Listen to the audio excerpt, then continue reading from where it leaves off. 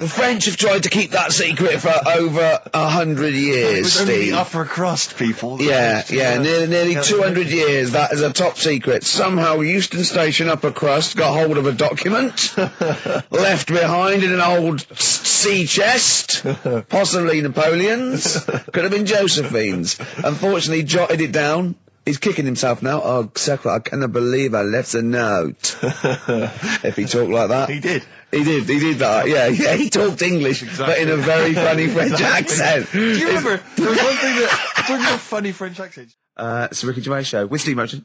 Thanks. You were going to tell us a little story about a Just Volvo passed my estate. test. Yeah. My parents had a big Volvo estate, and there's quite a big Oh, I car don't to drive. drive. My parents didn't have a car.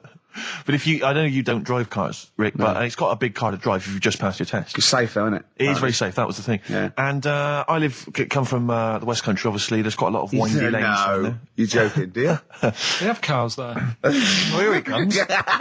Blimey, Carl. Learned on a tractor, automatic it was. Do you want me to tell it or not? Oh! Don't go above the accent! Oh no, I'm not worried. Oh, go on. Oh.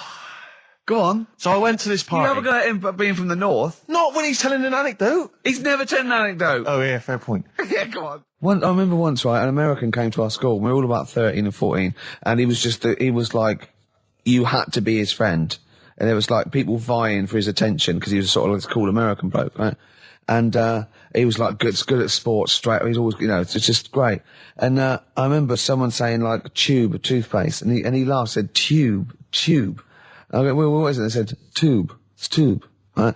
And people go, no, it's tube, right? And they go, it's tube, right? And I went, I say tube. He went, and they sort of looked at me, and they just thought, you liar. I went, no, I say, let me think, no, I say tube. Oh. When you're a kid, like, any American you ever meet is the coolest thing. It doesn't matter if it's a huge, fat bloke wearing Bermuda shorts and a camera on his neck. It's cool, because they speak with an American accent. Well, that is cool. And they say... Being a huge fat bloke in Bermuda shorts is cool. Sure. Yeah. That's what you keep telling yourself. Yeah. I'm growing into that look, says Rick. 40. Again, most of my knowledge of the sort of Tsarist Russia comes from Rasputin by Boney M. Well, listen. Yeah, he was the lover of the Russian queen. They put some poison into his wine. Yeah. They shot him till he was dead. Yeah. Which is, go on. Right, well, this. Oh, those Russians. Loch Ness, the monster, Yep. Sure. probably doesn't exist. Okay. What it is, Interesting. Hold on, interesting. Oh, interesting. It's- What they thought Not less probably didn't exist. Curious viewpoint. Hold on. What proof have they got for that, Carl? How can they go around saying stupid things like that? it's methane, Right. Again, in Loch Ness. and people have seen, what's the lake it's in? Loch Loch Ness.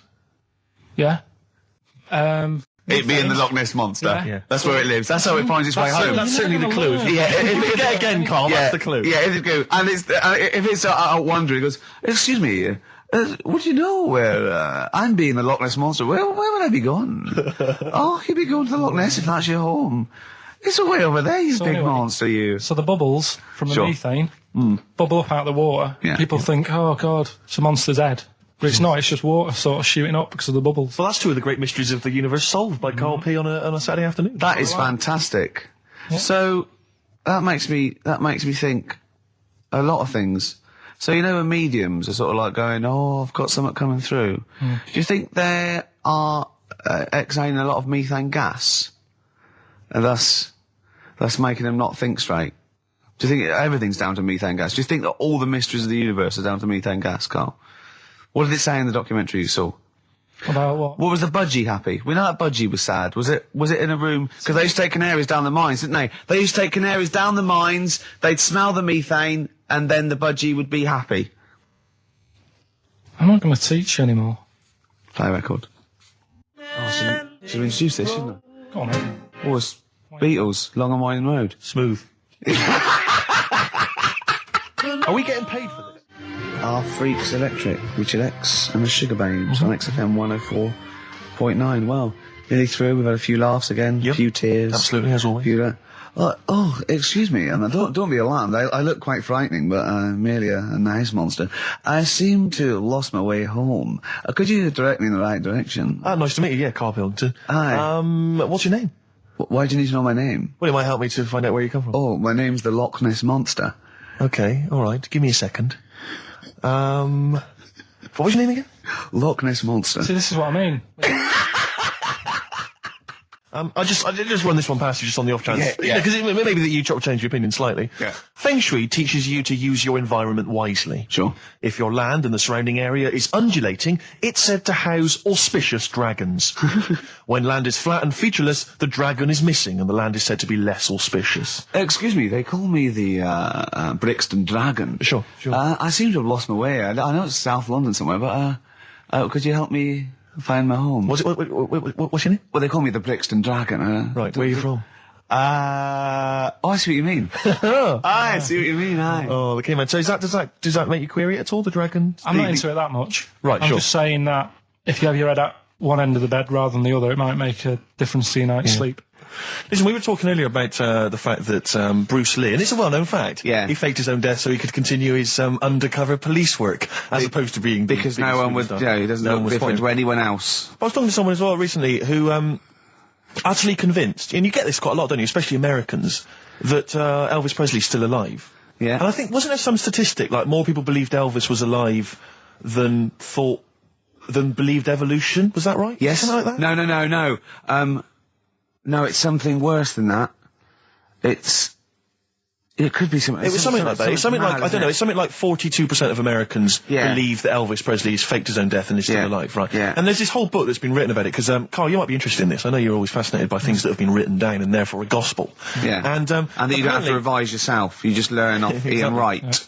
Yeah. But apparently, the reason that Elvis is still alive, is that there's a number of, sort of, pieces of evidence. One is that none of his family could agree which colour pyjamas he was wearing when he died.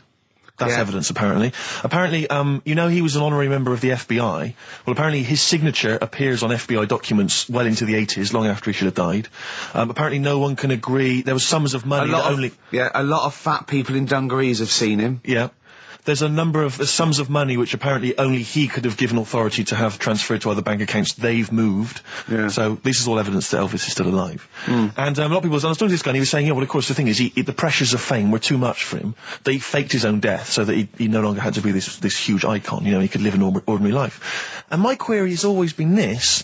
If Elvis faked his own death, do you think the method he'd have chosen is to have shat himself to death whilst on the toilet? Yeah.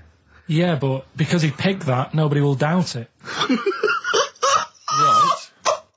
So Elvis went to the FBI. Yeah. What do you make of it? Well, exactly. So what we're saying, Karl, is that there was lots of methods open to him. You know what I mean? It's all like, he didn't go to his secret reason to go, oh, I'm fed up. I want to fake my own death. You know what I mean? And they go, yeah. What methods have you got? I like to be found, shit myself down the toilet. You like to do what? I want to be a big fat mother on the toilet, just shitting myself to death. Right, on my ankles. Elvis is a good idea. I'm just wondering if there's maybe something a little bit more glamorous for your favourite death. I mean, you could take a bullet for the president.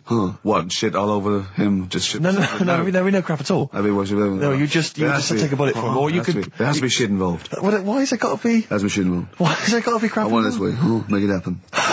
Yeah, it's probably Karl, head in hand, look. Yeah. He's worried about the things we say. Yeah. Jeez. We haven't offended 1.2 billion people. Yeah. A fifth of the planet. So, Karl, what do you make of it then? Are you convinced Elvis is still alive? Am I getting him mixed up with someone else? Because all Elvis, all Elvises look alike. Because... that is true. A lot of Elvises do look alike. That's safe. On his gravestone, didn't they get his name wrong? Or is that his brother? Who's his brother? Aaron. That's his middle name. Yeah. You're not an Elvis kind of expert, are you? Hold on, wasn't Elvis one of a twin that died? That died, and I'm sure they got his name wrong on a grave or something. Oh, I don't know. But that's consequently that's proof he's still alive. No, the thing with the still alive thing, like I say, he picked that awkward death because nobody would be saying, hang on a minute, going round upsetting the family, wanting to talk about it because they'd be embarrassed to be saying, you know, he was found sort of in a pile of mess. Weighing 25 stone. Yeah. So... Because you notice he also expanded to a huge size as well, so he was just a huge fat blob of a man. He also did that to add, you know, extra... To the glamour. I don't quite understand all these people who fake the deaths, because Well, a lot of them don't. A lot of them don't, Carl. This is what, in a roundabout way, we're saying. We're saying that a lot of people that say people fake that they didn't, like else? Bruce Lee and James Dean and Elvis Presley, we're saying they didn't fake their deaths. He did die, didn't he? His head come off, didn't it? Thank God. Who's this? James Dean? His head came off. Oh no, I know where I'm trapped in a toilet with no toilet paper. That's where I am. And I'm thinking maybe I peel off some of the wallpaper, things like that, but there's nothing I can do. I got to go upstairs. Newspaper. Well, exactly, but I'm going to have to go upstairs and find toilet paper. Was there any? There wasn't. There wasn't? Oh. I'm going to have to go upstairs and maybe find a notepad or something like that. Oh. And so I try the door, right? The door's wedged, and I'm pulling on the door, and I can't get the door open. It's just like it won't come open. And it's already, and I knew it was going to come to this at some point. Like, this is like, the clock's ticking. I'm trying to pull the door open, trousers around my ankles again. And I'm thinking, well, what I could do is I could open the window, I suppose, and like try and climb out, but not really, because I got the trousers around the ankles. And that's or if it was raining, just stick your ass out, two birds with one stone. Sadly, it was a beautiful day, Rich. I call it the World B-Day. And so what I'm thinking is, well, I got my mobile phone in there, luckily, because it's in my pocket. I'm thinking, well, maybe I can phone, I was seriously Kleenex. Maybe I'll phone the fire brigade. By this point, I mean, just dried. No, it hadn't. It was. Hold on. Was that little puppy not around? Because sometimes you can call that. It's got a little bit wrapped round it. Listen. Or just use the puppy itself. There's 50 million people around the world going to need to hear my voice in 30 minutes. Exactly. Where's Steve? He's not locked in the toilet again, is he? Exactly. Oh, no. I watched Call My Bluff in the week. Is this with Toxic and Colin? It was quite good. I quite enjoyed it. I imagine you could get on there if you want. I used to watch it with, what's his name? Famer. Famer.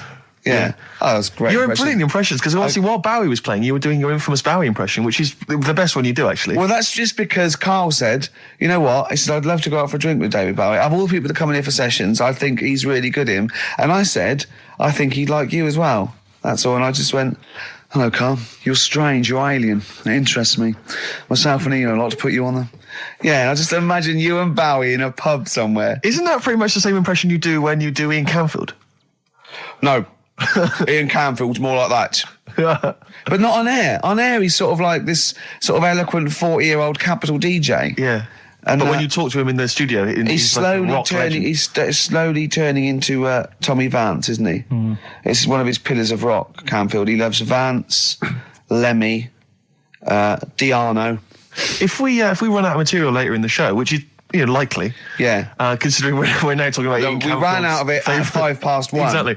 But could I maybe just sort of interview you as David Bowie? Yeah. In a sort of humorous sketch? Yeah, that would be fantastic. Maybe it could be the idea that what if, like, David Bowie was, a cab driver?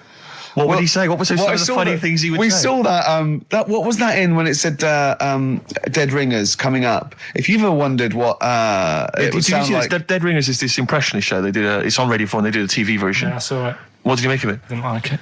It was all right. No, it was just that the write-up in the Radio Times, Radio Times said, ever wondered what it would be like if Robbie Williams was singing George Formby? Or what would it be like if there was an animal hospital... was hosted by Anne Robinson. Yeah. Yeah. I have wondered. Were those two sketches on there last night? Yeah. Yeah. What were they like? You are the weakest dog skink. Or something? No, what was it? It was something like... They had to vote off an animal to die or something. It was something like that, yeah. It was This is flagging. Quick, do your Bowie again. Oh, come in here. Look, it's Tin Machine. Now let's play Changes. Hello, Iggy Pop, you nutter. Stop cutting your sound. Which one? For some reason, they want one of us to do an impression of Leslie Phillips. Can't do it. Doesn't he say ding dong? And hello and all that. That's not bad. But I want Carl to do it though. Yeah, go on, Carl. Go on. Hello. Well done. Say ding dong. Ding dong. Nice. Yeah. Do you do any other impressions? No. Go. Hello. Do that. Hello. Yeah. You look like a ventriloquist dummy. Hello. Brilliant. Oh, God. Do My Name is Bond, James Bond, as though it was Sean Connery. My name's Bond, James Bond. Do that, go on. My name's Bond. No, do it as though you were doing an impression. Sean. So I'm trying to be Scottish? Well, yeah. Well, yeah, sort of. Perhaps a bit more specific than that. Sean Connery. My name's Bond. Keep going. My name's Bond, James Bond. It's like Jimmy Stewart. It's not like this. This is the best fun. It's like having your very own Fisher-Price toy for 2 hours a week. It's great. Roger Moore. Do that. Roger Moore. Phyllis Pierce, Percy Sugden. I'm licensed to kill. Anyway, she just said. No, this is a great game.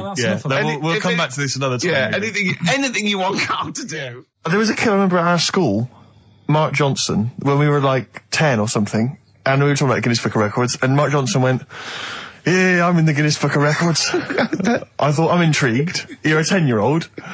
I said, go on. He went, no, I don't. Does this qualify? He claimed that he was in America once, and he went to see a baseball game, and supposedly that game was the world record for the number of people in an audience for a baseball game. It was like some massive stadium, and this was the most people ever. I'll tell you what, it doesn't count. And he claims he was there. I don't reckon it was listed. Well, I don't reckon Mark Johnson got his name on that list. Exactly. Ross McWhirter would be going, but that's the whole book. But I think I remember him looking it up and going, there it is, I was there. Yeah. Does that count? I mean, no, I don't. So this shadow is moving about and independently of an object. Yeah, and the local mayor and that is like, yeah, it's a bit weird, but it's not harming anyone. The mayor involved. Was he elected to that post? Hey, Mayor, we got a problem down here. Seems like a shadow. Well, it's not causing any. No, it's just causing any problems. Yeah. We've also got Educating Ricky, where Carl educates me. The one last week, a girl, right? She was deaf, and she was had an argument with her mum, and she pushed her and she hit her head, and then she can hear again. Yeah. Don't know what I learned from that. No. It might be subliminal. Something might be going. It might be a metaphor that I will learn from. Yeah, it's like a parable. Yeah. So look at his face. We might as well be talking Dutch, mightn't we, Carl? What's this? Bit of Aqualung. Oh. Aqualung. Rockbusters next. And the middle one was that Scottish fella's made an error. That was Mystique. Mystique. So, does anyone get that? Extraordinarily, almost all the people who emailed in. I'm beginning to think it's us then, because I was thinking mistake, I was thinking muck error and muck mistake, but mistake. Yeah. So, do you want to pick a winner? Yeah, I was going to give the prizes to Amy Massey, who's from Wiltshire, the West Country. Losers down there, probably as weird as you. Yeah. Carl is our sort of, I say producer, but he's the one that pressed the buttons because I was Dog's Body. Yeah, but I mean, it was just because I was too big to run the desk. Yeah. I used to have to do. Literally too big. You couldn't get there. Yeah. And then we discovered that, he looked a bit like a boring sort of, alright, yeah. But then when we sort of, poked him with a stick, he came up with, he doesn't realise, but some of the I think, some of the funniest extraordinary things I've ever heard. Say hello, Carl. Alright. Yeah. Should we play a record and do Wash Up with you? Yeah, we'll play a bit of Aqualung then. Aqualung! Alright, that's Aqualung. Good time's gonna come, innit? Right, Carl. I imagine him in dictionary corner. I've come up with cat. If that helps at all. Yeah. Memblent. Yeah, what does that mean, Carl? Just anything you want it to mean. What I've got, there's a dog that's got a cough in Singapore because it smokes 20 a day. Right, what was it? It was, why don't they just get a diary or some paper or something to write on? Yeah. Because snappy. I couldn't think of a heading for it. It's basically, Go on. People who have tattoos, I've never understood it, right? That they have something put on their arm. Right, sorry. Have we started the educate? Is this part of it? Are you educating me? This is something that will be useful in my life that I didn't know about. Yeah. Go on then. No, it's just that they've got a machine out, right, that does tattoos. Tattoos.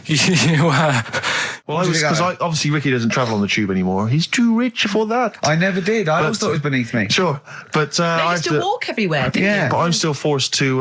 Take the tube, and sat on the tube, and it pulled up, and outside the window, just happened to be on the station, was one of the posters with us. So I was kind of there, not realising it was behind me, and these big kind of fat German or maybe Bavarian guys. Well, they're in lederhosen eating sausages. Yes, they were. They're Bavarian. Yeah, they were. And I noticed one of them kind of looked at me, and then looked at the poster, then looked looked at me, just happened to say it, and wittered something to his friend in German. You know, I don't want to try and do an impression. That's freaking goggle-eye. Oh, whoa. I think that... No. But I know what you're thinking it means. It doesn't mean that. Right, okay. It means... What's a rough translation? Elegant boy. Right, okay, yeah. And so anyway, He pointed goggle-eye. He pointed out the poster and his That's mate... lanky piss and streak. and his mate burst into laughter. And then we pulled Well, they've got a great sense of humour, the Germans. Well, that's indeed. the thing. But we rumbled onto the next. We rumbled onto the next station, and the poster was in exactly the same place. And this time they tapped the shoulder of someone else on the train and pointed me out, and that person also laughed. An Italian? An Italian bloke, there was a French. Was there a bloke with a beret, a little moustache on the other side? Yeah. Was the United? Did you get on the United Nations Express? Just to, imagine that. Yeah, it was fake. See the freak. Look at this freaky goggle eye. Right, whereas I love the fact that before you were at least pretending to be speaking German. Now this is an Italian with an accent. It's just a guy speaking perfectly good English.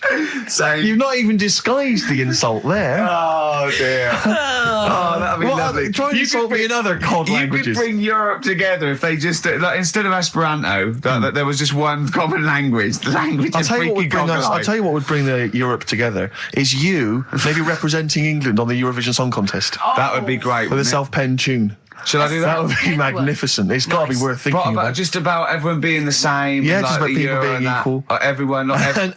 and also mentioning the euro. Yeah. Just doing that. I like all different cheeses. Oh, je t'aime la musique pop. Yeah. La baby belle. Et le cheddar. I'm not fluent French. Le grand fromage. Yeah. Oh, it'd be lovely, wouldn't it? And they'll all be there, all in their different. Well, every uniforms. line could be maybe in a different language. Yeah, and what would I wear? I'd wear sort of like a kilt. You'd wear a kilt, but you'd also have on your head one of those kind of big, what are they called? Those big furry hats that beefeaters or whatever wear. Or one of them. Is it kind of a busby or something? A busby? Yeah. Wear one of those, or maybe a kind of policeman's helmet, That'd be Bobby's good. helmet with the kilt. Yeah, you'd have the clogs. I'd wear the policeman's helmet under the kilt, so they just thought I was really enjoying the show. Yeah. Good idea. Hey? Excellent. I think we talked for about 3 minutes without having to mention some kind of genitalia. We should celebrate by playing one of my tunes of the year. Really? What one is it? U2 Electoral Storm. I know you're a big fan. I know you're a good big fan. choice. Well done. Cheers. Anyway, I didn't get around to getting drinks. Can't believe it. Can't believe it. Round to getting the Right, drinks. so I said, I'll pay for the cab. Right. Oh, what a lovely Christmas gift that is. Yeah, So, £2.50. I paid, it was like in £3 Manchester there, it is. £3 back. So £6 you spent on him? Well, no, I spent more. You see, that's what he said. He said, get the Bolton and back, can't he you, for that? said, you spent on me £6 for my birthday. I said, no, I haven't, because I gave the taxi driver a tip. I'm a little bit worried about his attitude as well. Because even if, that is a stingy present, but you don't say... Well, let's be honest, that's the worst Christmas gift ever, because, you're pretty bad, like we discussed in the past, but at least you spend a bit of money. Yeah. It's just thoughtless. Yeah. This is nothing. I know. You haven't given him any time. I would... And I knew my demographic. They loved it, my family. the They couldn't scratch believe card. their luck. Well, a tenner. You spent a tenner on him. Well, the cab fare was £6. But the thing is, I don't think he's saying that. I think it's the fact that this is like, frittering away and it's kind of thoughtless, isn't he would it? have loved to, I'm sure he would have been appreciative of a lovely £10 gift that you cared about and bought. A book he probably likes Fly Fishing, doesn't he, by J.R. Hartley. If you'd have bought that, he'd have gone, that's what I was looking for. Or what I was looking for, Carl. Bloody hell, Carl, you little bald twat. That's just what I wanted. So, alright, so just calm down. So what have you got planned for Christmas? Is this what, are you doing the same place with Carl, Suzanne? excellent. You've paid me milk bill for this week. That were reet nice. I'm spent this year. So have you planned anything for Suzanne, or are you just... Yeah, I'm taking her out Christmas Day for something to eat. So, do we need them? Do we need them? And you should explain do we need them for those that don't like the show. Well, it's sort of education about animals and stuff, and if we need them. So, like, David Attenborough once said, you can get rid of people off the earth and it would carry on, there's no problems, but, get rid of a monkey and you could have problems on your hands. So Is that a direct quote from Attenborough's current autobiography? Something like that. I think so, yeah. So what I've done today, right? He always starts everything with, right, so then. Yeah, exactly. Yeah. So, And he always ends things, you got yourself all sorts of problems. Yeah. So that's that. That's done. That's coming up. Enjoy that. Enjoy that. I think I can just sum up the station, can't I, Steve, without just last comment? I think you're probably right. I just came in, I just went to the toilet there, and it's a disabled toilet that's close to it. So, you know, you go there, I had a wee, I thought, oh, the thing doesn't work, didn't flush. I came back and I said, oh, the toilet doesn't work, doesn't flush. And, Karl went, no, you just stick your hand down and pull that wire up at the... Think of that. Put your hand in the water. I mean, just when David Bowie interviewed Zoe, there's toilet's not flush. He goes, all right, baby, just stick your hand down, pop the shit down the U-bend, and just wipe your hands on your pants. Thanks very much. I mean, sums up this station, doesn't it? Absolutely. Next week, we've had loads of suggestions, Karl, for your best bits. It's basically all your best bits. Me and Steve are largely irrelevant in the voting. Yeah. So, you can compile your best bits next week, and they'll be loving it. We had a request for the little Chinese fellow in his pants, a horse in the house, cutting your hair on the railway station. If you haven't heard those stories, what does that mean? The little Chinaman in your pants, you've got to be tuning in next week to find out what that is. The only thing is, the old horse in the house was in the last best of. Was it? Yeah. Well, that doesn't stop... What's his name? If you're one of those people that want to see these clips again, tune in. Oh, it'll be over Christmas. It'll be alright on the night 84. Yeah. Someone kill me. I think I'm going to live forever. It's like we said before, who goes to the recording of one of those? There's people in the audience. Yeah. I don't even know why she even gave you that interview. When you start off with, trying to find out if I need you, what did you tell her to get her to talk to you? Just said I'm doing some research on stuff. Did she think you were a schoolboy or something? No, she just said, oh, all right. She said, you know, how long will it go on? I said, not long, just like 5 minutes, have a quick chat. And she loved it, didn't she? She sounded happy to take part in that. So the fact I love the fact that you've got an expert and you suggest that she's going to be having sex with Noah. He's a good fella, so you're happy. She goes, yeah. Oh, I took Suzanne out for a walk, right? Yeah. Went round Covent Garden. Right. Past the place where it was on. The stage door was open, you snuck in. Well, I said Madness are alright. And because when you think about it, Madness songs are quite sort of musical anyway, aren't they? So you can't... They're quite musical. Do you know what I mean? They sort He of... means they're like a musical, like a musical. Knees Up Mother Brown. I thought it was alright, enjoyed it. Blur the musical would be good, wouldn't it? Blur the musical would be excellent. Yeah, little Cockney So Sparrow. what, you bought tickets there and then and just went in? Yeah. They're not selling, are they? It was fairly quiet because we only paid the lower price and we got upgraded for free. Nice. So you enjoyed it, though, did you? I'd loved it. And would anyone like to come on stage with us? Yeah. The little bald fella. Yeah, go on, I'll give you a go. And what home are you from? Where are you? What are you doing tomorrow? Well, I'm going. No, you're coming here tomorrow. Come here tomorrow. Is he not doing well? That's a disappointment. I don't know. I mean, it was New Year's Day, so maybe that's why it was quiet. Karl, what have you got lined up for us as the producer? Right. Well, Rockbusters. Been off this week again. Has he? Yeah. Another week off? Another week off, yeah. No, I didn't have a full week off. I had 3 days off because I was working all over Christmas. Yeah. And still didn't stop working, preparing stuff. You've got a nice load of prizes there that I've sorted out. I had to come in especially to sort that out. Yeah. Rockbusters. Did you rifle through the drawers at Capital Gold instead of down Yeah. Rockbusters, we're still doing that. Yeah, you're bigging it up. Yeah. He's bigging it up. Yeah, still doing that. We've got that. We talked a lot about hairy kids. We have discussed that a lot. I love the fact that Simon Sharma has never started a programme like that. The Jacobites. We've talked a lot about hairy kids. Go on. It's a little bit, I mean, it's not your traditional science stuff, but it's still interesting and it's a little bit, you know, it's still... Yeah, we talk about hairy kids. We have disproportionately, honestly. I think this show's talked about hairy kids more than any other radio show. He said talking about Time Out. I said something about in Time Out, and he went, yeah, do you read that? I went, yeah, I read it, I get it every week, yeah. He went, there's no point though, is there? He said, because it's like a telephone directory. You know, if you want to look something up, you look it up, but you'd never sort of browse the telephone directory. And I went, that's an interesting point. He went, although I did.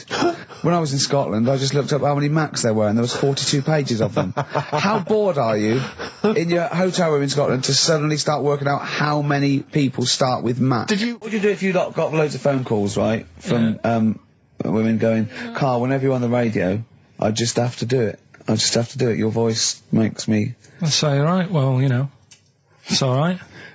I'd be happy with that. Would you? Yeah. Just in case anyone is doing that. What would you do to sort of like egg them on a little bit to help them out? What do you think? What sexy things would you say? What do you think is your quality? What do you think people would find, you know, pretty horny about you?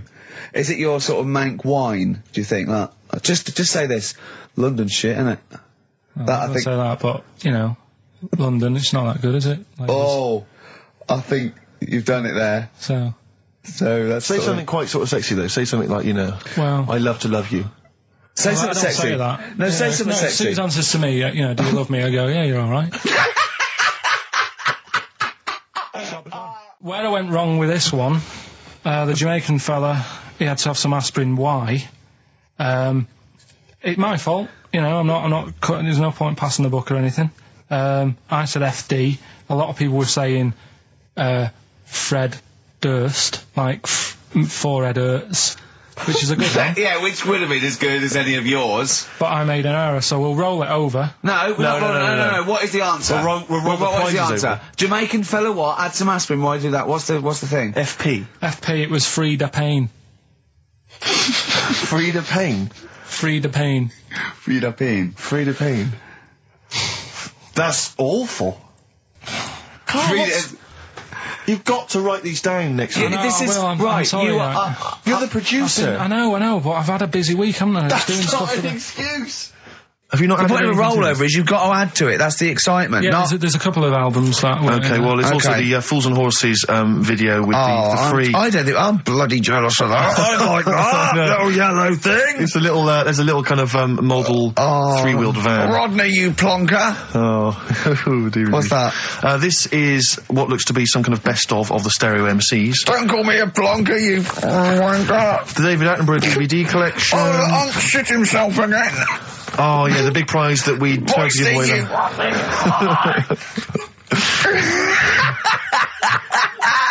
Best chill out.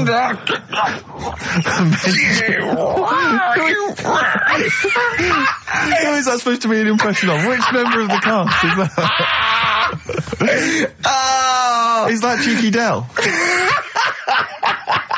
I don't know. Best chill out album ever, the best air guitar volume 2, and of course for all our fans, Doctor Who, The Aztecs. That's on DVD, and that's one of the William Hartnell Doctor Who.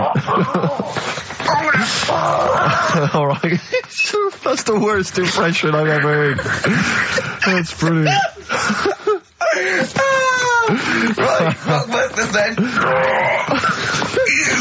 Right, three cryptic stuff. Oh, come on. Right, Rodney,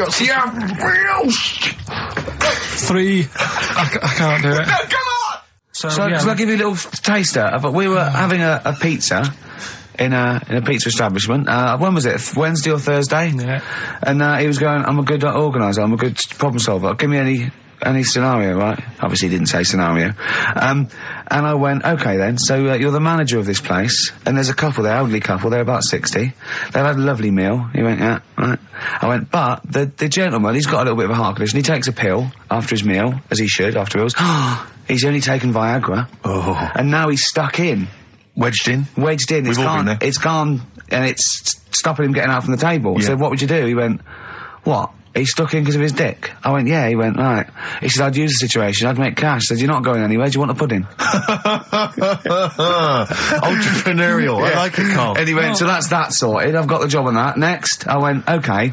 You won't believe it. Next day, there's a little problem in the toilets. Two gay men were having sex and they got stuck in each other. Yeah. He went, right.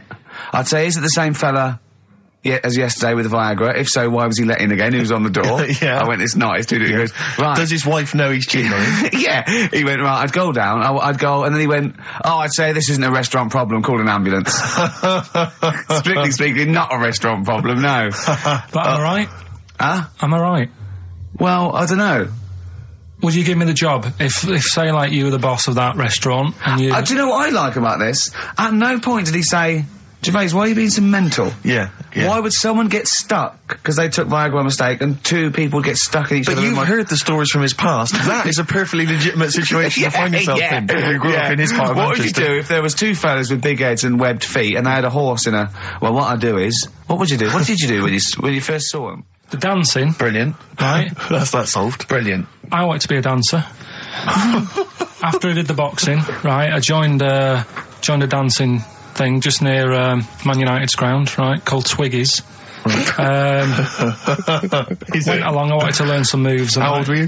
Well, it was when Michael Jackson was, like, pretty big, so about 83, 84, 85, something like that, around there.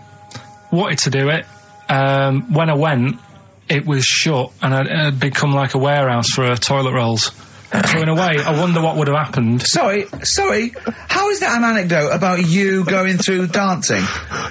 You've told me before, you did boxing for a while, you did dancing for a while. You had a true fight in the boxing, you didn't even get in the... That's not an... Imagine if that was a film! This is a boy's dreams of becoming a dancer. Oh, it's shut. Next on. I mean, how is that a story? Yeah, that was Billy Elliot. Do you think it would have won quite as many awards? Yeah, brilliant. Footloose. All right? Yeah. I'm fed up, they banned it. Let's go. Oh, it's shut. Flash dance. First, there was... it's a warehouse. Never mind. I'm just saying, you'll find something else. I think I got a go-kart after that. I bought a motorised go-kart and kept myself busy with that. So... There's always other things. Just think, Alan Bennett has to sit down and really sweat over his stories. Yeah. He just opens his mouth. You are a living Alan Bennett character. So that's solved. Well, Jay, don't worry about that. There's no emotional problems I can foresee if you follow that advice. So the advice there is do an arranged marriage. If she's not ugly. minging, she's not completely minging. Yeah. And don't worry about dancing. Get a go-kart. Cheers. Great. Keep your problems coming in. Badly drawn boy, born again on XFM 104.9. There we are then. Ricky Gervais with me, Steve Merchant and Karl Pilkington, raring to go. He's a bit grumpy, Karl. Woken up at 8 o'clock. Because he's from the north. Yeah, because he's in London. Yeah. And London's rubbish, right, isn't it? Well, you can't even get a Band-Aid in London, can you? Or grouting. In Manchester, I could walk to the next shop and definitely get some Flash or maybe some Vim. You can't get it down here. You got to go to a trendy bistro, haven't you? Karl, why are you grumpy? I told you before, I'm just a little bit tired today. Because he had to get up. The builders next door woke him up. No. He's always going about his hours. Those builders probably got up at 6. Yeah, but to I get can there understand builders who get up early because they're building outside and they've got to get the job done before it gets dark. But he's working in someone's lounge. If it gets dark, put the light on. It's not a problem. So why is he starting work at like 7 o'clock in the morning? Well, because the builders get paid by the day.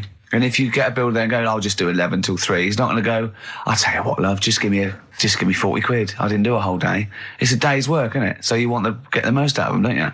Plus, he probably wants to finish early so he can have a good night out. Yeah, it's a Saturday night, you know what I mean? He wants to... Yeah, he wants to get at least 15 pints in. And he was cheery, I bet he was whistling and, dancing around and tapping, so I don't know how you can be annoyed at that. And So the Iceman, why does that amaze you? What's like, ooh... Well, they found some part of our preserved past. It's interesting. Again, I'm amazed by anthropology and evolution. Yeah, it's just that line on its own like that. They found an Iceman is great, but then it went on, and it's going on about they've had to get different people involved to find out how old it was. Because first of all, the story started off right. An old fellow on holiday somewhere. Where did they find it? In Sweden or something? And he was walking in the hills. And he was walking? In the hills. In heels? Was he a transvestite? In the mountains. Oh, right. In the hills. Yeah. Yeah. So he's walking about and he sees this body in the snow and he thinks, oh. So he calls the police up and they come and have a look and he goes, oh yeah, it's probably a murder. So then they dig it up and find out he's got hold of a spear in his hand. Right, and he's dressed like Fred Flintstone. Yeah. Right. And they realise it's probably not a recent murder. Right. His knuckles are dragging on the floor. He's a Neanderthal man. They think, hang on, Karl Pilkington. But when they found out, hang on, it's an old thing. It's an old thing! Can it? If it was a murder recent, then you'd go, hang on, how did this happen? Who does he belong to? Yeah. But the chances are whoever murdered him is also dead. 5,000 years ago, probably. Yeah. So leave it. Just bury it. I don't think it's a murder investigation. No, but they are. It's not Quincy going, this was before my time. It's not a murder investigation. Yeah, just one thing bothers me, sir. Just one final thing. My wife loves you, but this guy. That's how they were Why treating would him. he have a spear and a leopard skin? I just can't. I can't get over this. What are you talking about? Ash, and sometimes on XFM 104.9, I'm Ricky Gervais with me, Steve Merchant and Karl Pilkington. Right. We've got so much to get through. All right. London's shit, innit? Sorry, I shouldn't swear on air, my studio. Never swear on an on-air studio. Yeah. Apologies. Not really swearing, is it? I'll tell you what swearing is. Yeah, Graduate. You're going to play that again and give a winner. Give a winner. Well, let's hear it. So it's Karl Pilkington featuring in The Graduate. No, there's this lad who called Mark, right, who I used to go to school with, who used to call me that. And his mum, right, was like obsessed with cleaning. And I was never allowed in their flat. He makes the place look untidy. So she used to, I don't know if it was just me or all his mates, but I used to turn up and she goes, yeah, he is in, but you know what you've got to do? And I used to have to go round the side of his flat, and he had a computer, right, which I used to play. I didn't have one at that point, but he had one. And I used to have to go round the side of the flat and stand at his bedroom window with his window open, and I'd be sort of leaning in playing the game. You are joking. I'm not, his mum. You had the weirdest upbringing I've ever heard. The things you were willing to do. It's the strangest. What is this town like? No, I stopped going once Was it there got me always home. music? Right? There's the horse in the house there. Oh, look at these two kids with big heads and webbed feet. All right, Ronnie. All right, Reggie. What was it like? She was obsessed. It is like you've grown up in a cartoon made for children. Yeah. No, his mum was really obsessed with cleaning. When Can I play through his window? I used to... Mrs. Ramsbottom, can I play through Mark's window? Aye, you know what you have to do. She used to be up till about 3 in the morning. Pilkington again. What do Have you washed your hands? What, up till 3 in the morning? She Washing? used to be up doing the tiles in the kitchen. Washing until 3 in the morning? It's at 3 in the morning. And for ages and ages, that's saying that out on the tiles, I used to think that came from, like, his mum. Because she was out, like, cleaning them late. So, till I was about 13, I thought that saying, out late, on the tiles, Yeah. was... And now you're not confused by anything. XFM 104.9, what do you want to know? Funny thing happened to me on the way here. Okay. Actually, it was about Wednesday or Thursday. I was walking along Charing Cross Road. I was on my way here, actually, to meet Karl for a drink. And this little fella came up to me. I think it was an overseas student. He's sort of like a student type, but he had an accent. And he came up to me and went, excuse me, are you one from the office? And I went, yeah. He went, would you sign a script book of the office for me? I went, yeah, by all means, yeah. He went, can you come to the bookshop? And I went, what, you haven't got it on you? He went, no, but if you come, I will buy one for you to sign. And I went, I can't really. He went, were you going to pass one? I went, I'm not, no, I can't. He went, and he went like, he went, oh, I was just in Waterstones earlier. I didn't go. I went, oh, sorry. He went, you could just, I went, I can't. He went, okay. I went, I'll sign something else. Have you got something else I can sign? He went, of course. And I signed a pamphlet or a brochure or something for him. But I love the idea. Imagine me going with him and queuing up, and I'm in the queue. He's going, you're going, yeah, fine. Can you just hurry up? And he gets there, and his switch doesn't work, and he goes, can you lend me £10? Yeah. I mean, imagine that. I'm a little bit annoyed you didn't go with him, frankly, because that would have been a sale of our book, and I get a little cut from that. Well, behind him was Salman Rushdie. Going, can we hurry up? Because I shouldn't be out. Yeah. I'm getting a lot of funny looks.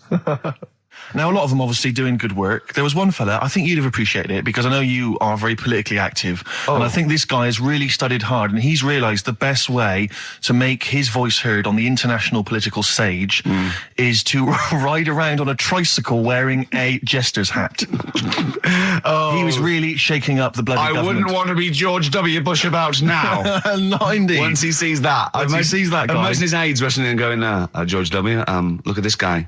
Where's that? That's in London, England. Okay, call off the forces. Is that a large tricycle? Yeah. Is he wearing a nappy? Get me Colin Powell. Why'd you call him Colin, not Colin? It's the way he likes it. Don't about. Just call off the troops. There's a in a jester's hat. Call the troops off. Just bleep some of those bits.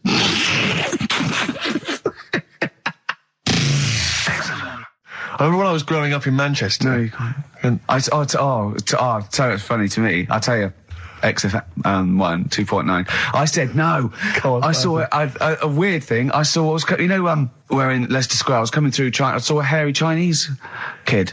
No, I don't. It was weird because they're not usually hairy, are they? Did I tell you about me Auntie Flora? Is that supposed to be Manchester? Did I buy as like? Did I tell thee about me Auntie Flora who shat herself for 3 hours once? Did I tell you? I don't. There was a woman born Carl, once. you have to phone us. We've got nothing. Oh God, he's so annoying. Little twat. Flaming Lips on XFM 104.9. Well, we got through it without Carl. I think so, yeah, I've enjoyed myself. Didn't mention him much, did we? No, I don't think so. Don't think we need him. I always quite enjoy it when he's absent, actually. I know, because we can have a nice chat as opposed to him just going, remember when I had Chinese hair and there were old woman eating her own legs It's and my just dad put a Forrest Gump in a wheelie bin. Yeah. Claire brings a certain kind of level of class to it, dare I say that, you know. She's inept in her own way. In her own way, yeah. I mean, there's no one, there's no one any good working there. I mean, no, I don't want to give you that. There's no like proper, the only proper DJ is probably Camfield. Do you remember once when we were talking about the A-Team, and I was slagging it off on your show in the old XFM. Yeah. And I was going, I quite like the A-Team, but sometimes it's too far-fetched to enjoy without it being ironic or it being for kids. And I could hear fuming from outside. I could feel him going. He didn't know who to call. He wanted to call Vance or someone or Lemmy. He didn't know. Right? And then I said, and if you can't find the A-Team, they outwit the might of the FBI every single week. But an old woman who's having trouble with her landlord can find them. Yeah. And the door burst open, and Campy went, "That is because Hannibal sometimes disguises himself as an elderly Chinaman." And that was his explanation for the whole series. Yeah. Oh, that was for Camfield. That's lovely. That's for his 12th birthday, which is coming up very 13. soon. Oh, he's 13. Yeah. Teenager, Oh, he's gonna rock, Steve. Indeed. Kid. Oh, you'll have the Scottish widow coming round. Oh dear. What's her name, by the way? I heard you talking about that. That's Amanda Lamb. Amanda Lamb, who's in the Place in the Sun programme. Is she actually a widow? Is she a Scottish widow? Hoots, man, my husband's dead. Do you want any money and a bit of my clam? Brilliant. All right. That's the sort of quality you've missed out on today. Well, anyway, you're going to be back next week. We need you back next week. Yeah. Well, how do you know? Also, how did you know you were going to be ill today? Because you phoned and arranged this yesterday. Convenient. And I spoke to you yesterday and you didn't sound very ill. I felt ropey yesterday. You've got a bit of a bunged up nose. Even though I have a bit of a bunged up nose. I still sorted it out. I'm a little bit sweaty. Carl, sorting it out does not mean you phone up Sturgis and send her down. That's not sorting it out. That's making things worse. Have you learnt nothing? Thanks, Claire. If you're not part of the solution, you're part of the problem. Mate. Yeah. My leg's a little bit achy. Wearing wet jeans. I put wet jeans on again. My lasagna it was frozen. Think of that. A well-known phrase from the show, and it's hairy Chinese kid. Where would you There is no other radio show in the world. Go on. If you've just tuned in, I mean, what are you thinking? Think if you've just tuned in? You're going, well-known phrase from Shaw, hairy Chinese kid. Oh, yeah, classic. They'll be playing that in charades this Christmas. You bang out of order, first of all. Okay. Do you have a good night when you're with us? I tell you what, I wish I'd lost a tenner every time I've come down. That would have improved it. You point out there about the football analogy. Mm-hmm. Alex Ferguson, when did he score a goal? Right. He doesn't. He tells the others how to do it. Right? That's He my doesn't role. take in up it. one of the 11, though, does he? No, exactly. It's not like you can only field 10. Yeah. Because we only got 10 again. I want to be in the 11. Exactly. He's not running around in midfield, falling over. Yeah, shouting, oh, what have I told you? Yeah. No, well, you know, my mum and dad have sort of moved from Manchester. They've retired now in Wales. Oh, yeah. And it is... Look at his face, turning his nose up. No, but it is pretty depressing. Do you know what I mean? It's just one of them places that... it's like you go back in time and that when you go there. I mean, maybe the major cities there, maybe Cardiff is all right. What, even coming from Manchester, it's like going back in time? It's like one of them places that it feels like every day is Sunday. Do you know what I mean? It's just depressing and grey and slate Lots of everywhere. vickers walking around going, I'm late.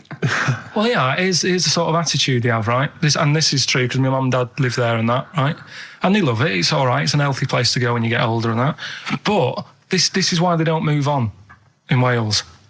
Well, I'd just like to make another sorry to any Welsh people listening. We're not saying you don't move on. Carl is. No, but... Sorry about the little Chinese shoes again. The thing is, it's good that, in a way, that they do that, and they don't want to be, like, you know, rushing about everywhere, because the way London isn't that great either, is it? Because it's totally opposite here, right? Yeah. So I'm not having a go. It is a bit dull. I think even people who live there will agree with me, right? But, like, one of the shops that my mum and dad use, right, it's only a little sort of villagey type shop, can't be bothered staying open for hours and hours, right? Because there's not enough people who use the shop. Yeah. So what you do is, they get used to what you buy. And they leave it out. They put it in a phone box outside. They put it in a phone box? Yeah. So it doesn't get wet. So my dad's loving that. Well, Once he found that out, it was like, brilliant. But how is that about him? That's brilliant. Well, it's not for other people. It is for my dad, because he's picking up all sorts of stuff. Oh, no, he's not. Oh, yeah. He's not nicking other people's shopping. Well, it's not like nicking, is it? Because it's not theirs yet. Oh, and you've stitched him up on radio. Well, of course, because they're going to think, who is there in town with a Manc accent who keeps making phone calls and is getting fatter? Yeah. That's You've stitched him I right love up that. there, I Carl. love that your dad was excited when he found out. I can't believe that he's moved there. He's retired to this little village where it's based on trust and community, and he is abusing it. He's using his scally Manc ways. Bloody hell, Lakers. There's no bread again. There's old women Was going empty. hungry. Yeah. Their cats aren't getting fed. And your father is just... I can't... Oh, that's obscene. That's obscene. Oh, I think it's Die Thief. That fella from Manchester. Come on, Monkey News. We'll play a song and we'll... No, do let's Monkey play News. song, let's play song. Oh, it's a great track. Cheer up, Carl. Is it new? Is this Waiting for an Alibi with Thin Lizzy. What year Doesn't was have to it be new. It's brilliant. What year was it out? Oh, Einstein wasn't new when he came up with the greatest theory ever. Oh, hold on. Hey, hold on. You're not new. You're not new. So anyway, I found these things. Do you know what I mean? Yeah. So explain this again. Right, so I got back off holiday. The first job I found out I've got to do is work with Ricky for a voiceover. I do a regular thing. I do X-Ray magazine, but I'm allowed to make the script up. And they said I could, so I did. Right, so imagine this. Well, I know you, Rick, and I know you like to put a lot of work into these things. Yeah. You want to do a good job. So he rolls up, he says, let's do it then. He said, what's in the magazine? I said, well, here's a selection of stuff. This is what you've got to sell. He said, leave it with me. He goes into the little booth, and the first one he comes up with is this little advert for it, right? X-Ray magazine. It's out now. It's £3.50 May edition. Music of Tomorrow. Dandy Warhol's picture, and there's a free CD with all the Placebo and the Donners and Smog and Nightmares on Wax and Alpine All Stars. Only £3.50. It's out now. Buy it, innit? Have you got a sore throat there? Well, that's all right, isn't it? And he was going, you can't. I said, we are doing that. I've done one. That is it. That's it. So I persuaded him. He went, right, okay, we can possibly put that on XFM, right? I'll have to see, right? I wouldn't do it again. And he went, but you need one for Capital. He said, Right. Capital will know what I went, right, I'll do one more for Capital. Right. Because all the stations advertise the XFM magazine, right? So this is the one that he thought would be all right for them.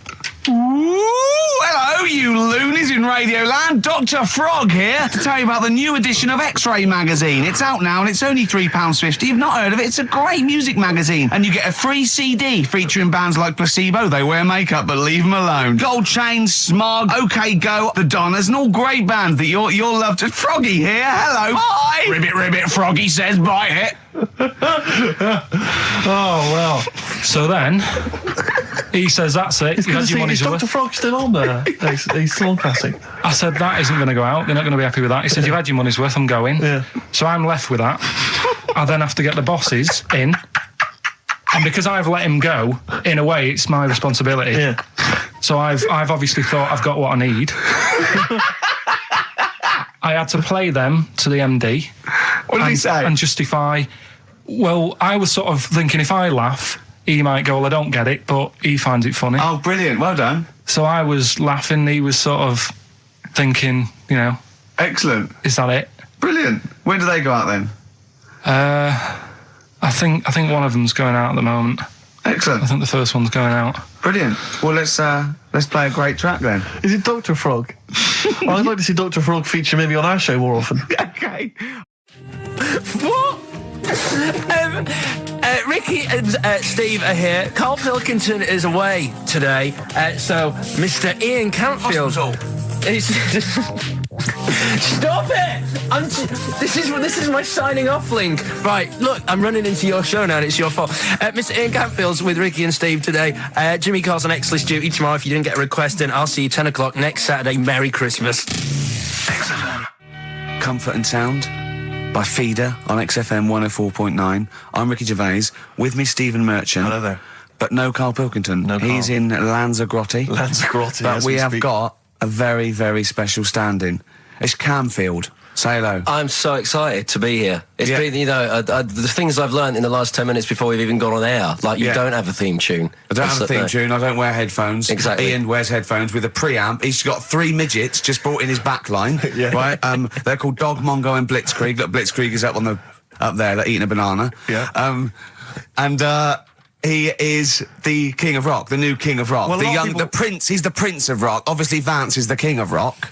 But we'll be doing that. We're working out who. Over this, and by the way, Camfield, I don't want the Ian Camfield that does XFM and going, and it's fast approaching 1:23, here's Ash. I want the Camfield that goes, I snorted ants with Lemmy. Okay? So, we want the real Camfield. All right. I bought in Metal Christmas. Is that all right? That's my only request from this show, that we do play Paul Di'Anno's version of Santa Claus is Coming to Town. The rest of it's over to you. Yeah, we're going to play some Christmas tunes. We're going to play some, our favourite hits of the year. But mainly, this is the rock programme. This is the rock programme. What worries me, Rick, is there's a lot of people who listen to our show and they're not regular XFM listeners. They just kind of crawl They're out not of their regular morphine people. stupid on a Saturday afternoon, put the show on. So they might not be familiar with Well, Ian's Ian work. Camfield is a young man. He's been in... He's about 14. He's been in radio... It's weird, he's 14, but he's been in radio for 15 and a half years. He was weaned on the milk of a Vance. Yeah. Right?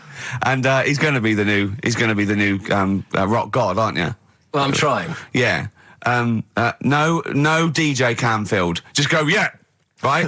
And over the 2 hours, I want to work out the 4 pillars of rock, right? I want 4 names, 4 pillars of rock, right? Huge rock pillars, and then I want the king who stands astride them like the archangel of metal. So we'll be asking Ian, every few minutes we'll be asking, right, who's your first pillar of rock? And then, keeping the one that stands astride them, okay? And how many do we need? Well, we need 5 names then, don't we? The 4 pillars of rock and who stands astride them. Right, okay. Like the Overlord with these Axe Attack albums. Yeah. Yeah. This is Oasis. Christmas. Oasis doing their version of Merry Christmas, everyone. It's Christmas. It seems only appropriate that we play the occasional Christmas tune. There aren't many decent ones. We will be playing the greatest, not just Christmas, one of the greatest songs of all time, but certainly the greatest Christmas tune of all time, Fairy Tale in New York. Is that going to be the version done by, what's his name, out of Boyzone? Has he done one? Yeah. Because he's lived the hard rock and roll life. What's his name? What is his name? Ronan Keating? Yeah. He wasn't bad on Room 101, actually. I think he's lightened up a little bit. Good luck to him. Yeah. Yeah, I do as well. Yeah. A lot of people ask me, Camfield, I'm sure you can kind of, you've probably got experiences of your own that you might want to talk about. But people ask me what Ricky's like in real life. And I don't want to get grotesque. It's Christmas, people are listening, people are eating sandwiches. But he has a flatulence problem. I don't know if you're aware of this. It is. It's not a problem. Right. Well, it is for us. Yeah. You may not. Yeah. I think the problem with Ricky is Ricky hates to miss out on anything. He's terrified that there's going to be something going on that he's missing out on. A conversation, a joke, someone falling over, you know. And so he daren't spend any time in the lavatory because it's too. Any period of time he spends in there, he could be missing out on some fun. So he kind of tries to get his lavatory, occupying time down to a minimum, an absolute minimum. Plenty of pissing. There's loads of that, but none of the other activity. Really, I mean, you keep that. Really, it's like you're in, you're out, and sometimes I don't think you've done the full job, Rick. Yeah. And today, I'll tell you this: my eyes were bleeding. It's intense. It's just a word of warning because the kitchen at XFM is out of bounds now. No one's going in there until the new year. A to J in the library. A to J in the record library. I'll tell you this: I don't know if like Tony Blackburn's in the building. His wig will fall off. But seriously, not that he wears a wig. He doesn't wear a wig. But if he's going down now, maybe he wants to play some Beach Boys. I mean, seriously, forget I'm a celebrity. Get me out of here. Forget you might have survived in the jungle, Tony. But you get down there, mate. Tony, would you rather eat a plate of maggots or go and get Beach Boys? Exactly. Saying A to J. Oh, pot pickers. Exactly. Jesus Christ. It is absolutely extraordinary down there. Oh, so I'll just be warned. But it's Christmas. Yeah. Christmas. Why would Blackburn be listening to this? I don't know. He's probably doing a bit of Christmas shopping. Sure. And he's out and about with probably got his little, personal stereo on. Yeah. And he goes, I'll listen to the boys at XFM. Exactly. And Campfield, what do you think of it so far? Yeah. Yeah? Yeah. It's not Vance, is it? Okay, who is secured as one of the pillars of rock? Lemmy. Of course he is. Never changes his boots. 2 pairs of trousers. 3 shirts. Really? Yeah. And he just alternates them, does he? Yeah, so he might yeah. have the same pair of trousers for 2 weeks, but the different shirt. Is it true his rider is a bottle of Jack Daniels and 40 Marlboro? No, it's like one of those 100 packs. No. Yeah. One of the 100 packs of Marlboro, and he like keeps them stuck in his boots, which don't change.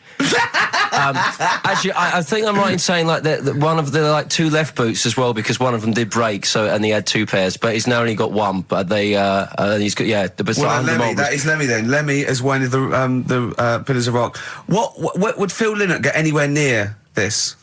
Yeah, he would have done. Let's play some Lizzie then. Don't believe a word. Thin Lizzie on XFM 104.9. I'm Ricky Gervais, with me Stephen Merchant, and over there Campbells. Is that your impression of me? Yeah. Yeah. The rock one's better. The rock one's better. Yeah, you shouldn't try and be a DJ. Yeah. Growing up with Diano Tuesday night. Ian, I know you're keen to know this, Rick. What are your thoughts on XFM? Let's get behind the facade of Canfield. Yeah. What do you think about this? Because we used to have, some conversations, You've been with XFM since the beginning, haven't you? I've been here forever. Yeah, it's all right, isn't it? I mean, it's not quite magic. Well, no, a few things are. Got me eyes on the big 105.4. Obviously, eventually. What magic? Yeah. Now, do you think you want to do like a rock program on something like Virgin or Radio 1 eventually? Nah, I don't think so. No. What do you want to do then? What do you want to do? I want to start playing stuff like the Eagles and Steely Dan and Bruce Hornsby in the Range, truth be known. But you'd have to go quite mainstream. In your bedroom? What? But on what sort of platform though? Because the good thing about those is they are really popular. They are. I mean, I think the Eagles' Greatest Hits is the biggest selling album of all time now. It's overtaken Thriller. Yeah. So I mean, those. What are you saying? Iron Maiden aren't popular? Like what I play now? Are actually popular, but they've got a very Slipknot, tight fan Fear base. Factory. I mean, Iron Maiden can go to #1 with just their fans buying it and then slip away again, can't they? Yeah. But everyone sort of likes the Eagles, don't they? Yeah. I mean, I think still. So you could get on sort of like Radio 2 maybe, the rock program on Radio 2. Who does it at the moment? Is there one? No, there's not one. I should do it demo maybe. Okay, well let's I love the way we're talking about my career and other radio stations I could work for. Do you know something I don't? No, I'm just saying that this place is not going on the tube, isn't it? It's going on the tube. I mean, you're going to be like, I mean, You'd abandon a sinking ship, wouldn't you? You wouldn't hang around, would you? You wouldn't fiddle, as Rome burned. I mean, we got a couple of pies cooking in the States, so we're not going to be here to keep it afloat. No. You know, the weekends. But we want to take the good guys with us. Right. So, when this crumbles and they make it into a car park for Capital, I want to see you on Radio 2, Friday nights, 10 till 12, pure rock. Exactly. Do you know what I mean? Absolutely. Right, well, that's the pitch, isn't it? Friday nights, 10 to 12, pure rock. Okay, if anyone's listening to the BBC, it's Camfield. He is the new Vance. Molten metal, maybe. Molten metal. That's good. My only concern with TV work for Ian is he doesn't look like the obvious rocker. I mean, people are listening, they probably imagine he's got the long, greasy hair. But that's he's got the modern look. T-shirt. Lots of modern bands now. They've got. I'm not slagging off. I'm just saying. I wonder if the they've fans. got short hair. It's not all long hair and strange beards and tattoos. No, the days of them all looking like Lemmy and smelling like Ricky are well and truly gone. Yeah. Have you ever had the long hair? Have you ever gone in for that? No. Never tried that? No. But I've got bullet belts and stuff like that. You're right. If you'd have wanted me to dress up, I would have dressed up and brought CDs. I mean, obviously I should have prepared more for this show. Sure. Yeah. We're going to play some classic rock, aren't we? I think we're going to play The Who. We got Jump, Van Halen. That's a classic, isn't it? Yeah, I think I've got that about 5 times on every driving album I brought in for you. Okay, and so are we going to play Since You've Been Gone? Yes. Yeah. What's next? British Sea Power. Yeah, I thought we should play a couple of singles that we've enjoyed over the last year or so, and this is one of them. Carry On, play at Camfield. And don't forget, Paul Di'Anno and Santa Claus is Coming to Town's coming on as well. Paul Di'Anno doesn't snort ants, he snorts anteaters. Carry On from British Sea Power on XFM 104.9. Not bad at all. Now, listen, we should just point out to people that Karl's away, and we always slag him off because he provides very little. But, and he's an idiot. Well, exactly, to be fair. But he's obviously off in Lanzarote, and he's forgotten to tell us what the password is for our email, Rick. Idiot. So we can't get into the email. So we're going to have to use Ian's email instead. ian.camfield@xfm.co.uk if you want to get in touch. You're never going to have so many emails, Ian. Really? Yeah, right? You're going to be looking at them all week. It's going to be brilliant for you. You're going to feel really popular. You know what? He described Karl as a bald little mank twat. Nice. Karl was going, brilliant. Is that allowed? Is that all right? Yeah. Bless him. Bald little mank twat is back on the 3rd, isn't he? Well, if there's one thing that magazine's What was he suggesting? You can't be regionalist? What? Was he suggesting you can't be regionalist? Is that allowed? No, I just think the familiarity of it's just because we call him a bald little mank twat that a national magazine can say that. Oh, bless his little round head. Wonder what he's doing now. He's sitting in the ash reading his reading his Rich Hall book. Yeah, he spent a week when he went to where was it, St. Lucia. He spent a week, right, throwing sand at crabs. Yeah. I don't think they've even got crabs, have they, over there? No, I don't know what he's going to do. What is he going to do? Suzanne, what is she going to do? He's going to be whinging. But it's sort of like, Karl must be like a kid, you must like sit him in front of a video while you go and make the dinner or something. Yeah. It must be a nightmare taking a pet. Has she got a little harness for him? To be fair though, Rick, I mean, I can't imagine you're much better on holiday. I've always wondered what that must be like. Because you always need an audience. You've always got to have someone around that you can perform for, drop your trousers for. Annoy, just generally sing and dance about. And Jane's seen it all. She's bored of you. So what, do you just do this to other people on the beach? Holiday makers, it is me. You can't believe you're like Ricky Gervais. Do you want me to annoy? Do you want me to annoy you? Yeah, exactly. I can annoy you for 5 minutes. Yeah. Then I'll get bored myself. I'll tell you what, I want some ads, and after that, the Fairy Tale of New York. Oh. The Pokes, featuring Kirsty McCall, and A Fairy Tale of New York. Brilliant, on XFM 104.9. That's the song I think that single-handedly keeps Shane McGowan in gin for another year. It must do Just well, about though. keeps- I'm sure it does. I absolutely love it. I still love it. I saw it on Top of the Pops too. And it's just brilliant. I mean, he wasn't great at miming, but it didn't bother me. Sure. It was just miming to a different song. Probably. Yeah, in his head. It was great. I had a little visit in the week, Rick. I think you missed out. A little Christmas visit from, I know he's a friend of yours. He's a friend of he's a friend of the nation. Go on. TV illusionist Darren Brown. Oh, yeah. Yeah, he's bought a new pad. Yeah. And he just came around to tell me about it. Yeah. And it's interesting because... Somewhere to keep his guns. Exactly. And he... I can never know kind of how much, he's just playing with your mind, experimenting. But he was telling me about the place, and apparently... Say he loves you? he's got a B-day in the house. Now, we were discussing B-days because... Never understood that. I've never got my head around it. To this day... He's not meant to. Well, no. But I've never I don't think I've ever met anyone who's used a bidet. Oh, Darren Brown does. He's known as the cleanest arse in Modern Magic. Yeah. Shiny arse, they call him. But we were chatting about it, I don't really know, to be truthful, I don't really know how you use them. I don't know. Well, I assume you just sort of go over it and let... But do you face the wall with your knees on the tiles, No, or do you I face think away from the wall? No, it's sort of like you just... I don't... And no. you know it's got the little Do you nozzle. sit on it, or do you sort of hover above it? Do you I hover feel- over it and just splash things onto them? No, it's a little jet, isn't it? It does it for you, doesn't But it? is there a jet? This is what I'm wondering. Is there a jet of water that goes up the crap? It's like it's a drinking fountain That's you used to what have I'm in school. thinking, yeah. Which I remember Mr. Mellows used to embarrass himself every time. I go, no, he's the middle logo, Mr. Mellows. Yeah. It's not a bidet. We're not at your French, cottage again. Yeah. I don't. Bidet sounds French. I'm assuming it's French. After they're probably so embarrassed about just sort of like squatting over a hole. Yeah. They go, well, at least we can clean it. Have they? Because I haven't been to France for years. But are they still persevering with the They're public toilets? still Which is going just with a it. hole in They're the still ground? I mean, I think they have got. Has a single Frenchman travelled anywhere else in the world and goes, seen that now? This you is can actually uncomfortable. I know. My trousers go You go down to that. Delhi, and I think there's proper decent porcelain. I know. I can't believe it. I think they have got the flush ones now, mainly for the tourists. Sure, yeah, But yeah, I've never really understood that. But it's not, you don't go in, it's not like because they're literally crapping into an open sewer, aren't they? That's the French approach to the public lavatory. Do they have the bidet next to the hole?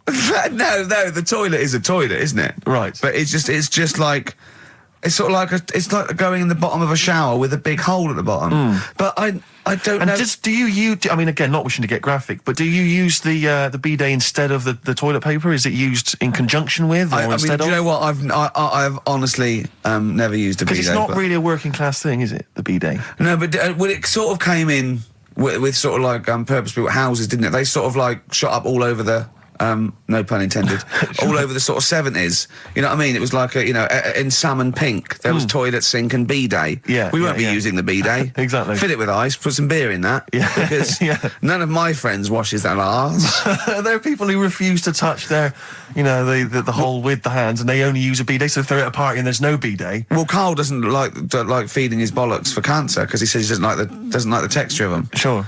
Well, so I mean, so he'd probably love a bidet if he didn't But have are to there go. kind of upper class women who just waddle into the dining room in sophisticated trousers around their ankles, going, "Where's the bidet? It's filthy." Where's the bidet? I don't know. We use the paper. The what? I think the fish was off. I'm going berserk up there. Get me a bidet. Yeah, what if you lie on the floor? Or I am climbing into the sink and turning the tap upside down. It's the only way I can do it. Yeah. Bidet. Thoughts on bidets? Have you ever used one? Well, no, you told me all this, but you still haven't got to the bottom of how you use them. No, I mean, I don't know. I don't know how to use it. Do they come? You need to ask Darren Brown. Does it come with like instructions, like a flat pack? I think kit you're or supposed to something know. about- I think you're supposed to. If you've bought a bidet, the assumption is you know how to use it. Imagine someone installing it and going, there you go, there's a bidet. You go, could you show me how to use it? Well, you like this? Well, no, go to the toilet first. Do the whole thing. Otherwise I won't know in I'll context. just sit here in the corner. That's fine. Okay. Do you read a magazine when you're normally going? Or Well, what I might do? do, but I mean, I don't really want to do it with you here, but how will I know? Exactly.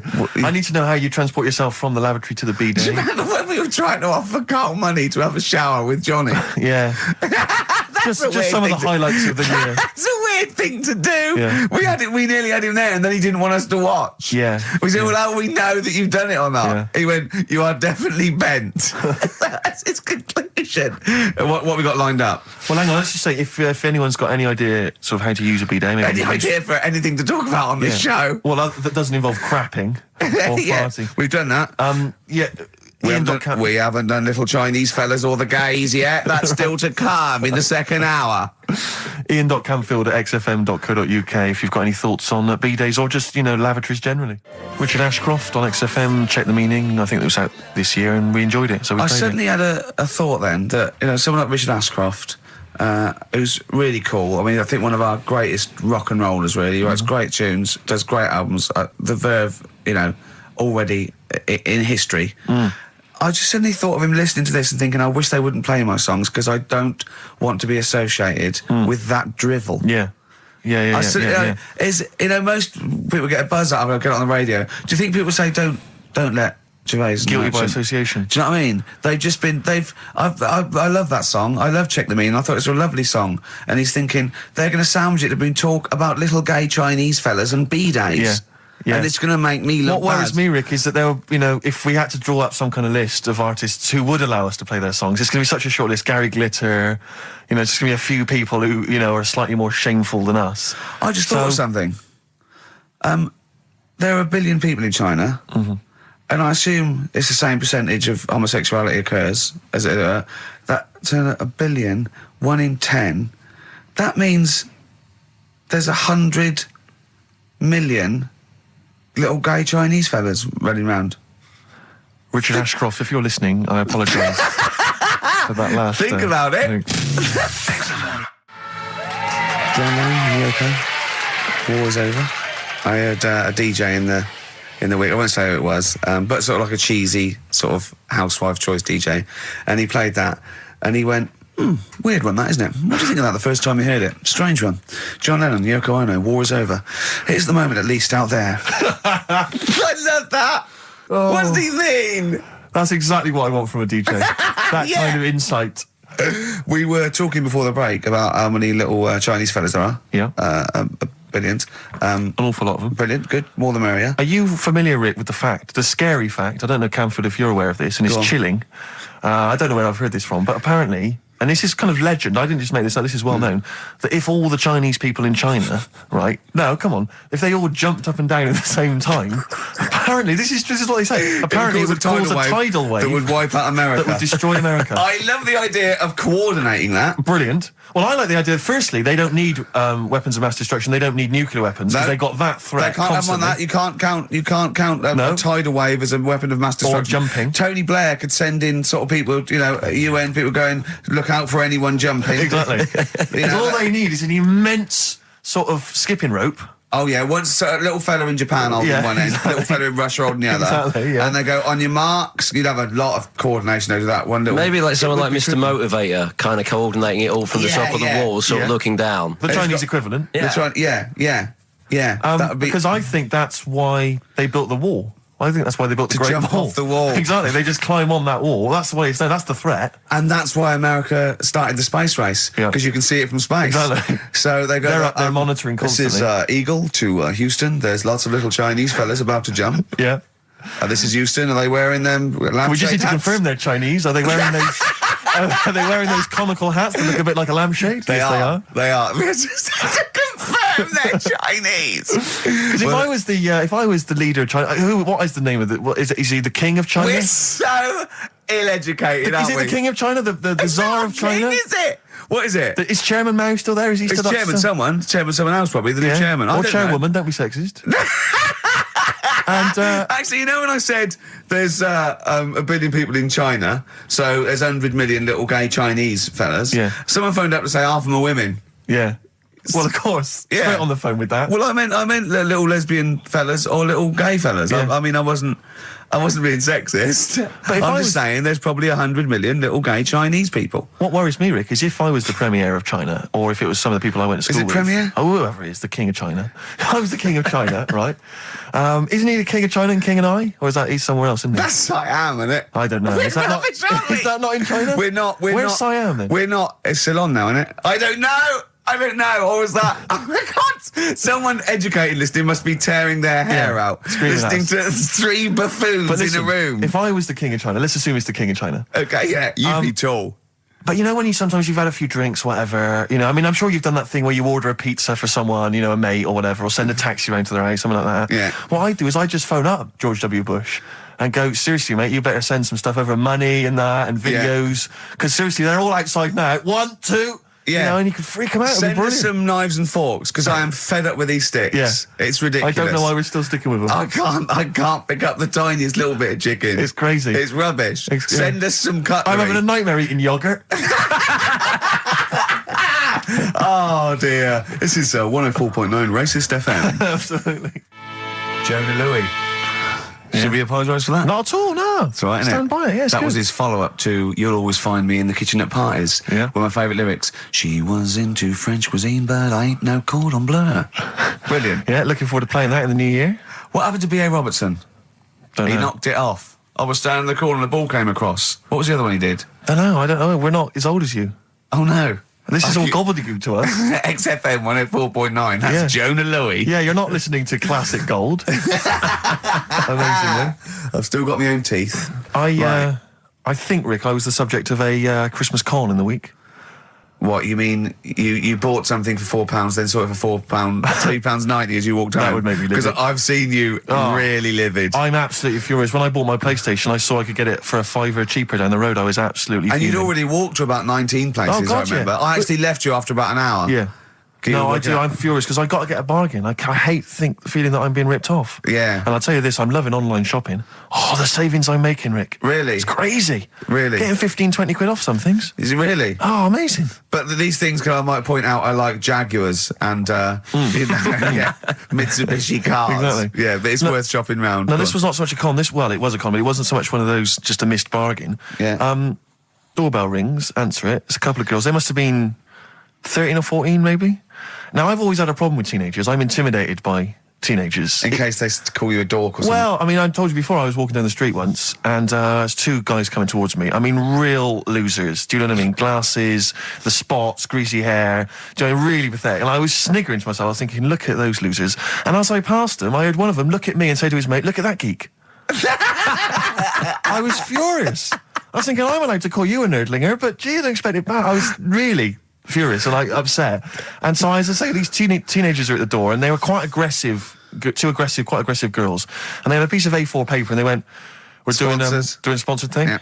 But I didn't quite catch what it was they were doing that was sponsored. I think they sort of fudged it. They went, "We're doing a sponsor." Oh yeah. And I went, right. And they went, "Do you want to sponsor us?" Boy, they picked on the wrong person. I was a bit intimidated. I don't know why I said no.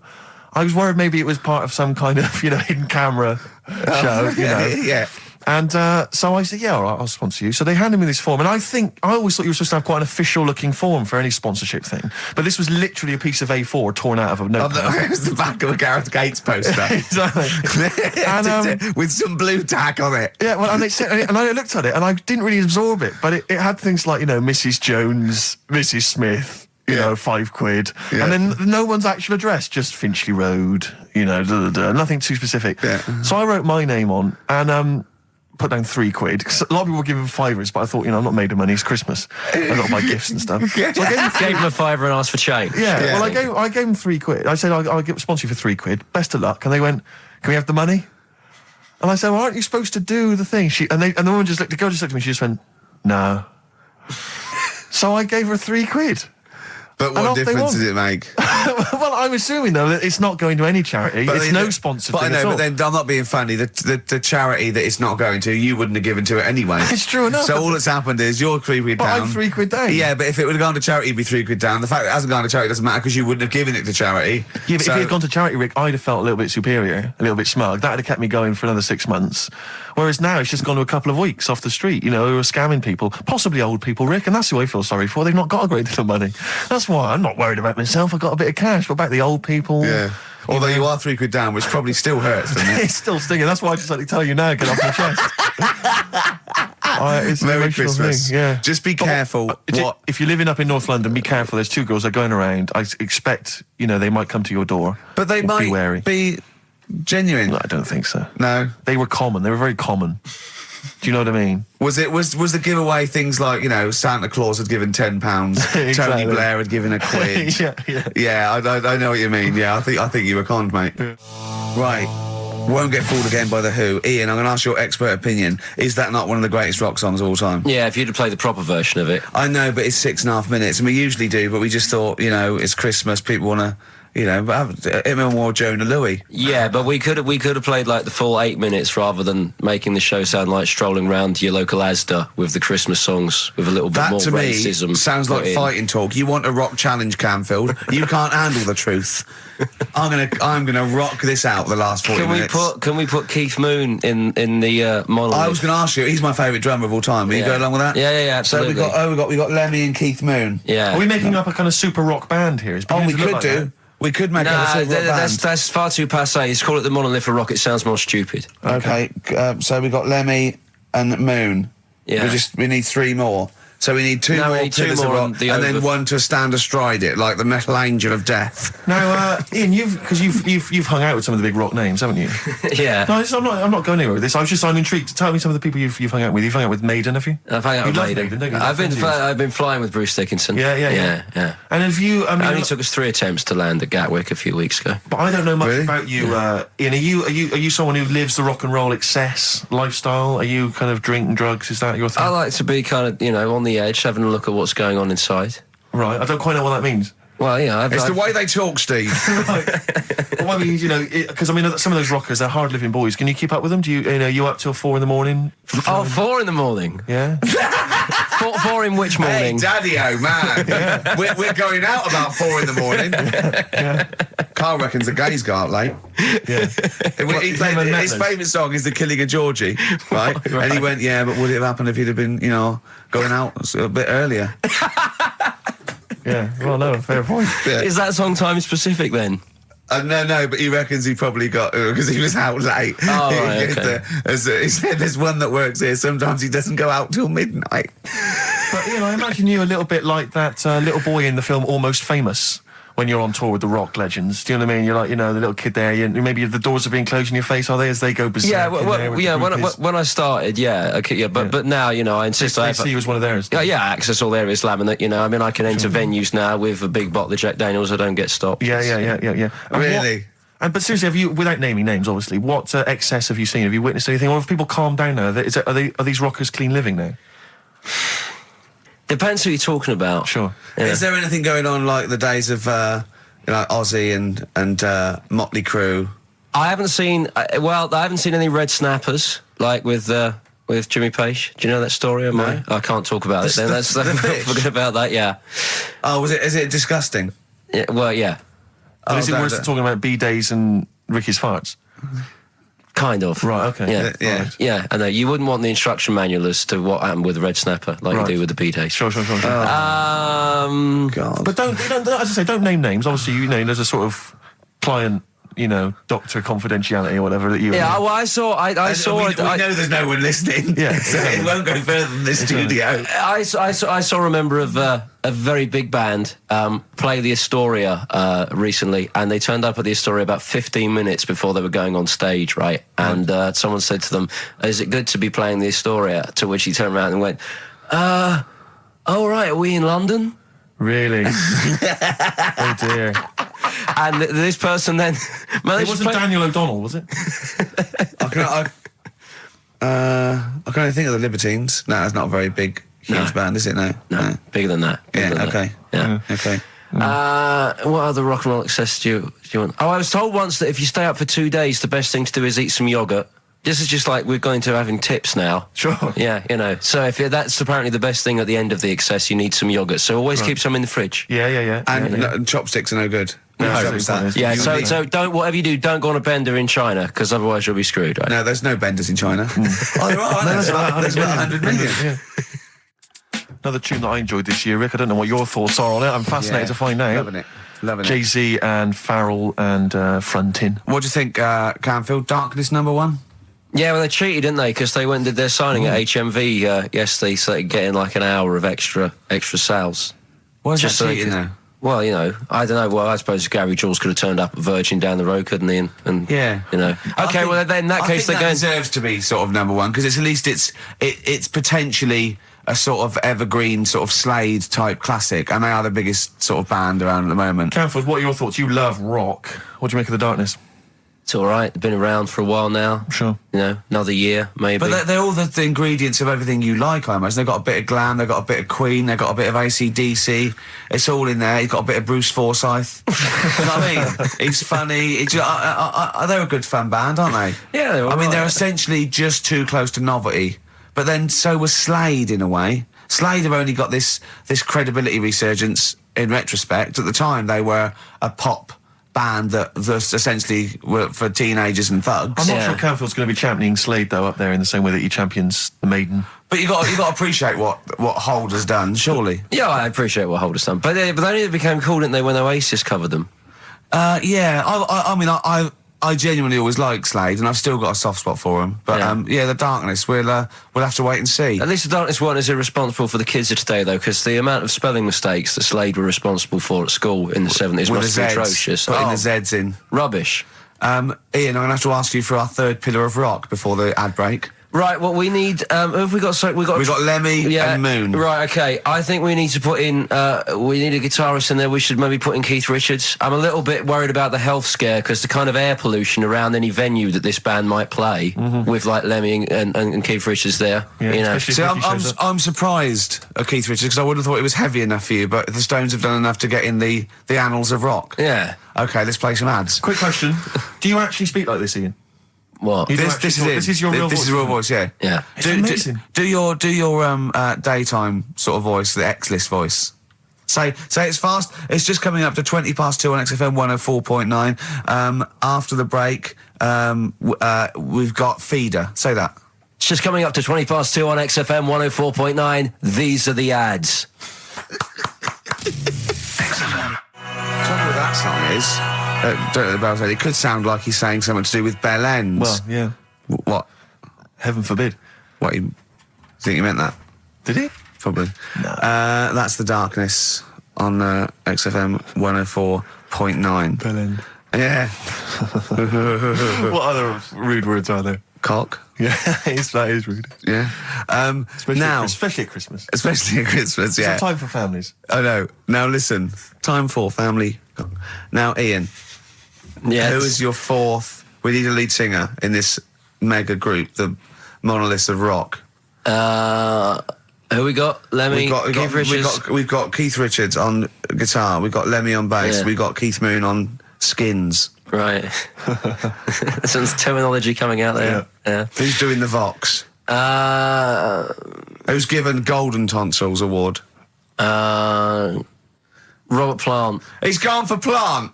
He's gone for Plant. A lot of trad names there. There is the group. The lineup is Moon, Lemmy, Richard, Plant. Okay. Now, our competition, Steve.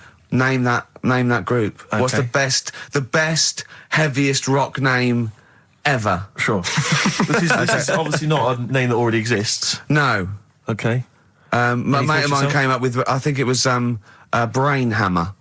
which I like. Velvet Nazi 666. Sure. So we want the heaviest, most mental piece of death metal, headbanging, bleeding out your brains rock. Axe Attack. Okay. Please welcome to the stage, Christ on a bike. Please welcome to the stage. Oh, look at you. That would be great. Yeah. That would freak out the metalers.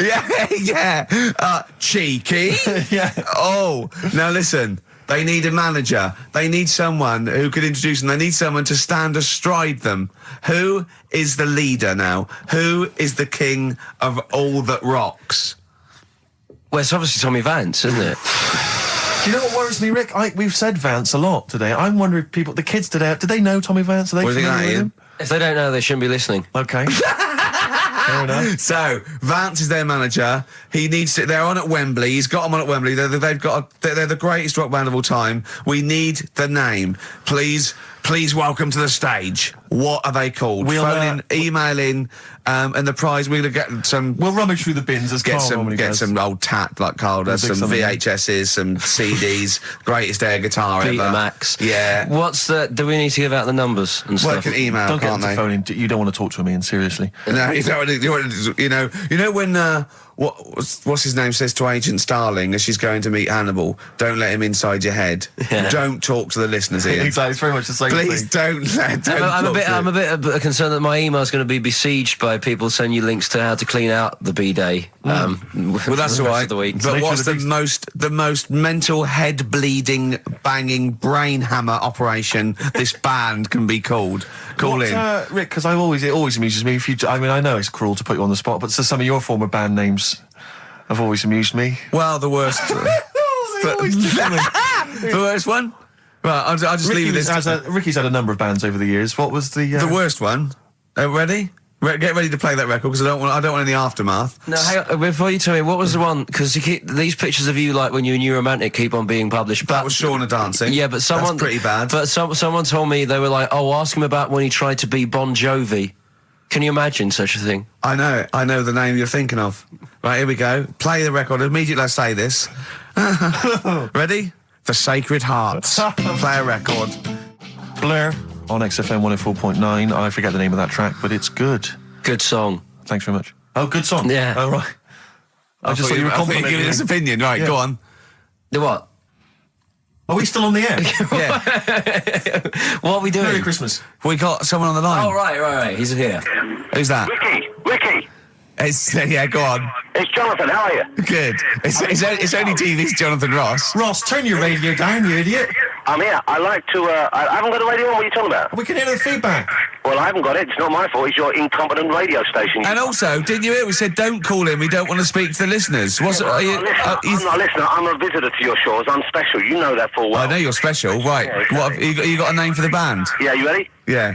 Blump.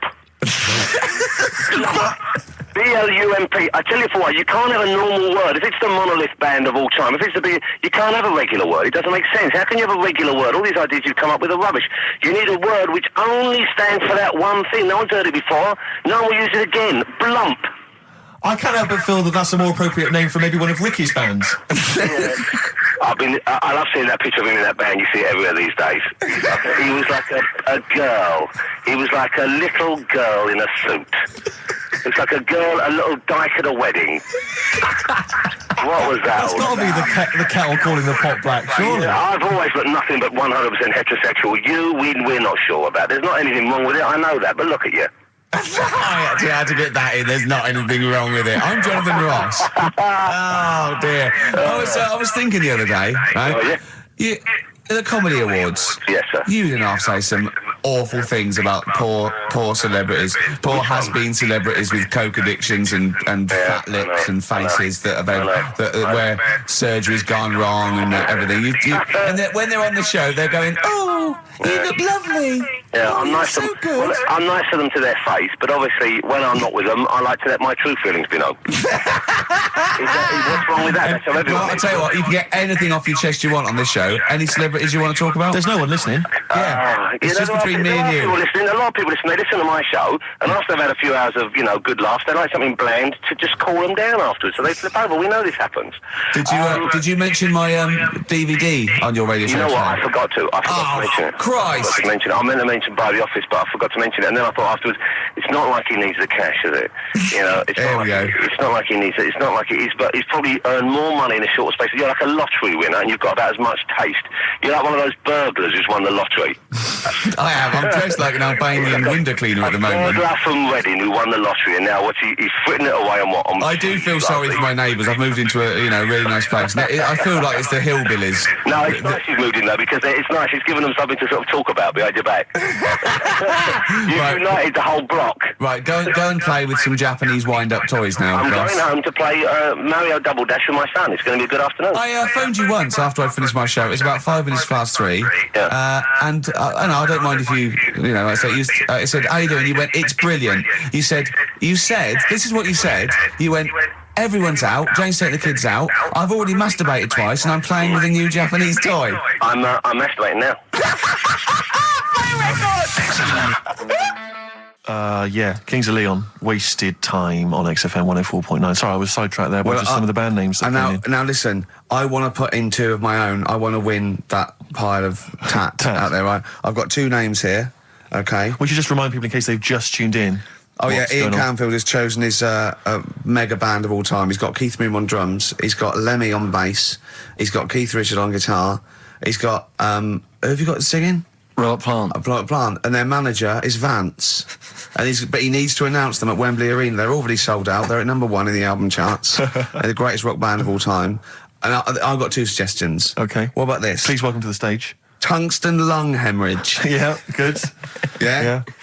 Please welcome to the stage. God Dildo. God dildo, interesting. Nice juxtaposition there of God, the Almighty Creator, and a dildo. Nice use of some contrasting imagery there. Yeah. Powerful and topical. Tungsten lung hemorrhage. Yeah. We've had a couple also on the email. People didn't really include their names, but who cares? Please welcome to the stage, Balls of Steel. Balls of Steel, Oh, yeah. And we've had like Brain Hammer. Yeah. Brain Hammer's good. I Lots like of Brain Hammer. brain-related stuff. Quite liking the idea of tumour fish.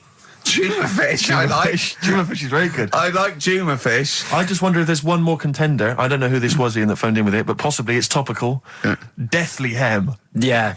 Deathly Hem. It's brilliant. Oh, it's Deathly Hem. Please welcome to the stage, Deathly It's Hem. Deathly Hem. Who's that? We've got to give it to I don't know who that was. Oh, but, well, if you came up with Deathly Hem, email again. Deathly Hem. It's the greatest name for the greatest rock band of all time. Will you please welcome to the stage, Deathly Hem?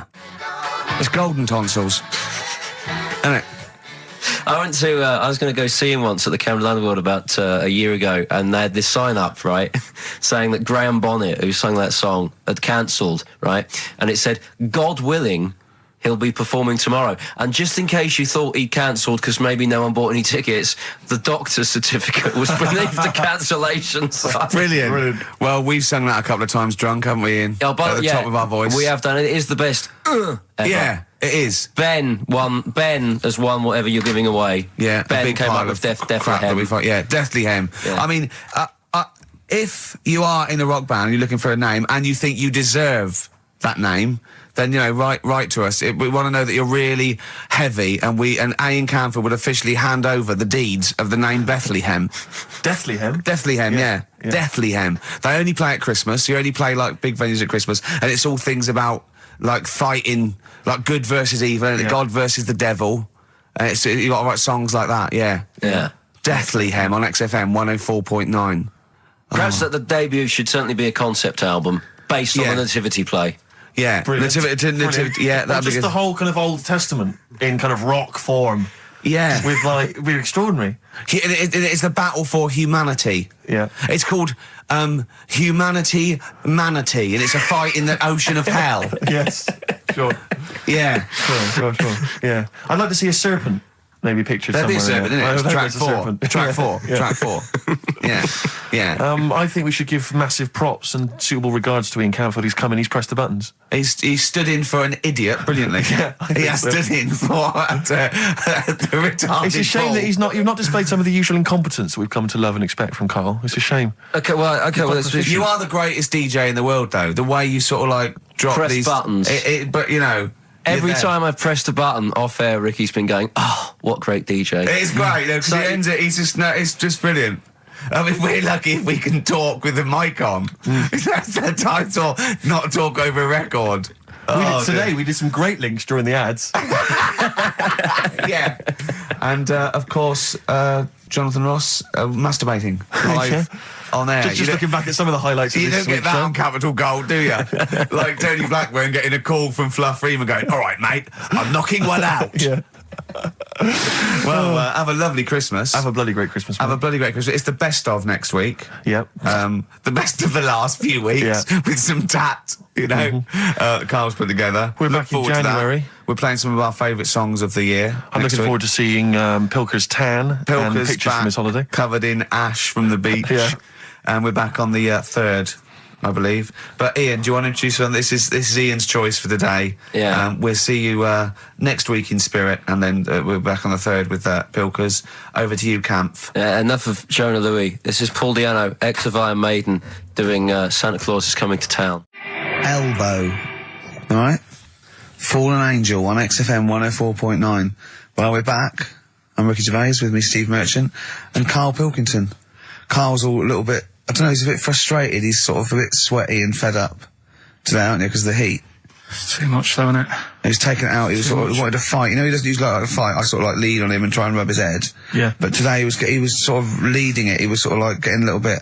If I didn't know better, I said it was sexual frustration. Well, I was like watching, Rick, if you don't mind me saying, I was watching, not in that way, just to watch. It was sort of like he was going, "Oh, I want to hit you," and I was thinking, does he want to hit me or does he want to do something else to me? Exactly. What were your thoughts, Karl? Exactly. I mean, I saw him sort of wrestling with you on the floor, and you clearly weren't enjoying it, but he was really. Yeah, loving what it. was that going on? What's the change? Why are you suddenly sort of? Well, what are you trying to say? No, I'm not. I'm just saying it was weird that you suddenly, it was like you were, ooh. You're saying a bit gay? No. Is that what you're saying? No, but what was... Suzanne accused me of that in the week. Why? For being a bit gay. She said, I'm sure you're gay. Why? Just because I was moaning about stuff. She said, oh, you're a drama queen.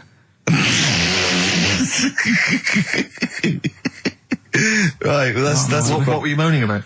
Not having enough gay sex? No. She didn't have a knob. Yeah. It's going, oh, why don't you get yourself a nice little knob? Yeah. I mean, can I call you Frank, please? Could you wear this false beard? Yeah. It's just, well, we'll talk about it later. It was about the 7 Wonders. I just wasn't that impressed. He wasn't impressed by it. He said, well, we'd say that, yeah. Well, we got a top show coming up, haven't we? But if you are a little bit, just a little bit sexually, don't be afraid to let it out. I mean, if you want us to relieve you of it. I'll tell you what. Let's have a little bit of Maggie May by Rod. It's some Can't we beautiful play day. Killing a Georgie? That's your favourite song, isn't it? Oh. That's weird, isn't it? Strange, isn't it? That's weird. I'd like to hear Rod Stewart singing about a lovely lady, please, Carl. As would I. You can picture whatever you want. Bit of Rod. Maggie May on XFM 104.9. On Ricky Gervais with me, Steve Merchant and Karl Pilkington. Steve. Well, I've only just read about this, and I don't know anything about it. This naked rambler, Steve Goff. Yeah. Is he doing some kind of, he's doing a walk from Land's End to John O'Groats? Is he completely nude? Yeah, he's been arrested 10 times on the way, apparently. Right. It says here that Nora Goff, his mum, she's in her 70s, she's begged her son not to walk naked from Land's End to John O'Groats. She said, I don't know where he gets this from. Certainly not me. I am and have always been quite conservative. He would never have been allowed to walk around the house without covering himself up. I wouldn't go as far as to say I'm ashamed of him, but I do not approve of what he is doing. Having said that, it's good to see him on the telly. yeah, it must be. It's not about anything. It's lovely. It's not embarrassing until they're famous with Exactly. it. However embarrassing it is. But I can't believe my son's a serial killer. Nice to see him on the telly. He looks like one. He's not, obviously. I mean, what is he doing? I don't understand. Steve wouldn't say he was, and he's not. He's just a rambler. But he's there, right? What's his motivation? He's just walking to, I don't know, it's just a nudist, I suppose. Right. And there's a picture in there, and Carl looked at it and he went, oh, what's the point of that? He went, well, look at him. He's got shoes and socks on. He's got a rucksack on. He's got a hat on. He's not nude. He's just got his knob out. Yeah. But he's got a full beard, thinking, oh, I want to hide some skin. Whereas this little chap needs the air. I'll pop him out all the time I can. They really annoy me. Because it's in the supplement today as well, with the Mirror, right? And they've done a bit about nudists and that. Yeah. Again. Same problems all the time. Go on. There's like an old fella sat there, just... How do you know he's old?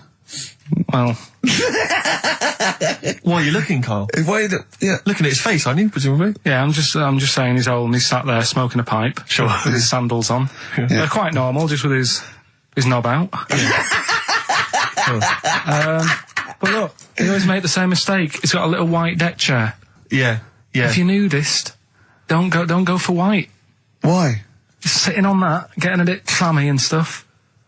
White, don't go for white. Go for darker colours. I don't know what he's talking about. So do I, but I love it. I love the fact that he's just got loads of pictures of naked men. Yeah. Walking around with loads of pictures I'm of just saying, a dirty arse on that. I think we've discussed the news before. I don't understand the impulse at all. I do find it bizarre. I mean, there's a picture there of 3 men nude in a pub. Yeah. Just having a chat. Yeah. Just having a chat. Oh, look at Carl carrying around those pictures. I mean, okay, fair enough walking around outside, but indoors? In a pub? Nude? Well, it must be a nudist Pop on a pair pub. of shorts. That must be a nudist holiday, I assume. As opposed to, like, the local. There is, though, isn't there? There was a thing in Bazaar magazine the other week where there was a picture of some people. They've got an airline of their own now. What, nudists? Nudes. Nude airline? So you can get on there. And your holiday starts as soon as you get on. Sure. And, but what's the point? Well, I'd be worried just about banging against things. You know. So to speak. Yeah, my shoes and things. Or spilling when the waitress comes along. The aerostess, might she spill hot coffee? Yeah, that's a good point. Does she have to be nude? Do the stewardesses have to be nude? I don't know. But that bit as well, where they walk down the aisle and they have to check if you've buckled up. Yeah. She's like, excuse me, miss, can you just And over 50s, so always over 50s. Right, yeah. So it'd be an old woman on the plane. Yeah, yeah. It'd be like, can you just lift your left hip up so I can see the belt? Yeah. Yeah. Oh, God! Yeah. Oh, Imagine if you've got to go into the crash position. Oh, God, yeah. You know? The last thing you see is your John Thomas. John Thomas. As you go crashing into a mountain. Terrifying. And then what if you've got to abandon ship? I know. Well, how would they explain that? Yeah. Go onto an island. Exactly. All right. Or being picked up by, a passing ship. Yeah. Carl, you notice they also play volleyball a lot, don't they? Yeah, I mean, you've always mentioned that, but I thought you were joking, but they love it.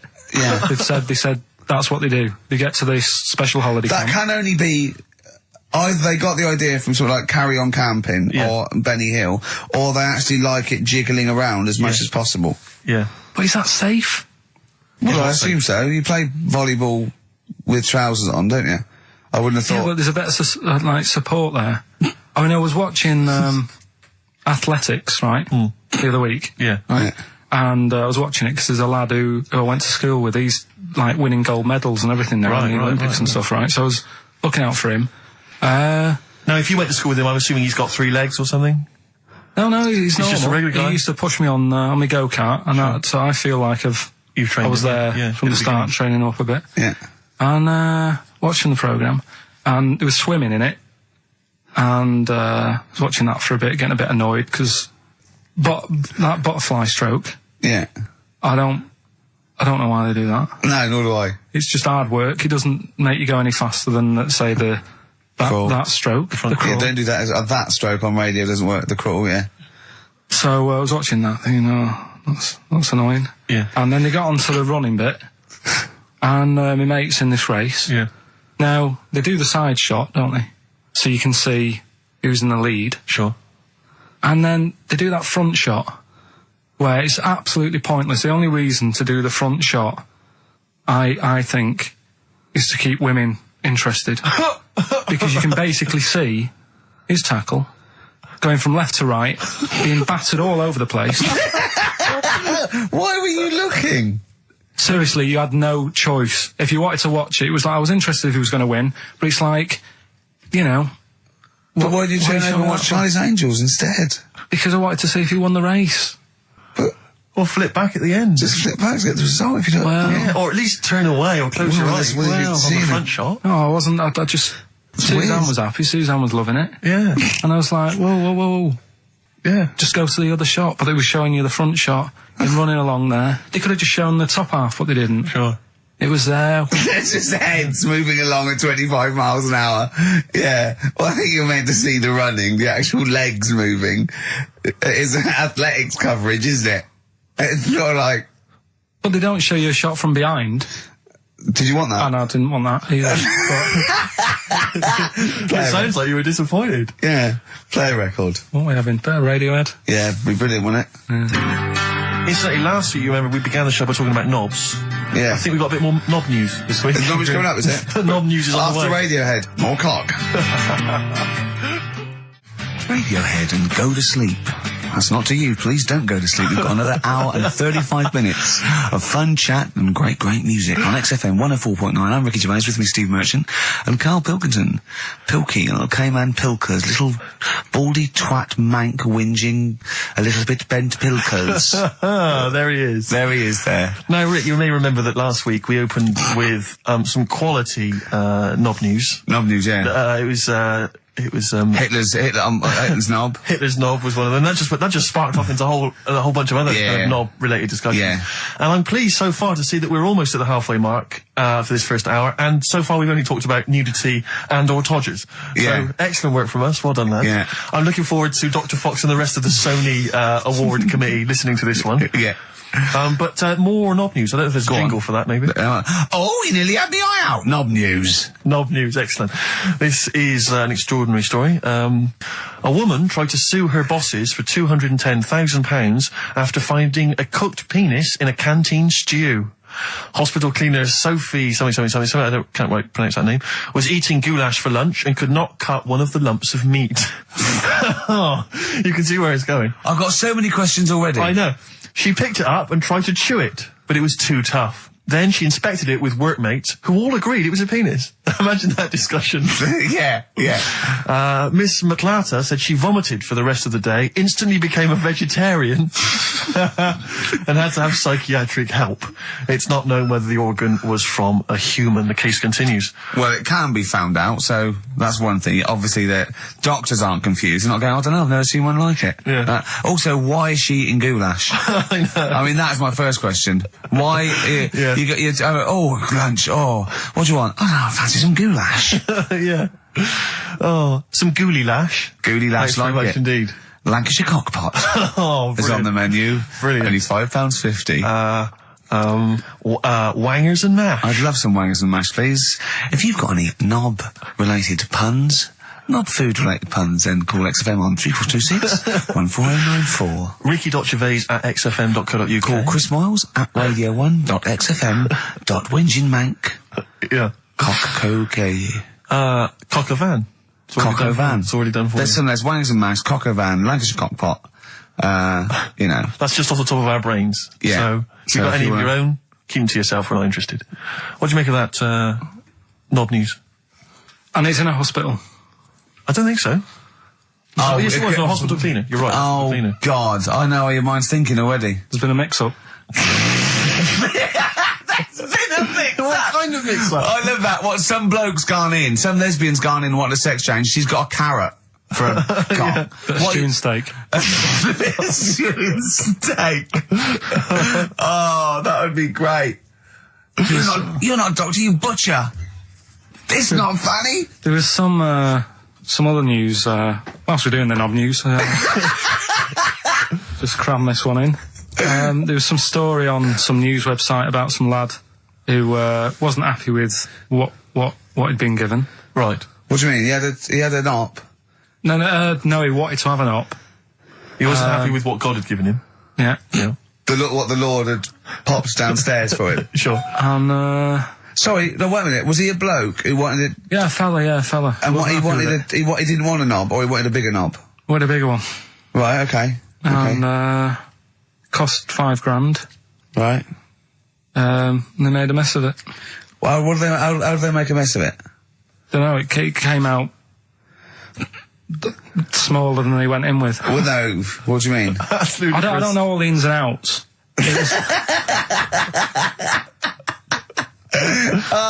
God. It's just he borrowed the money off his mum. There's been a slight mix-up. He borrowed the money off his mum? I love that. How bad is that? What do you want for your birthday, son? Yeah. Interesting. Thanks, Mum, for asking. A couple of bits of news as well. Hello, Doctor. How did it go? Well, firstly, don't look under the bandages and don't have the goulash for lunch. It was smaller than you went in Mum, with. you got $5,000. Why? She's going to be fucking up. Tell me what it's for. You can have it if you tell me what it's for. Well, look at that. Oh, you need a bigger one. Yeah, definitely. There's the money. Yeah. On you go. Nothing can go wrong. What did he say to the doctor then? That's rubbish. I didn't read all the ins and outs. I just, like I said, I saw it. Just looked at the picture. They want a picture. But you just thought, well, thanks for it. You just thought you'd pop that one in. Thanks. Yeah, that's the end. Knob News Extra. Yeah. Play record, Carl. So if you've got any knob news, we've got one more show left. Send that to ricky.gervais@xfm.co.uk and we'll hopefully get that knob news on air next week. Yeah. All right. Some Dizzy Rascal. Oh, Dizzy Rascal, yeah, he's one of the hot new English rappers. Let's play it. Dizzy Rascal, apparently, according to Carl, he hails from Bow. If he's listening, good work. You have a number 3 hit with that. XFM 104.9, Ricky Gervais reading a magazine, Karl Pilkington, in a good mood today, so everything to play for. Some adverts. Excellent. Loosen your hold. South. That's great, and I love that one. On XFM 104.9, I'm Ricky Gervais with me, Steve Merchant and Karl Pilkington. Good Carl, choice, Rick. Good choice. Carl, cheers. What are you thinking, Carl? What have you been doing this week? What's been going on? Yeah. You'd be miserable because of the heat, obviously. That's getting me down. Yeah. It's just the way people wander about as well with next to out on. Yeah. I'm always amazed by the men, it's just a certain breed of man. Guys, sometimes it's kind of builders, mechanics, taxi drivers, van drivers, but not necessarily students, all sorts of guys. And you sort of watch them walking down the street. They'll be walking down the street, girls, you know, will see in their sort of summer gear. And it's literally, you know, eyes, look at those legs. Oh, knockers. Oh, I can't believe my luck. Oh, you know, and they're sort of talking to their mates, they're checking it. Oh, it's an arse. I can't believe it. Oh. Yeah. And it's like they sort of forget. There's like some kind of amnesia that sweeps over them during the winter Like months. it's a surprise. Yeah, and then it's like every time summer rolls around again and girls put on, they goes, I can't believe it, where have they been? They're back. Yeah. And they get so excited. Excuse me now, but they had tits under there all winter. Exactly. Well, yeah. Bloody hell. I can't believe it. It's great to see them again. Yeah. And then he gets to sort of walks over and they go, where've they gone? They just don't say anything. They just like get on with it. Exactly, They're yeah. reminded. They completely forget. Yeah. For sort of half the year. There was a fella this morning, I just nipped out having a cup of tea, reading the paper, reading that bit about nudists and that. Sure. And little old fella, must have been 75. Okay. Walks past, shoes, socks, sort of shorts, but because he's old, I don't think he's got like a normal pair of shorts. So we're like suit pants, but short. So really smart shorts I've never seen before. Yeah. But the thing is, with him being old and thin, Yeah. it's just, don't do that. Don't walk around like that. What, the legs? The legs and the back. He looked like a little tortoise without his shell on. And everybody outside the cafe. I've always wanted to see a tortoise without its shell on. Yeah. Just to see if it would run really fast and go, this is brilliant. Just scamper along. I saw a grotesque thing. I think it's Britain's fattest man. I'm not sure. He was huge. I mean, I don't wish him any ill, but so big. It was ludicrous. He was waddling down Oxford Street, and he was, I mean, genuinely, you know, I'm not a big fan of, you know, ginormous people. Rick Waller, for instance, turns my stomach. This guy was twice as big. He was extraordinary. And he sat down on a big bench and literally took up the whole space. And he reached into his bag, he's having his lunch, and he was eating an apple. And I really felt like I wanted to slap him on the back and go, it's a bit late for that, mate. It's probably starting now. He's probably starting thinking that I'm going to make a change. And imagine if you'd have said that. Yeah. And it'd have been awful, wouldn't it? Yeah. He cut it in half, put it between two slices of chocolate. I mean, I don't know how you get that. And waited for a pig to come past, shoved it in his mouth. Exactly. Just swallowed it whole. I don't know how he gets that big. And he was like, he'd come out to sort of soak up some of the sun, you know. Well, you look better with a tan. I suppose so. Yeah. Yeah. Was he wearing loose black clothes? He was, of course he was wearing That loose black works up to a point. Yeah. And then, you know, it's not fooling anyone. Was it vertical stripes? Yeah. To make him look thinner. Just people walking past and think it's night. Yeah. That's So, Carl. So that's you know, that's been annoying me with the weather and that. Yeah. And then I love the warm weather. Although I can't sleep at night. I had 2 hours in front, just went and lay down in front of the window, in front of the French window, just because it was just too hot last night. But if I can sleep, I love hot weather. I love walking around when it's sunny. It's better for you. People are usually happier in hot weather. The sun is good for you. I mean, it has been hot. I mean, it's 100 degrees. It's probably too hot to work, but... mental, I can't think straight and stuff. You know, your little baldy head, isn't it bad for it? Because it just... doesn't it get you, make your brain a little bit hot? Well, I mean, I'm just got my head on show. What about the nudists? Worry about them before you worry about me. Right? You know, another thing that happened in the week, you know, I've just had builders round, sorting the kitchen out. Yeah, sure. So virtually skint. But another problem happens. Boiler starts playing up. Right. Right? So, and you've got to have a shower in this weather. You've got to be able to have a shower and that and freshen up and what have you. Well, I have a shower every day anyway. I mean, 2 sometimes, but yeah. Yeah, but if you haven't got any hot water, you can't, can you? Right? Cold shower's alright, isn't it? Mm-hmm. Go on. So anyway, fella comes round. Yeah. 90 quid. 90 quid? 90 quid. All he did, turns up, says, oh, yeah. Just bang it. 90 quid? Bang the boiler. That's 90 quid. Last time I banged a boiler, it cost me 90 quid. And there was a lot of leakage then. Yeah. So I you know. I understand where you're coming from. Yeah. I do sympathise. But you know, like, I catch them out as well. Do you know, like, you know, I know they're up to no good and stuff. They don't earn the money. Sure. And he was in the bathroom, so I sort of creep up and I try and stick my head round the door to see what he's up to. When a bloke in the bathroom? Right. It's weird, isn't it? So you creep up to a man in the bathroom and put your head round without seeing you. Go on, though. Fair enough. Right, do you want to go over what happened that time when we were in the pub and I go to the toilet and you're trying to get in? What happened? Is that normal? Go on, what happened? Go on, I'm not ashamed. What happened? Go on, say it. Say it. What happened? Well, don't start a story and then don't finish it. Or we'll do it later. He was in the cubicle, and he got in the cubicle to have a piss to avoid me annoying him, right? So what I did, I got some of that liquid soap, I just put it over and squirted on him, and he came out going, look, it looks like someone's just effing jizzed on me. I've got effing jizz on me back. I had to walk through Soho without me back. I was walking through Soho, when was it we had to go to the, when we went to the Ivy with those people?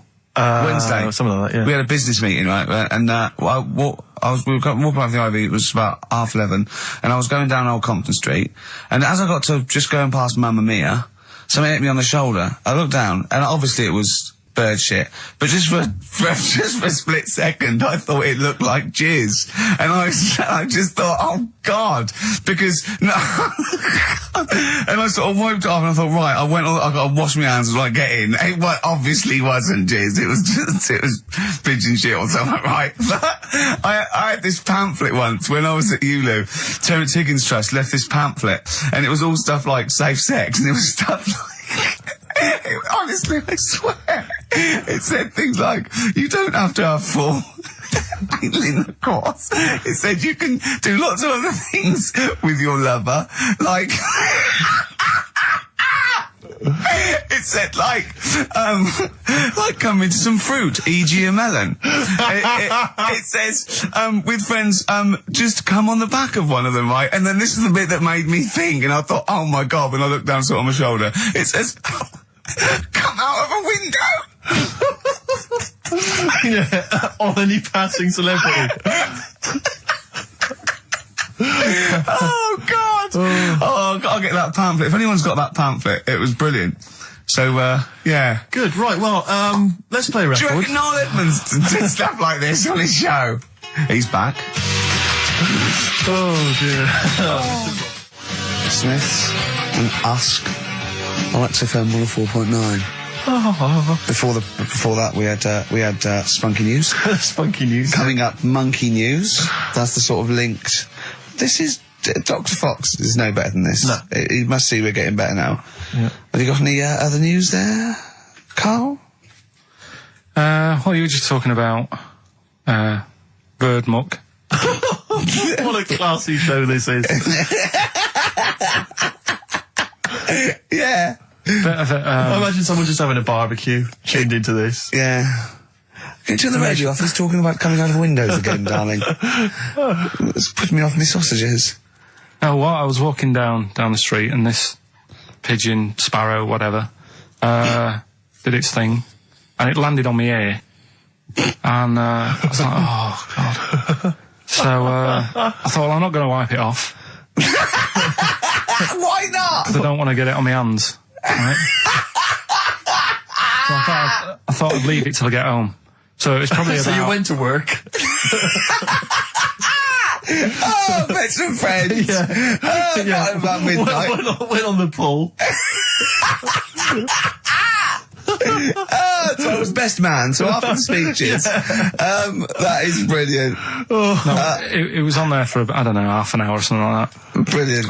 Get home and get Did it not kind of slowly ooze down your neck? No, it's fairly hard. Right. And sort of corroded my ear. What are you talking about? Why did you leave it there, though? Why not just wipe it off with something? I can walk round Pop in a newsagent and buy some tissues. Well, then I look stupid. Well, where is the bird muck on your ear? Brilliant. They're all wearing that now. But no, what is it they eat? It's alkaline. No, it's really strongly alkaline, isn't it? Or is it acidic? I don't know. Maybe someone knows. Is bird muck acidic or alkaline? But it's corrosive, yeah. Weird, Yeah. Weird. Isn't It it? didn't seep into your brain. Listen, do you want to set up songs of phrase? Yeah. Oh, God. If you've not heard the show before... I thought we weren't doing this week. I thought we weren't. No, we'll do it once, right? And then next week's the last one, so we'll do Rockbusters. That might be the last one ever, depending on whether Karl decides to come back in October or not. Exactly. I'm bored of it. I told you I'm bored of it. Why are you bored with it? I get bored quick with stuff. Yeah. I told Suzanne the other night, and look, she was, that I haven't got rid of her yet. She's, you know what I mean? Things. Did you put on a soft music though first, didn't you? You didn't just like start getting that right. You know you're a very lucky girl. Sorry? Well, I usually get bored with you and that. Yeah. Oh, dude. You're lucky you haven't pissed off. Yeah. Do you want all the champagne or what? Well, she was annoyed the other night. What's that on your ear? Don't worry about it. Where'd you get on? We're walking to the pictures, right? To go and see Bruce Almighty. Sure. Why? And just something to say, innit? Yeah. So you were trying to sneak in the back. So on the way, cutting across Leicester Square, and those fellas who sell roses, he comes over. Do you want one? Do you want one? I said, don't do that. She's allergic to them. Right. So he'd go away. Yeah.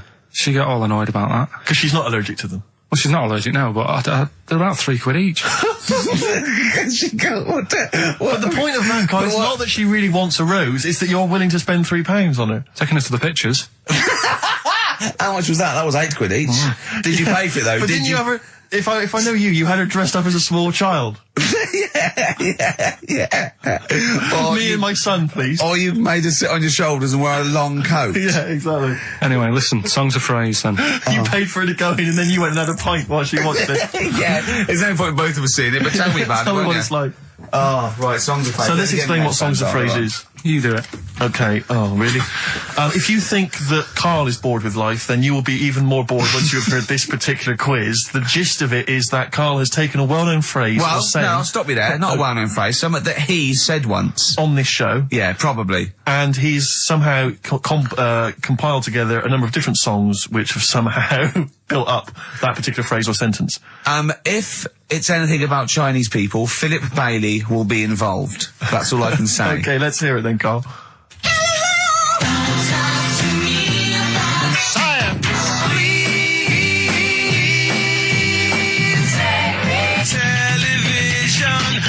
Right. Alright, I don't know what that is. I don't know what that was. This is appalling. This is appalling. Karl, I do not know what that is. What is the phrase? I just was saying last week about everyone's raving about Galileo. No, they're not. No, they're not. No, they're not. No, that sounds like a sort of B-side from the Buggles. Everyone's raving about Beyonce and Robbie Williams. Yeah. They're not. People going, pop idol. What are you into? Galileo's good. Yeah. Forget it. No! Placebo, song for Karl there. That's Special Needs on XFM 104.9. I'm Ricky Gervais with me, Steve Merchant, Karl Pilkington. We were doing songs of phrase. Oh yeah, I forgot about that. Yeah. Oh god. So what is this phrase? What is the phrase, Karl? Last week we were talking about Galileo. Right. And I just was saying, years ago, I can't remember now, when was it? When was he doing his thing? End of the 16th century, I think. Right. And he was messing about, trying to find out about speed of light or something, is it? No, he did lots of stuff, Galileo. All I was saying is, Gravity, back then, surely everyone was saying, stop messing with that, make us a telly. You know what I mean? There was other things that people would have been happier with, sure, back then. So the phrase exactly is what? The well-known phrase is what? Galileo, it goes like this, doesn't it?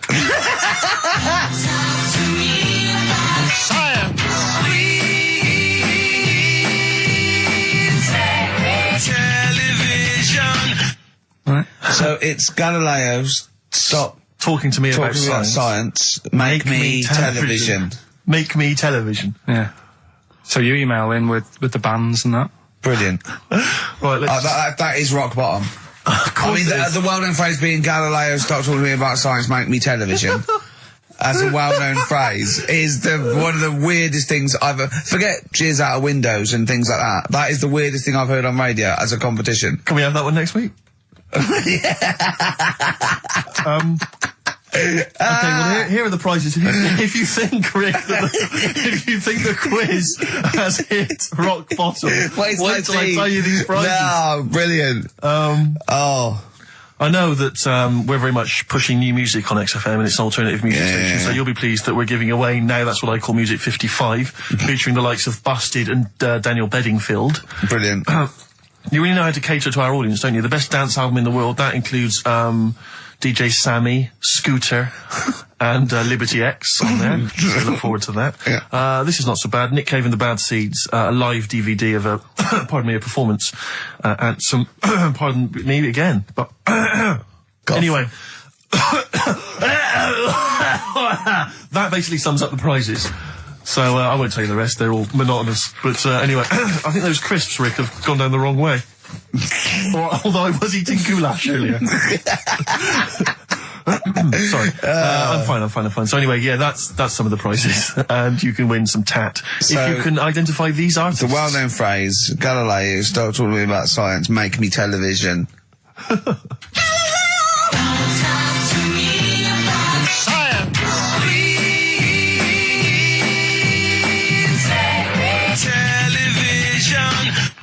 I just calling. But easy this week, I think. Those, yeah. Play a record, Carl. I mean, it's ridiculous. Ricky.Gervais at xfm.co.uk. The Pixies. The Pixies on XFM 104.9 holiday song. He's talking about people coming around and just banging the boiler and charging 90 quid. I think it was last Christmas. We had a dripping tap, right? And it started off just dripping a little bit. And then after a couple, I thought, we'd get that sorted out. We couldn't actually turn the tap. It was just solid where the washer had gone. And then over Christmas, like before Christmas, it just started flowing. It was just like on. And I was thinking, this is terrible. It was terrible. It was the hot tap. And of course, the caretaker gone away, everything had been closed down. So I called out an emergency plumber. Christmas, right, he couldn't get it, just turn the tap off, right? So he was trying. And in the end, he said, well, what I could do is I could just squash the pipe. Right, cut the pipe and squash it, and then you could change the whole thing. I'm like, yeah, whatever, right, because I can't have this. So, he said, I've got to go to the van, and he got this tool, came up to squash the pipe. He was only a young lad, right? Wasn't strong enough. So I had to help him squash the pipe. Right. He squashed the pipe, cut it, put a little nozzle on it, just to seal it, right? And I was 180 quid. 180 quid? And I want to say, surely that's half mine. Yeah. I helped it, and I was sort of being sarcastic. When Johnny was there, I was going, how much was that tool? He went, it was only about 9 quid. I went, pays for itself, isn't it? Yeah. And I was going, can I get one of them? He was going, yeah, get them anywhere. Obviously, didn't it? And then he went, I wrote a cheque for 180 quid, and he went, oh, I didn't charge you for the nozzle on the end. I went, no. He went, I said, how much is that then? He said, £2.50. So I can leave you cash for that. £2.50. £182.50. So he hadn't even really sorted the problem out. But what can you do? What can you do? He wasn't ripping me off. That's the prices. Yeah. He's not going to go, I'll tell you what, mate, because you helped me, call it quits. Yeah. Just buy me lunch. It's not going to happen. Yeah. My mate was locked out of his flat once, and he went out and shut the door behind him, and that was it. And he looked through a letterbox, and he could see his keys, right? Phoned a locksmith, says, look, can you come round? I can see my keys, right? It's just have to go out. And he went, well, yeah, but that doesn't matter. I said, I'm going to try it. It's 90 quid. And he went, 90 quid? He went, but I can see the keys. He went, yeah, I can get them for you. And he went, and my mate said, you're going to come round, you're going to charge me 90 quid, and you're going to scoop my keys up with a bent coat hanger. And the locksmith said, have you got a bent coat hanger, mate? It's brilliant. But it's a fair point, isn't it? Do you know what I mean? It's a fair point, that's it. And what can you do? Yeah. I'd have gone, thanks for the expert advice, and then asked a neighbour for a bent coat hanger. And they went, well, we'll call it 100 quid. Yeah. But that's more expensive than a locksmith. Well, yeah, because you're going to illegal traders. Exactly. We've got no licence. Yeah. You've got to pay a little bit more in case we get fined. Exactly. But that's what was going on when, the fellow was round the other day fixing the boiler in the bathroom. Just wanted to make sure that he was working on it, because it all went quiet in there. Mm. He had the door shut. I'm trying to have a little quick sort of peep, seeing if he's doing anything. And I push the door. It's like this sounds. But just pushing the door slowly, and he's going, "Don't come in." I was like, "What are you doing?" Well, what was he doing? Don't know. But then he's like, 3 down, probably doing a crossword again. that's what annoys me. The way that it's all secret. You're not coming in, and you hear the odd bang now and again. He's probably sat there, crossword, 3 down, giving it the old. Just now and again. With his foot. Just annoying. Yeah. How much did he charge you? 90 quid? It's just under 90 quid. Yeah. And all he said was, give it a bang. If it don't work again, give it a bang. What does that mean? Is that an air block? And they just what is it? I don't know. It's not that complicated. You wouldn't think a boiler is that complicated. It's not like understanding, how a fast breeder works, or a computer. It's a big lump of metal without water in it. How can we not know how that... Yeah. We were discussing yesterday, me and Glyn were trying to work out how our fridge works. Right. Pretty cool. Magic? It is the magic comes down the electricals into the frozen peas. That's what I thought. Yeah. Yeah. I know it's something to do with the hydrofluorocarbons that can exist at much lower temperatures without freezing. So when they enter the fridge sort of under pressure, as they flow round, because the pressure goes down, they take energy from the It's perhaps a discussion to have in the pub, but not on the air. I still can't figure out, I've never quite understood how a plane stays in the air. It always unnerves me when I'm in a plane. Turning a tap on, getting water. How basic are we going to go? Carl goes walking. Yeah. Yeah. Here's a bit of science for you. Go on. Right. Read the other day. Yeah. If you dug a big hole, right? Oh, God. Started digging, say in, wherever, Trafalgar Square, right? Yeah. You dig a big hole and you keep digging. Yeah. And you go right through the earth. Right. Out to the other side. Yeah. So you're somewhere in Australia or something, right? Yeah.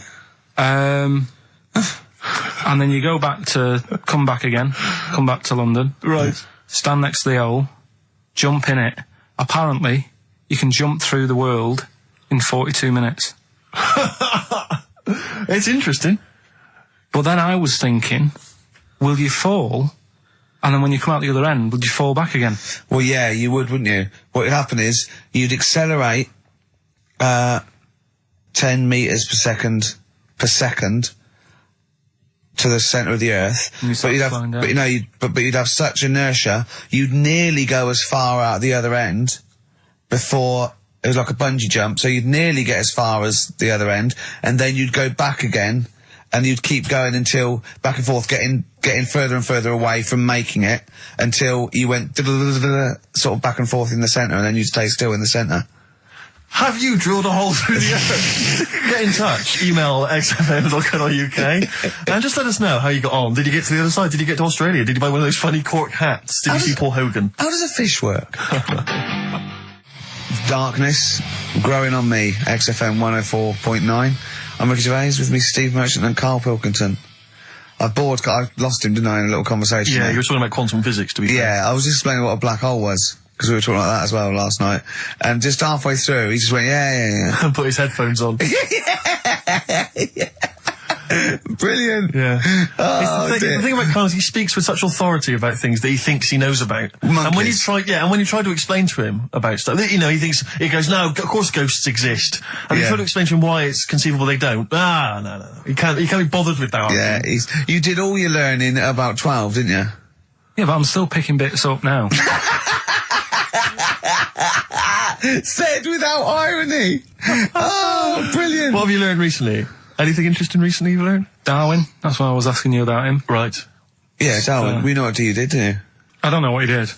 I just read the other day that they've got a treatment for whatever illness he had. I thought it was a bit late. Can you imagine that, saying that to his family? What did Darwin do? I don't know, you were just trying to explain it to me, but I'm busy doing stuff, aren't I? I can't take it all in whilst I'm sorting the ads out, putting CDs in. You know what I mean? Ticking off the knob news. No, but he formulated the theory of evolution based on natural selection. Yeah, but wait, though. Do you think that's good? Do you think he's well done? You're impressed with that? Because you're not impressed with things like, you famously said, Newton, so it said gravity, but it was already there. If we'd have been floating around, it'd been a problem. We weren't, so keep out of it. That's what you said. You said Einstein. I've never used EMC squared in my life, but the bloke who invented the video recorder, I watch one a week. So I wonder if you're impressed by Darwin formulating, I think, the most important scientific theory since Newton's laws. Has it made a difference? Or whatever he said, would it have happened anyway? You can't do that. You're not allowed to say that. You can't say, oh, well done, I'd have found it eventually anyway. You can't do that. You've got to give people their due, do you know what I mean? But now it's difficult to find stuff because there's less to find out now. It's not a competition. But on what scale? On what scale are you looking at? Why do you mean there's less to find out? Well, now, I mean, they're bringing stuff out that... Do you know what I mean? It's just... The iPod. Well, yeah. Sure. Didn't see the point in that, no. The iPod. Do you know, he actually listed the 3 songs he'd ever want to carry around with him. I can't remember what they were. What are the 3 songs you'd Killing a Georgie. Killing Georgie, yeah. Yeah, what else? Probably have Elvis in the Ghetto. Right. Yeah. Moving. Living in the City. Stevie. Do you know what I like? Do you know why that? Because that's like a little film to him. Yeah. That's 3 songs where there's a little story. He knows the ending. Yeah. But it's someone singing it to him. A little. Just put them on it. How many songs can it hold? Well, 7,500. 7,000. Put that on 7,500 times. Sure. Well, you don't need to, do you? I mean, that is like that joke. The wish. Imagine putting on 7,500. You know that joke about you got 3 wishes. It says a never-ending bottle of Guinness. And he goes, second wish, you have 2 more of these. Yeah. You don't need to put them on 7,500 times, do you? No, you don't have to. Never mind, Carl. Never mind. Answers rushing in, we should point out, for the quiz. Most of them agreeing that it's pointless. Some people have called it... It's songs of phrase, of course. Some people are referring to it now as songs of arse, which is more than appropriate. But you'll be pleased to know that it's ending this week, and next week we've got the return of the even more pitiful Rockbusters. For the last one. That's back for the last one. We perhaps also need your petitions to Carl. If you want us to stay on the air, then you need to petition Carl, giving good reasons why he should stay, why this show isn't boring, or rather why he shouldn't be bored by it. I mean, you're bound to be bored as listeners, but obviously he's running out of steam now. What are you fed up with? You're just fed up with, in general, are you?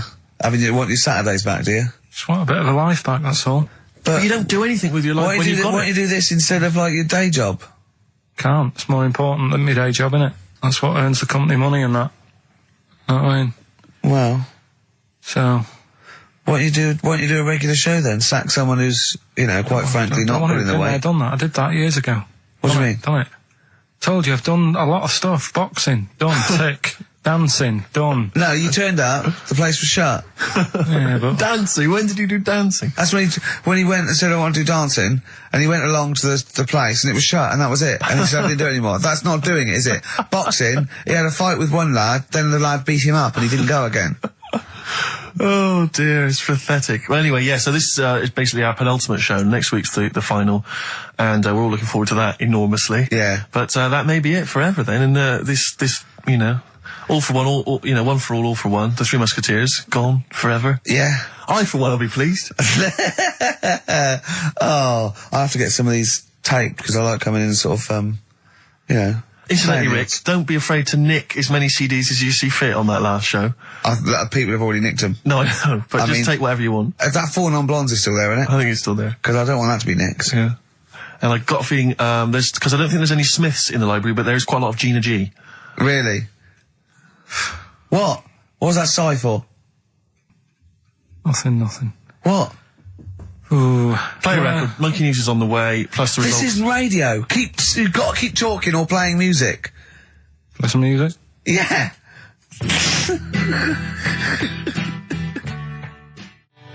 Heart of Gold by Neil Young on XFM 104.9. Pop Idol, of course, begins this evening. I know you're looking forward to it, Rick. Yeah, love it. It's always a joy, isn't it? Especially those early rounds with the mentors. Yeah. Yeah, they are always extraordinary.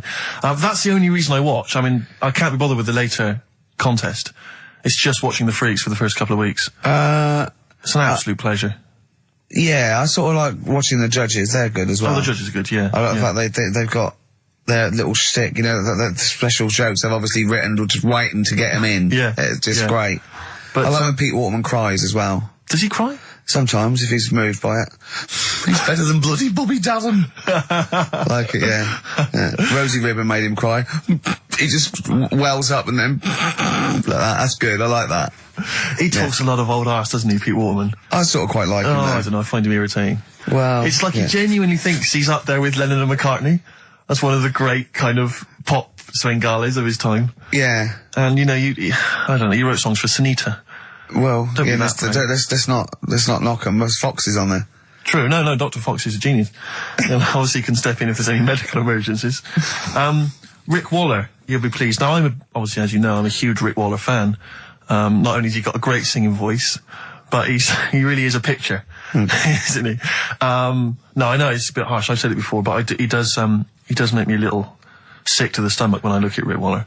And to be honest with you, it's his own fault. He went in Celebrity Fit Club, he had a chance to sort things out, and his attitude was wrong, and he didn't trim down. And he's, for want of a better phrase, a bloater, and slightly grotesque. But, he's in the paper this week saying that it was all because of his image. He didn't fit the stereotype of what pop stars should look like, blah, blah, blah, blah. Well, he's disgruntled by this. He's got a great singing voice. Well, he has got a great singing voice. But the point is this, Rick, the point is this. Since the days of Elvis, since the days of Bing Crosby... He's not as fat as Elvis. But you're a star because you have to have the whole package. The voice, the sex appeal, everything. We know how it works. Kids buy it. It's pop music. That's what pop music is. You know, if you want to be a big fat bloater, you've got to at least be as good as Barry White. He isn't. Or Pavarotti. And so anyway, he set up an organisation. He's already got a band. You know, he's got a band. You're saying, get over it.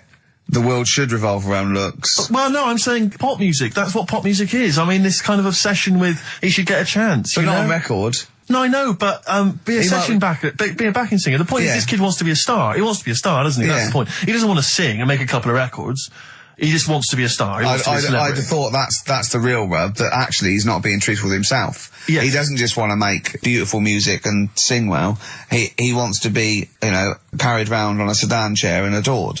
Imagine that. I know. He'd have to have a lot of money to pay for the entourage that can carry him out. The 4 elephants needed.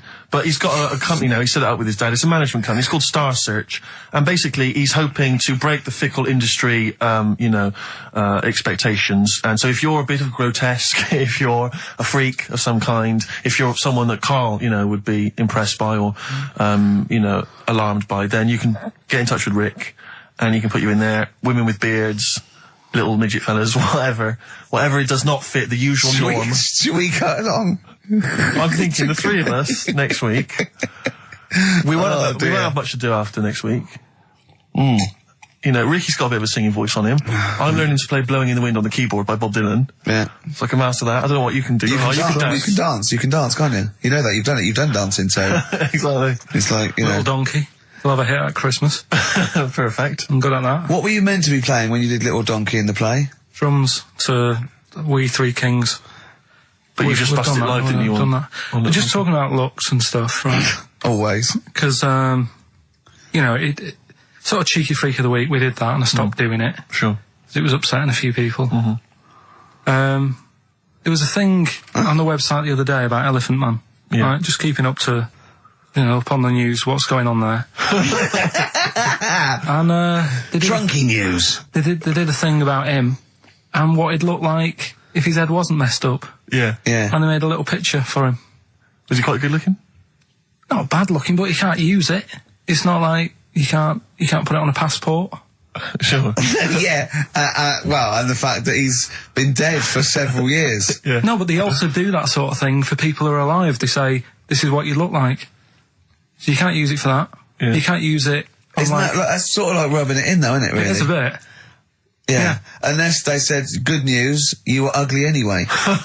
Yeah. To be quite honest. You wouldn't have pulled if you didn't look like an elephant. If you were symmetrical, you weren't a looker. You couldn't use it on a little dating agency picture. This is what I look like. Yeah. This is what I would have looked like. And they phone up and go, I'm intrigued, what do you mean would have looked like? Well, I see you, as we said, 7 o'clock. How will I recognise you? I'll be eating buns. Yeah, look for the giant cauliflower. Yeah, in a coat. Exactly. I love the fact that you're keeping up to date with what the Elephant Man might have looked like. Yeah, exactly. That is amazing. Karl's news is largely what's happening in around 1880. Yeah, or what might have happened around 1880. No, but it's sad though. Did you watch that thing in the week? That What Are You Staring At programme? I didn't know. I couldn't face it. I know what you mean. It was about people who'd had unfortunate deformities. Yeah, and it was really sad. I suddenly felt bad about some of the stuff we'd talked about and what have you. Could I just say something like that's quite a nice thing to say. I suddenly felt bad about some of the things we talked about. Should we go over what we've discussed today? What subjects have we brought up today? How can you feel sorry about things like that when we're still doing it? No, I'm just saying, you have a laugh and that, but then you see a programme about it and you go, oh. What, you realise they're real people you're talking about? Yeah. When do you ever forget that? When do you ever forget that when you bring up these cheeky freaks of the weeks, or when we talk about Rick Waller, that there's not a real person on the other end thinking about it? Yeah, but sometimes it's hard because they don't look like real people. Don't slag off Rick Waller. That girl was on with a big head. Like Bo Selector. We played some Dizzy Rascal earlier, and that was wicked. Exactly, and he's the new kind of the kind of London rap sensation. Yeah. But let's not forget Credit to the Nation from 1994. They're teenage from Birmingham now, sensation. Steve. Whatever happened to MC Fusion? He got a lot of bad press at the time. People didn't respect him, but I'm listening to that now. I think it was bloody brilliant. Yeah. All right. And crucial, no? Exactly. Adverts. Kings of Leon, Molly's Chambers on XFM 104.9. I'm Ricky Gervais, you're Stephen Merchant, and that little bald head mank over there is Karl Pilkington. Cockaliki soup. Cockaliki soup is fine. That was one from Nick. Thanks for that, Nick. Yeah. Is it I was referring to the woman who chewed on a knob in her goulash. Exactly.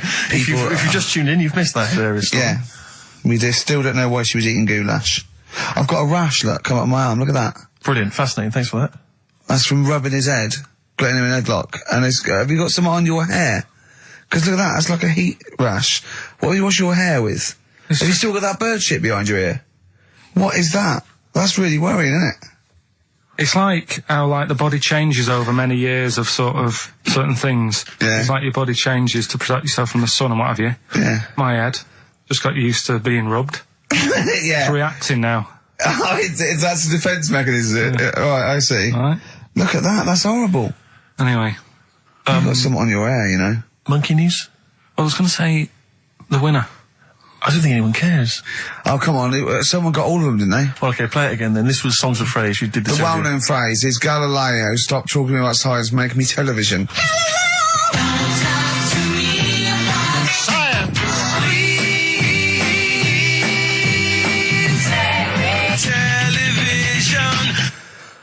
The most convoluted, banal quiz on any radio station ever. I mean, I'm including Moyles, Chris Evans, do you know what I mean? Simon Bates. That's worse than anything they ever did. Apparently, Channel 5 have bought the rights. Anyway, what were the answers, Carl? We had Queen in there, Altered Images, Thomas Dolby. Yeah. Beatles, Aretha Franklin, and Red Hot Chili Peppers. Well, extraordinarily, Tracy and John Burton from Colchester and Essex got all of those right. Why they would want the prizes, I've no idea, but good luck to them. They can enjoy those at some point. God bless. Okay, Monkey News? Do you want a bit? Yes, please. Play the jingle. This rash is weird. Oh, chimpanzee that Monkey News. Right. Right, they were filming a documentary, right, this telly company. Yeah. Doing a documentary. Who? Which one? Which one? Don't know. No, right, what was the documentary about? About monkeys. Yeah. Where was it? Where Africa. was it? Right, when was this? I haven't got a date. Okay. Recently, though, since the advent of television, obviously. Yeah. Actually, a bit of extra monkey news if you want it. Okay, always. Do you know the, Monkey News Extra. Go on. Do you know the Halfords ads? Halfords ads? I don't think so, no. What happens? Halfords, they've you know, they sell nuts and bolts and stuff. Right. They were using monkeys in the ads. Okay. Yeah.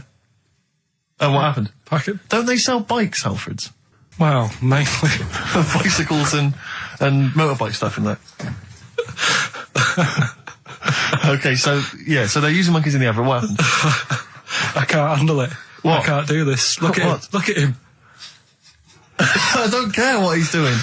Well, basically, right, there was a load of hassle because they were using these monkeys in this Halfords advert. Yes. Right. And what happened? Get to the point. It turned out it wasn't a problem because they were mechanics in the first place. Well, they were monkey mechanics? Yeah. What are you talking about? Mental. What are you talking about? It's not a story. Right, anyway, listen, let's get back onto They it. were mechanics in the first place. Right, listen. Right, so they're making this documentary. Right? And stumble across a little gang of Come on, just get on with it, please. Little gang of monkeys. That's Yes. the first time I've ever laughed. I'll hear that. I know. Well, brilliant. What do you want? A cake? Come on. Can we play a song? Oh, I don't understand what is wrong with you, you freak. It's making me laugh. Just tell us the story. All right then. All right. So anyway, right. So there's this documentary being made. They found a little gang of monkeys. Right, play a song. I don't know what's going on here. I apologise. It's just if you were looking forward to monkey. Got to hide your love away. according to the Beatles on XFM 104.9. I'm Ricky Gervais with me, Steve Merchant. Right, Carl, come on. Monkey news. Everyone's composed. The jingle, please. Oh, chimpanzee that monkey news. Excellent. Okay. Right, where were we? We were just start again. There's some people making a documentary. For what? Okay. Making a documentary in a jungle and that. Right. Stumble across a little gang. Okay, come on. All right. A little gang of monkeys. Yeah. Oh, come on. So the camera crew are there filming it. Yes. Everything's going normal. It's all fine. Nothing odd about it. Okay. They're not running a restaurant, they've not got any barber shops, nothing. No. Just regular monkeys going about their business, yeah. So anyway, what normally happens is the monkeys sleep with the partner. They already do what? They don't sort of sleep around and that. Once they find the girlfriend or the boyfriend or whatever, yeah. they stick with them, right? Okay. But anyway, they were watching this one, right? And it's going around a bit, sleeping around. Oily. And it was getting fatter. They thought, this is a bit odd. Yeah. Right? So, followed it round. And, see it having it away. Turns out, little prostitute.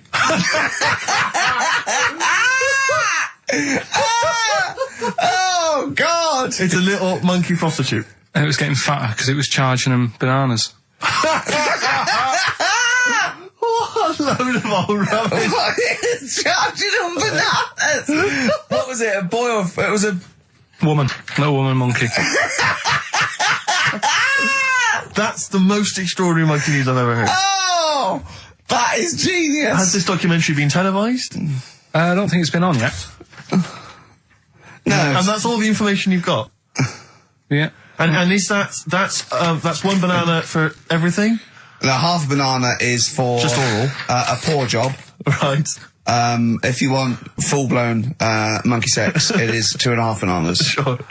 So, let's just play a song. let's just play. All right, well, this is our penultimate show, so we're back next week. We're going to make it a barnstormer, I'm sure, lads. I want 100% behind it, 110% next week. All right, none of this giggling, none of this infantile giggling, like two schoolboys. Right. All right, we're going to come back, we're going to have some quality monkey news next week. We're going to have all kinds of treats, I would have thought. Okay. Some great prizes.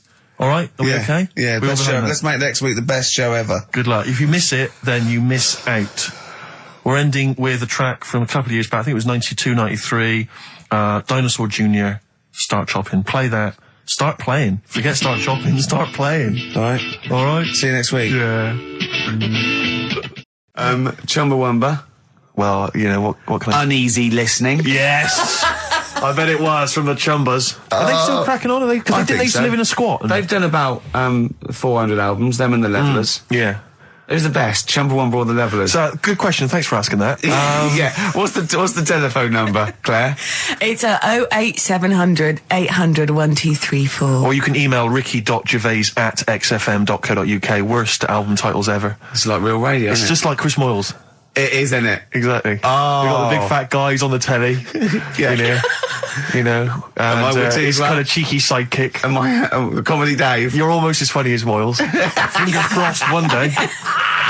The weather episode. Snoop Dogg, Dr. Dre, Crowdhouse. I love that. Enjoyable. That works for me, Steve. Yeah, What do you think? No, it was nice. Well, she started off all right. Should we give her one more go? I think a round of applause for Claire. Yeah, that's brilliant. No, that's excellent, that. I love that. Rick, the phone... Oh, it's just gone. The phone, no, I tell you, the phone board had lit up there, Gervais. Really? There was a call buzzing through on call. A call came through? A call came through on line 1, Yeah. and Sturgis missed it. Carl would never have missed that. He knows how valuable they are. I'm sorry. Yeah. That was probably someone with an amusing album title. No, I did get one, Steve. I did What was get it? one. Do you Someone want to came hear through? it? Yeah, go on. Okay, this is from Al, who says, what about this? H to H-E, who am the only one. Sorry, H To H-E, H-E. who am the only one. I don't know what it means. No. Van de Graaff generator. Oh, well, no wonder. That's the thing that one of those things at the museum that you wind up and you touch and it makes your hair stand on end. Yeah. That's the scientific thing, isn't it? Sure. I've given up, Steve. Yeah, no, Do you know, I that didn't really make me laugh either. I'll be so- honest, I'm thinking that the whole kind of amusing album titles thing we should abandon. I thought that as I said it. To be honest with you, I thought it was easier than this. I mean, Chris Moyles makes it work, that kind of crazy comedy Okay, let's try radio another. magic, but obviously and I don't think our listeners are into that stuff. I just don't think they can be bothered to get to the phone. I don't think a lot of them are able. I think a lot of them are, you know, Do you still remember kind of smacked up. Do you remember when we spent about 3 hours trying to get to through to the Chris Moyle show? Vaguely, yeah. What was the He reason? was doing this competition, and it was song titles with golf, about golf. Like, so you go like Drive, the Cars.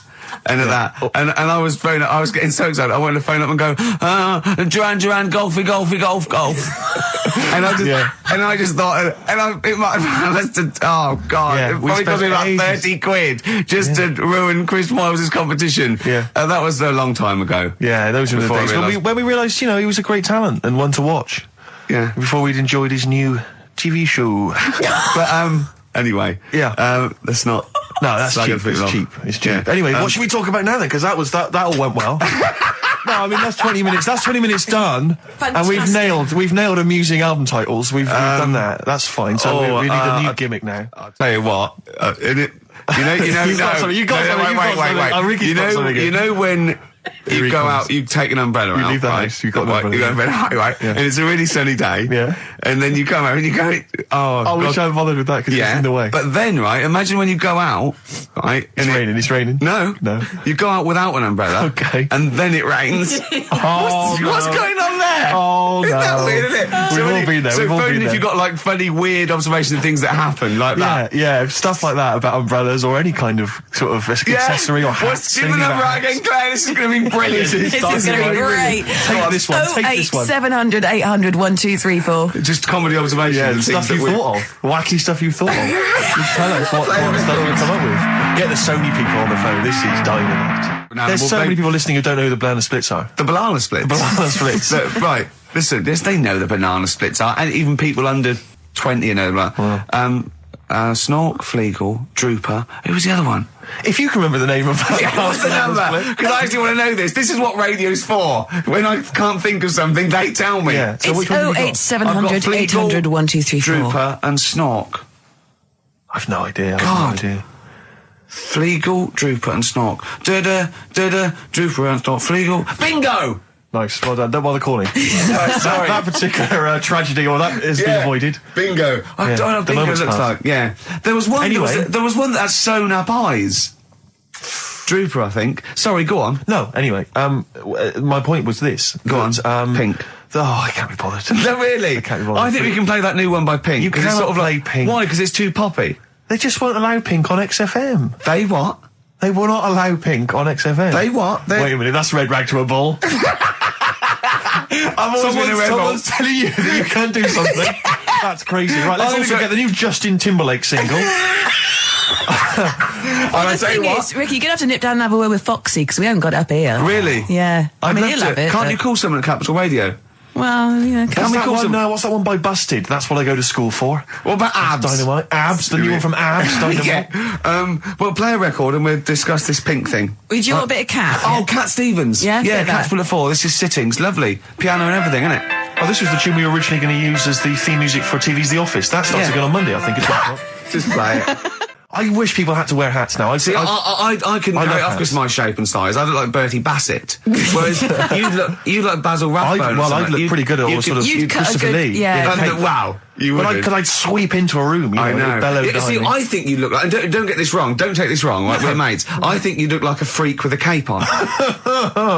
Okay. So- all right. Well, And at which point would you take it one step further and add the Deerstalker, you know, and go the whole Sherlock Holmes route? I'd have the cape, the pipe, the deerstalker, and Yeah. I'd solve crimes. It'd be great. It'd look like some sort You of... could be my fat companion. I could be. What? Sort of like get padding and stuff. Yeah. No, I like that. Yeah. I'd like to solve more crimes. If I'm being truthful, I'd like to. I would love to solve crimes. Just to solve one crime would be Oh, great. I wouldn't matter if I solved it. If the police came to me and said, you know, I'd just look at the first one, go in. Yeah. Just get it off the streets. You know what I mean? Just like tick, done that. Sure, yeah. But I You just know. feel there'd be something. I feel like maybe because you know, like in TV shows, it always used to be, you know, they were a doctor who also solved crimes. They were a plumber, they solved crimes. Quincy. You know, Quincy, things like that. yeah. But, you know, a couple of sort of BAFTA-winning writers. What did Heart comedians to who Heart also do? solve crimes. That's good. That'd be good, wouldn't That'd it? be great. What did Heart to Heart do? They were just They millionaires. were just a couple, a millionaire couple who would invariably you know, what was But the Murder they She did Wrote? that She was just a every novelist. week, though. Every week, Heart to Heart. Murder She Wrote. Murder She She wrote it and she solved it. always solved it. It's Yeah. brilliant. Murder She Did wouldn't have been such a good sort of No, thing. No. But this is what you don't seem to get that anymore. You know, people who do one job for a living, you know, DJ who also solves crimes. The DJ who solved crime, that was Shoestring. Was he a DJ? Yeah. He was Eddie a private Shoestring ear, wasn't he? He was a private DJ who was ear also a on the private radio. eye. Is that what was that the thing they did? Not private eye, private ear. Is that what they said? Yeah. And how did he solve it? He worked out clues for call-ins and stuff. Yeah. No, he used to leave the building. He didn't just sit there and play records and then try and guess. That's great. Give us a call on the usual number if you've got any idea who murdered. No, it's Snitch Hour. Got a letter here. Who reckons she knows? I know a lot of my friends are big fans of Midnight Caller. Do you remember Midnight Caller? Was he a DJ who solved crimes? Yeah, it was one of those late night things in America, wasn't it? But was he a DJ? He solved crimes, didn't he? I don't know if he'd solved crimes or just solved... If you've ever solved a crime, email us. Puzzles. He had one of those puzzler books. Weren't you on the front cover of Puzzler once? One of those things you get... Weren't you? Puzzler. Were you? Was I? No, I don't think so. Oh, it was your other friend who's a of mine, DJ, It was a cover of Puzzler magazine. That's it, yeah. So was Puzzler a rude thing? No, it's one of those things that Those puzzle books you can buy in actually, it's a puzzler. You do Oh, for I see. coach journeys, and they just put people's pictures on without permission. Yeah. I don't think they're just like, well, I didn't give permission. They just find like celebrities, and they just get their picture and they stick them on the Well, they front. would have used me then, would they? Well, I Celebrities. forgot. I didn't. Hey, Pink. Should we play Pink? Yeah. Oh, man. I don't live by the rules. Be on your head. Here we go.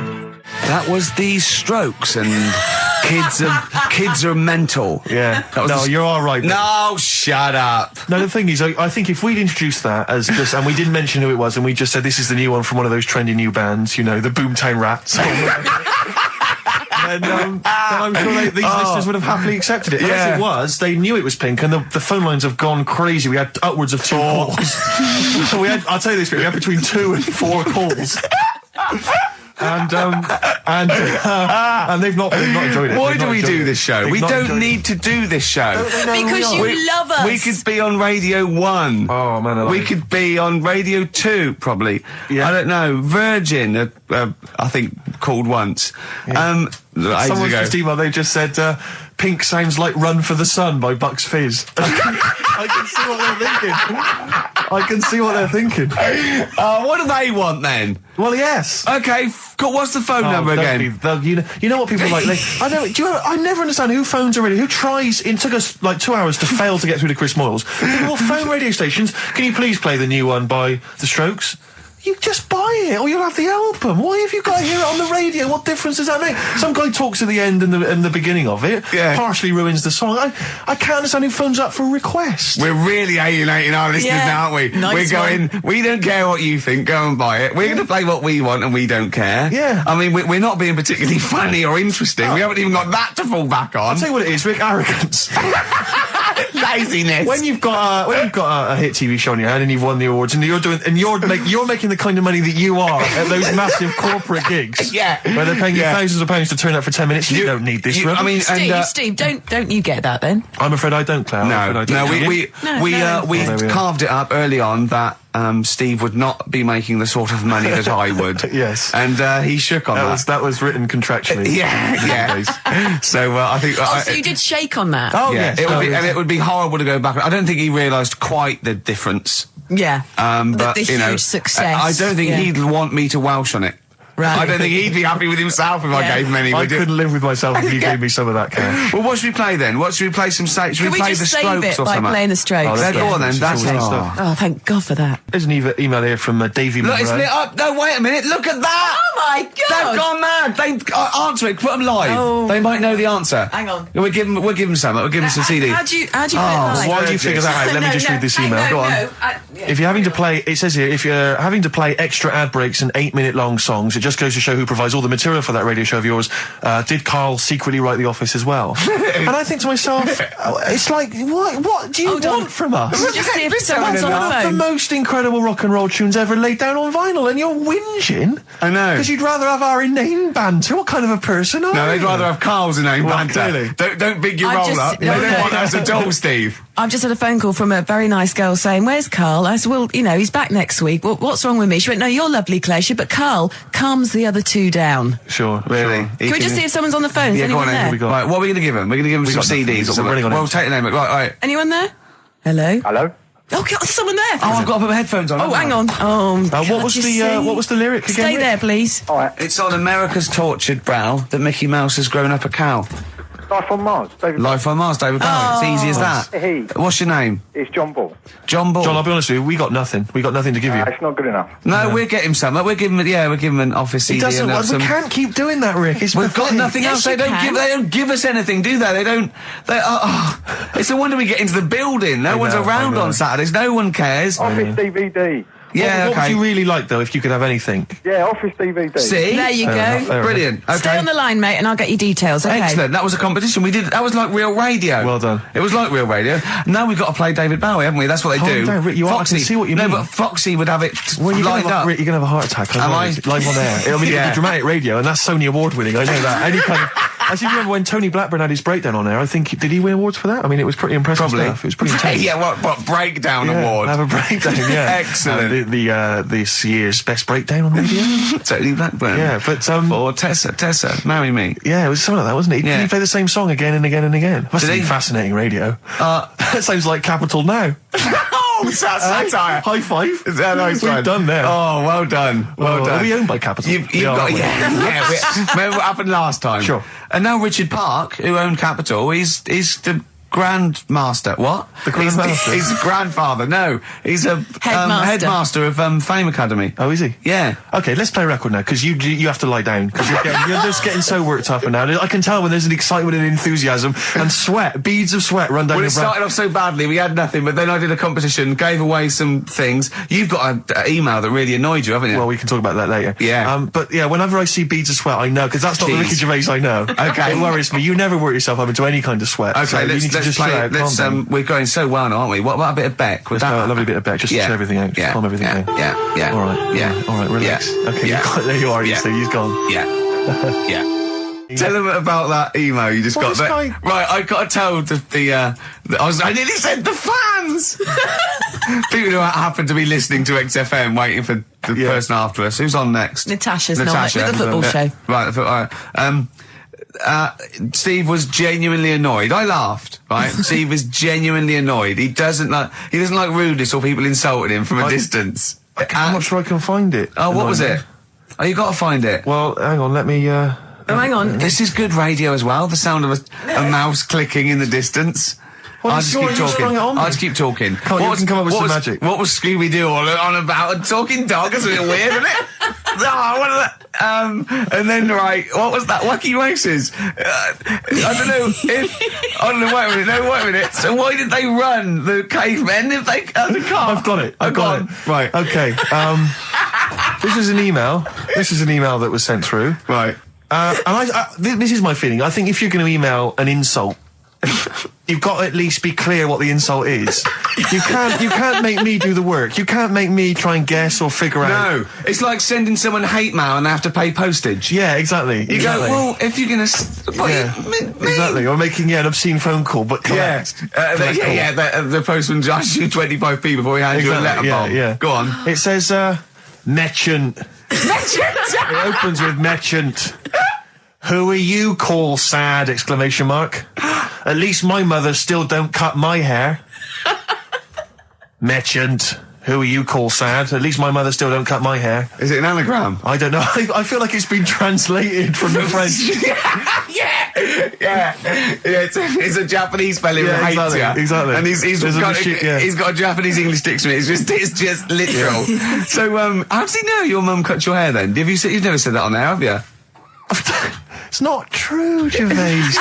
Can I just say, I think your hair looks really nice. I've known you for about 5 years now. And it's lovely. I laughed at you needing someone to say it. It looks fine. Yeah, it looks good. What do you mean it looks fine? It does look good. It looks good. He's got a little bit of product on it, hasn't he? Yeah, it has. Maybe I have. A little bit of hair gel.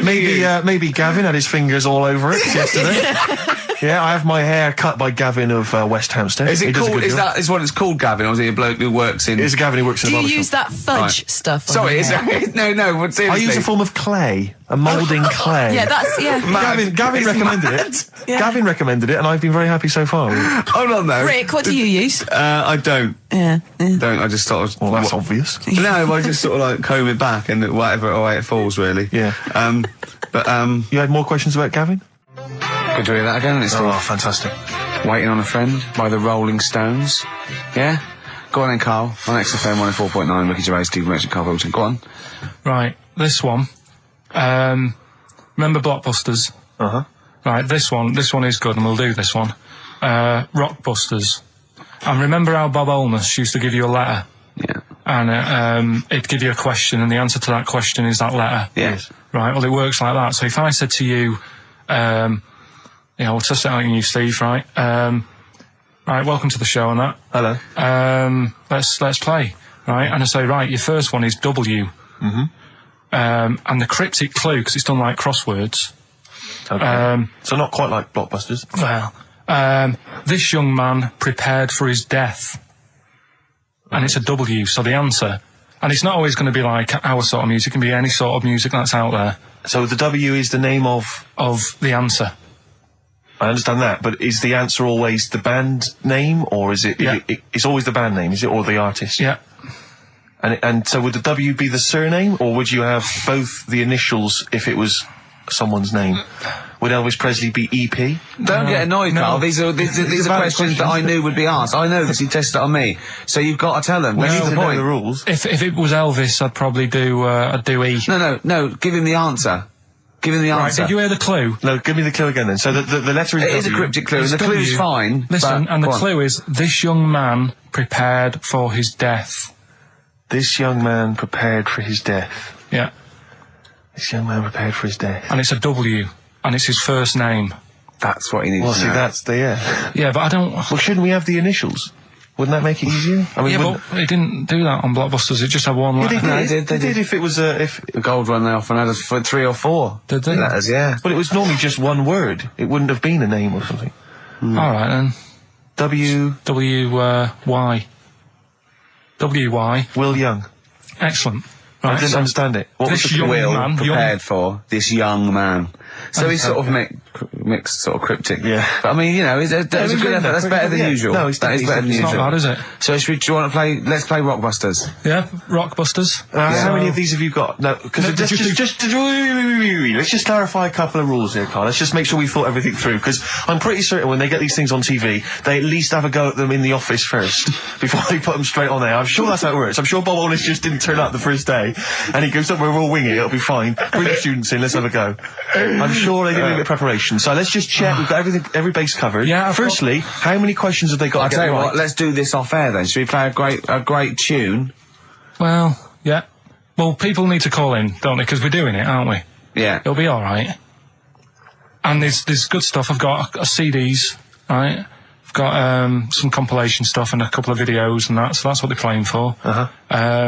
Call up now, 08700 800 1234. Get them on the air, we'll play the game. Brilliant. Yeah? Yeah. Is that what we're doing? Bit of The Cure. Brilliant. Pulp. Good news and bad news. Bad news is we have got enough callers to play Carl's game. The good news is we don't have to pay any more adverts in this show. So if it doesn't work, sod it. Right, who have you got on the line, Carl? Sam. Now let's just remind ourselves, what's the game? It's Rockbusters. Okay, now calm down, Carl. I know you're a bit stressed. You've got a lot to do, but don't worry. You've just had a holiday. Throw this desk out. Let's throw it out and start again. Rick, don't get stressed. Go on then. People wouldn't think it was us if this show wasn't, half-baked and ill-formed and generally shoddy. That's what they've grown to love. Okay. All right. Sam? Hello? Is it sounding alright today? It is. It's just about. Right. Cheers. Sounds worse. Right then. Yeah. And so we've got Sam on the line. Who else have we got there? So we've got Tim as well, haven't we? Hi there. Alright, Tim. Tim and Sam. Right, You sound quite similar, lads. Could one of you affect an accent or something? Which one's Tim? Yeah, it's me. Okay, which one's Sam? It's Sam.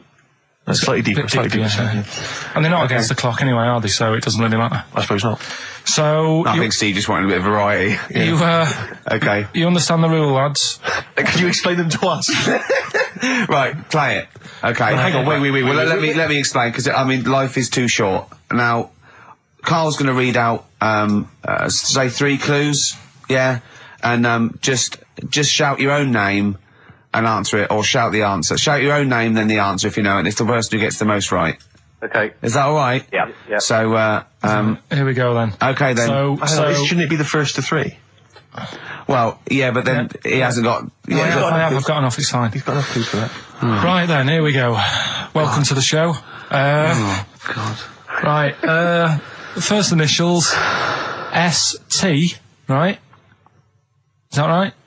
Well, I don't know. Oh, we don't know, do we? How do we know? Here we go. ST, and the cryptic clue is better than the average homeless person. Okay? Sorry, I think... Is that a band? Yeah. Is it an old band? Yeah. I think that's one word. All right, then S. It's an old 70s band. Better than the average homeless person. Tim? Go on. Supertramp. Yes. Supertramp it is. Yeah. Well done. 1 point to I have you, no idea Tim. why that's right, by the way. You don't understand why it's right? He's a super tramp. Oh, right. Better than the average homeless person. cryptic, yeah. Yeah, cryptic. Yeah. Okay, second one. Come on, Sam, you got it. That's actually quite good for Carl. Trust me, Tim. Take that as a good clue. Because, yeah, okay. We won't do this again. Wait, 1-0 Right, to here we Tim. go. Right. F. The letter is F. That's the next one we're moving on to. And the cryptic clue is, the little girl is hungry. What shall we do? The S or F? I've got it. F. Freddy. Sam. Peter. Yes, 1-1. Feed her. He's pulled out of Feed her. Yeah. Feed her. Okay. Yeah. So that's one each. So this is the decider, isn't it? Wait a minute, ITV are on the phone. Well, you said first to 3, so no, it's not, is it? That's what I said. Just do the 3 clues and who gets the most. Okay, well, we can do that now. So, here we go. I love this. This is rubbish. Go on. So, here's the last one. The initials are AK, right? And the cryptic clue is exploding pet. Shout out your name if you know it. Last orders at the bar, please. Last orders at the bar. Exploding pet. AK. You're tuned to XFM 104.9, Karl Pilkington's quiz, Rockbusters. The format is still available. The highest bidder, please give us a call, or you can email ricky.gervais@xfm.co.uk. Is it a band or a singer? I'll give you a bit more of a clue. It's a pop band. Okay, we wouldn't... No, Tommy Kissem. Yes. Hey. Oh, this is amazing radio. So who was that won? That was Sam who won. So it's 2-1 to Sam, so he wins... What does he win, Carl? He wins some CDs and some videos. No, he's got obviously now, Sam, if you're ready, take the spot, you're going to do the gold run. Away you go, Carl. I haven't got any more. You're a fool. Right, stay on the line, we're giving both some presents. Play a record for... Rick, I'm going to shoot off. Not come! Feeder, come back around. He's getting all stressed again. You know, we've only done an hour. I know, I'll tell you what, this seems there's like another 3. hour to go. I know, I don't know what it seems like to the listeners. I'll tell you this, I'm not trying to be disrespectful, Carl, but I think maybe someone else should come in and press the buttons. Because I'm not sure you're across it. I don't think you can concentrate on talking and working at the same time. I'm not sure you can... Walking Yeah, and eating. for you, it seems it's a bit no, like... don't say that. Look, he's gutted. No, there's a lot of gone wrong here. I say throw this desk out and get a real one. Seriously. Well, I think there's a Fisher Price when you can buy in Argos that might be worth but getting. we got there. We were stunned because it was second hand, this one. But this is like the Mir space station. I mean, it really is falling apart. Get a new one in. Let's not, I can't believe it. Look at that. Look at the library. Look at the gaps in the library. Let's not go on about this, because this isn't good. What? Whereas that quiz was. Whereas that was good radio. You can join in and stuff. But the problem is, Carl, why do you rush to do it? I told you before we should practice these things. That's Although, to be fair, Steve, I haven't got time to do anything, so at least Carl's coming up with stuff. But I don't mind, running What through other with ideas it have while you you're got? having a kip outside. Really? What other ideas have you got? Have you got any other ideas, Carl? Because we've got another hour. Have you got anything at all? No, I wasn't disputing. He's all smug because he's had a phone call. That was Beck, lost cause. Go on, tell him why you're all smug. Because Adrian just called up. Yeah. After hearing the story about the Chinese kid. Yeah. And he said, yeah, that's true. He said that there was a TV programme on it. Yeah. He had a chromosome defect. Yeah. And it made him hairy. And his mum and dad used to have to shave him. That wasn't in the book. But, thinking about it, that's not a good move anyway, is it? Because they say that for women, if you get a few hairs on your top lip, don't shave it because it'll grow back thicker and faster. So they should have just let him. They should have just said, well, let's see how bad it gets. But if they went in there straight away if he came out as a baby and a little bit hairy, they should have left it for a little bit. But Adrian called up and said, yeah, he was hairy, he was all but right. we weren't disputing there was a Chinese kid born slightly hairier than the rest. We were disputing the fact that you didn't actually tell us a story. You just told us a And what we are disputing is that man was abducted by aliens for 3 days and grew a beard. Yeah. That's definitely not true. You know, We don't know about chewing the fat, but it sounds quite viable. Yeah. You see, the difference is between me and Steve and you is that what we believe isn't random. Do you know what I mean? It's not random. The things that we don't believe stuff just because it's interesting. it's not every other thing we believe and every other thing we don't. Well, I think Karl believes stuff if it's interesting. Yeah, I know. Yeah. If he thinks, intriguing. Fact. that song's got a good story. Okay. Love it, snappy. Go on. And there's loads of songs out there, isn't there, with songs that you couldn't fade out. When you hear them on the radio and that, you don't want anyone to talk over the start or the end. Yeah, because but remember we did this one before with Killing a Georgie by Rod Stewart. Yep. And I was a bit worried that it might have been a true story because we were, joking about it. And he went, "Oh, you know that Killing a Georgie?" He went, "I think it is a true story." I went, "Why?" He went, "I listened to it again, and Rod Stewart at the beginning says this is one of my best friends."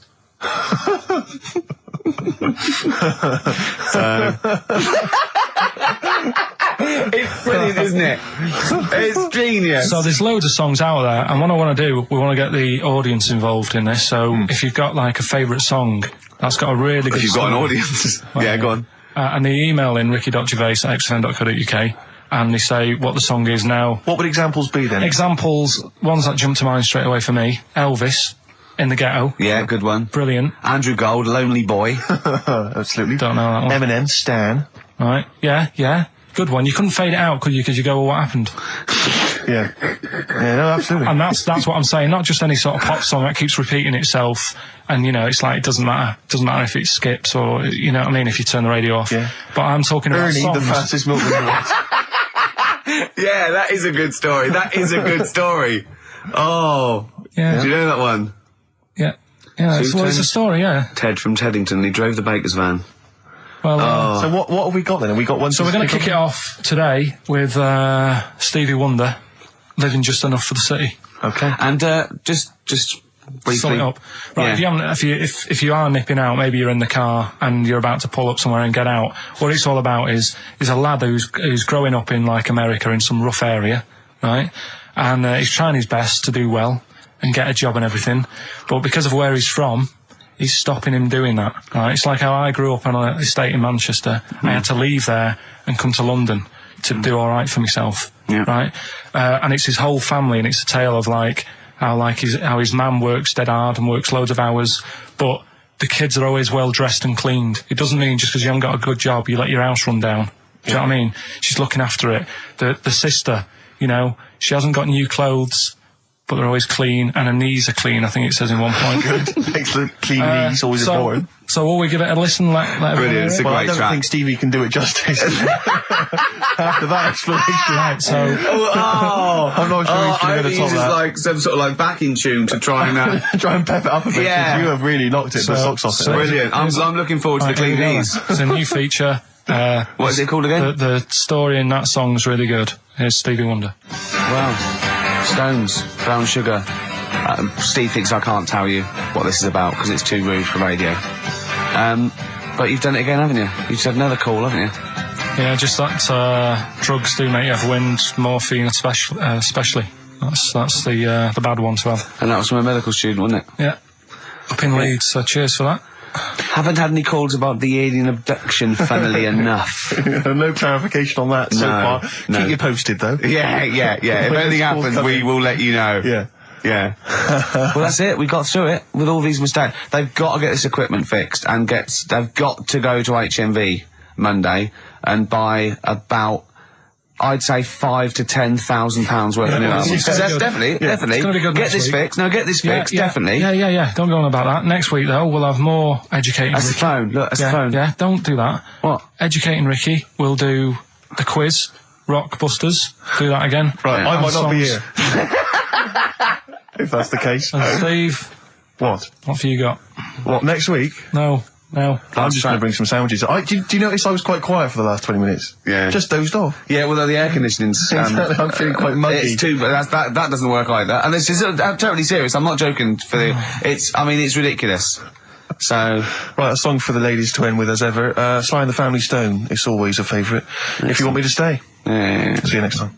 Cheers. Sweet. Feeder, just the way I'm feeling. XFM 104.9. I love that. Karl, you're you're panicking. You've just remembered a song from your childhood, and I don't know what you're talking about. But I'm going to give out a number. Please take this number down if you can help, Karl. It's 08700 800 1234. Right. I'm not that bothered. We were talking about a track from the 60s. Yeah. Mighty Quinn. Yeah. And it was on the same compilation. My dad had a tape in the car, and the tape was always on in the stereo thing in the car. And I used to sort of sit through all this stuff I didn't like, but knowing that coming up soon was a song about a monster with purple eyes. It wasn't Puff the Magic Dragon. It wasn't that. A monster. There must be something else about it that give people. Do you remember a chorus or a few lines? It says something like, it was a one-eyed, it had big eyes, purple, and it eats people or something. The big-eyed purple eater. Wasn't there a song called something like that? The big-eyed purple... And it was a hit, I'm sure there was. A song which is something like the intergalactic purple eater or something like that. It's a novelty song. Rubbish. What, by the Bonzo Dog? Yeah, it's that sort of thing, yeah. I'm sure well, if you know what, Karl... Look, the telephones have gone mad! Yeah, well, we'll find out in a bit. I mean, I'm not that bothered. I'm not going to buy it. It's just that we were talking about songs and that. It'll be good to know who it was, but... Yeah. Right, Rockbusters. Okay, now how long... Where did you get the phone? What, do you want to just answer well, that? Answer the phone, so just answer the phone. See what it is. Just see someone's... Hello? Hello, mate. Alright. Yeah, that song, I don't know if it's by, or is that what you want? That's the bit I wanted, really. What's the name of the song? Well, you know how it goes, it's like, born nights on and dawn out a bit. Yeah. Oh, yeah. Sorry, I don't think you've helped much, though. You can't remember what it's called or who it's by. Well, no, I mean, I know the tune, but that's about it. But he's done well. Steve, he's done well. He's given up his spare time to call in and sing us a song. Don't diss him. Rick, I'm concerned he's just only marginally remembering it more than Karl is. It was actually in, I think it was in the Blob. No, it was in something like the Blob, actually. I think Steve McQueen was driving away and it was running in a sequence. This is so very familiar. Thanks very much, mate. See if we can get a title off someone. And XFM. Hello, yeah, I know the name of that tune. Go on. It's the Purple-Eyed People Eater? Yeah, that sounds about right. And who's it by? Yeah, well, I'm just at work and... who is it by? It came to my mind. Do you know who it's by? I don't know who it's by, mate, sorry. This is not enough information. I wouldn't phone in if I had half the information. But we asked him just what the tune was. But I want someone like Paul Gambaccini to call in. He knows what chart position it got to. Okay, right. Thanks very much. This is enough information. That's two people who barely got any information. If you know the title, we can put it in the internet, can't we, and find out who did it. Yeah. That's full of brilliant information. Well, thank you very much for calling in. I don't know why they bothered, frankly. Right. Sorry, no, I mean, I just think if you're going to bother to call in a radio station, have the facts. Have all the facts you have. Well, he hasn't got the facts, and he runs the radio station. He doesn't run it. They keep him here like a mascot. He's like a pet, isn't he? They have him running around the office. God. Now listen, it's Rockbusters. I've got the prizes here. Rick, I'll be honest with you. I mean, we've given away some shoddy stuff in the past. This is the worst collection. Is it? This is really scraping the bottom of the barrel, Karl. I mean, hold on, the phone's going mad. If you're still phoning, hang up because we're not going to bother anymore. We're really sorry about that. Maybe email us or something. Lonesome Day by Bruce Springsteen from his new album The Rising on XFM 104.9. Ricky Gervais, Steve Merchant, Karl Pilkington. Foreman just phoned in and said to Karl, stick up for yourself. Don't listen to that Merchant. He does my head in. He's so arrogant. I don't think I'm arrogant. I think I'm mean. Yeah. I just think I'm sort of objectionable. I don't think it's arrogance. I think it's sort of nastiness. Yeah. I'm just not a very nice person. But believe me, I'm not arrogant. I think I'm pathetic. We've had a lot of emails saying, could you bring back White Van Karl? Oh, yeah. Which is that section of the show where we ask the questions that the Sun asks someone else, random punters of Karl. But sadly, recently, they've got very politicised and very kind of, basically a little bit depressing. So there's not really anything appropriate. Supergrass, Seen the Light, XFM 104.9. We're a little bit worried. We might have a technical hitch here. We've had no emails, and usually we get loads and loads. So we're worried it's us. Can someone send an email? Yeah, just a test email. Yeah, but we won't know if they have or not. They might just be ignoring us. No one might be listening, Steve, so this isn't proof. I guarantee there's at least one person who would send an email. Maybe if Dickie Anderson's listening, he could do it for us. Anders! Do us a favour for all the pleasure we've given you over the last few years. Ricky.gervais@xfm.co.uk. If you haven't heard the Rockbusters, might as well give them out. Well, let's check the emails working before we do that. Yeah, otherwise it's a complete... This whole show has been a sham and a farce and a waste of time. Well, I think they can take that as read. listen, still to come, right? We've got the monkeys thing. Oh, chimpanzee that. And when I was out last Sunday, right, at Johnny's birthday party, Steve was there. Yeah. Got talking about stuff. And a debate that we didn't really finish cropped up. It blew your mind, didn't it? Amazing. Oh, I know about this. Steve told me. This is the infinite amount of monkeys. Or a monkey with a typewriter and an infinite amount of time would eventually come up with the works of Shakespeare. Yeah. There was no debate. It's a philosophical, mathematical problem. There's no debate. It's true. It won't happen. No, listen, Carl, listen. Infinity sorts it all out for you, right? An infinite amount of monkeys at a typewriter, right? They do everything. They type everything. Infinity just sorts it all out for you. There's no getting to it and they're going, oh, well, let's have a look what they've done. This one's come close. Did Romeo and Juliet. It would do it all. It would type everything ever possible, conceivable. Yeah, but... It's a mathematical... Well, we've heard your side of the argument, Rick. And I'll be honest with you, it's a persuasive one. But let's hear Carl, because he heard about this in a pub last week. Yeah, so what's your problem? What's your problem with it? What's your problem with it? Well, first of all, right, you're saying it's a load of monkeys. It's not just one monkey that depends. can live forever. No, wait. It's either a chimpanzee with a typewriter with an infinite amount of time. He would eventually, by definition, mathematically, type everything ever possible, okay? Or it's an infinite amount of chimps with typewriters, and one of them will type it first time. But already that's not right. You either need to have what one do you mean? monkey. What? You mean employment laws? What do you mean it's not right? Let's hear him out, please. Okay. If it's one monkey with a typewriter that's got loads of ink in it and that, right? At least it knows what it's done in the past. It's not... Keep going. Cry. If you've got a load of monkeys, it's like if you have too many, what's that saying about too many chefs? Too many chimps spoil the soup. Right, well it's the same thing. It's like, well, I didn't tell you to put salt in it. I was going to put salt in it, and it messes it up. Whereas if it's just one, they know what's gone on. So what I'm saying is... just leave him go. I can't be bothered, I want to hear the rest. This blows my mind. He doesn't know what this does to me. It's a mathematical problem. I want to hear the rest. Well, I just don't think it will happen. What do you mean you don't think it'll happen? Infinity works it out for you, by definition. Well, what's stopping them typing the same thing again? They would. In fact, the problem should be, if you had an infinite amount of time, that it would type the works of Shakespeare an infinite amount of times, and everything else an infinite amount of times. But, you know, that's not as... But not Shakespeare. Oh! Shut up! You idiot! Rick, do you know what he said to me? I said to him, I explained it to him. I said, you've got an infinite number of monkeys, infinite number of typewriters. They will type the complete works of Shakespeare. He said, have they read Shakespeare? You're an idiot! Play a record. Said, no, I'm not having this conversation. They're not doing it from I'm not having it because it really, really winds me up. But you're saying they'll do it with no spelling errors. Well, they do it an infinite amount of times. And they do it wrong an infinite amount of times. And they spell the last full stop wrong an infinite amount of times. And they get one thing wrong in Hamlet wrong an infinite amount of times. They do everything an infinite amount of times. But are they going off a story that they've... Play a record, Carl, because I'm going to knock you out. I'm just saying... Shut up! Do they know the story? Oh, they're monkeys! Oh, Christ. No, right, okay. Right, Carl, she's a girl and I'm a man. Good that, innit? On XFM, 104.9, Ricky Gervais, Steve Merchant, Karl Pilkington.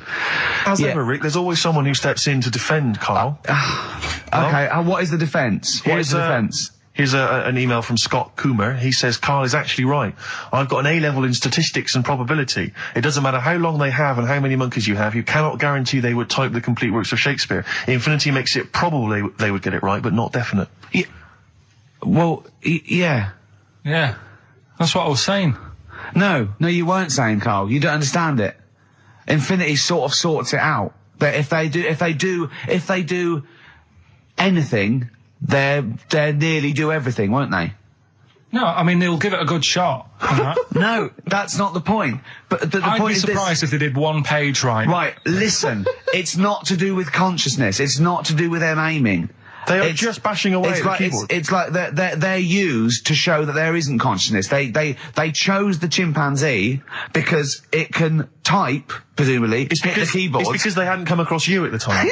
Yeah. It's to take out thought out of it. It's to take out reason and trying, right? It's just random. They're saying that if you typed enough things, if the computer was left typing everything, if you left it for an infinite amount of time, and they chose Shakespeare because there is meaning behind it, and it's difficult to get it exactly right, to show you that infinity would come up with it's not just Shakespeare, it's every novel.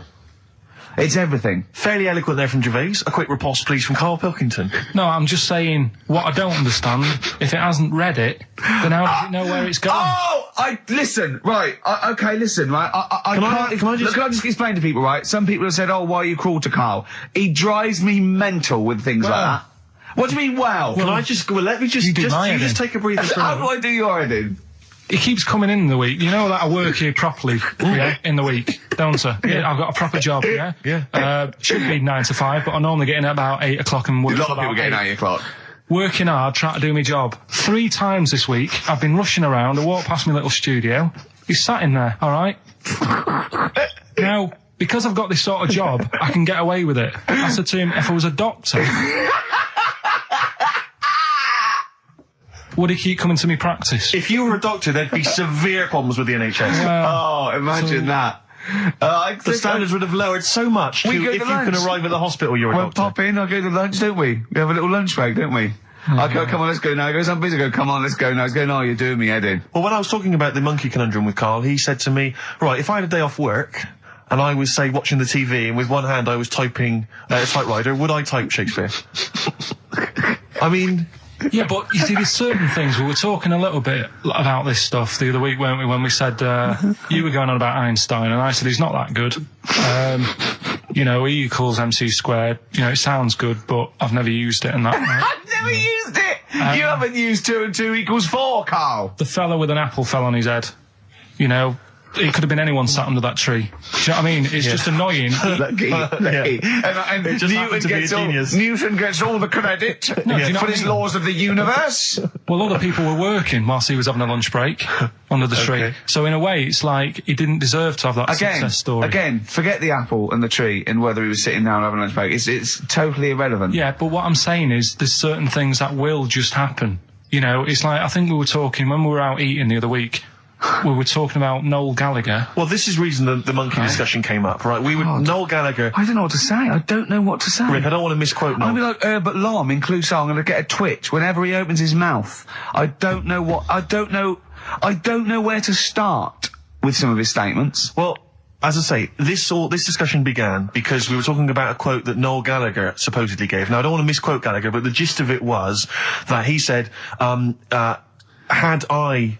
written Wonderwall or whatever, instead of the Beatles writing Strawberry Fields or whatever, I'd be the one that was considered the great songwriter and it wouldn't be the Beatles. It's just the fact that they came first that meant that they get all the credit as being the greatest band. I don't know where to start with that statement either. I mean, that's Gallagher's thing and he's, well, whatever. We know what we think of that. What was your point, Karl?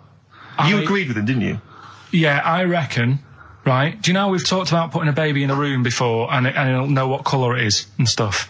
If you got a room that's painted red... Right, but forget that, because that's going to confuse Hear him out. Listen to me. Say if they did some new TV show, right? Like, what's that film with Jim Carrey in where The Truman Show. The Truman Show, right? So they make up a little room, and some woman has some kids, and you say, right, let's put the kids in this room, and they don't know what's going on outside. They don't know anything about, like, EastEnders and that. It's like their little world, right? They don't know anything that's gone on. How could a child survive without EastEnders? Right, listen. So, he's sat in the room, right? And then, when they're all asleep... Right, wait for this bit. Someone Have you heard this bit? Wait for this bit. They're all in a room. Yeah. They're asleep. Yeah. Someone pops in, puts a guitar next to the bed. Right? Nips off out again. They wake up in the morning... And one of them goes, what's this? They don't even know it's a guitar because they've never seen one, right? They're talking English, though. Yeah. We just left guitar out of the vocabulary. Right, so... There's plenty more to come. So, one of them will pick it up, and they'll go, I don't know what it is, and they'll start strumming, they'll go, that sounds good, doesn't it?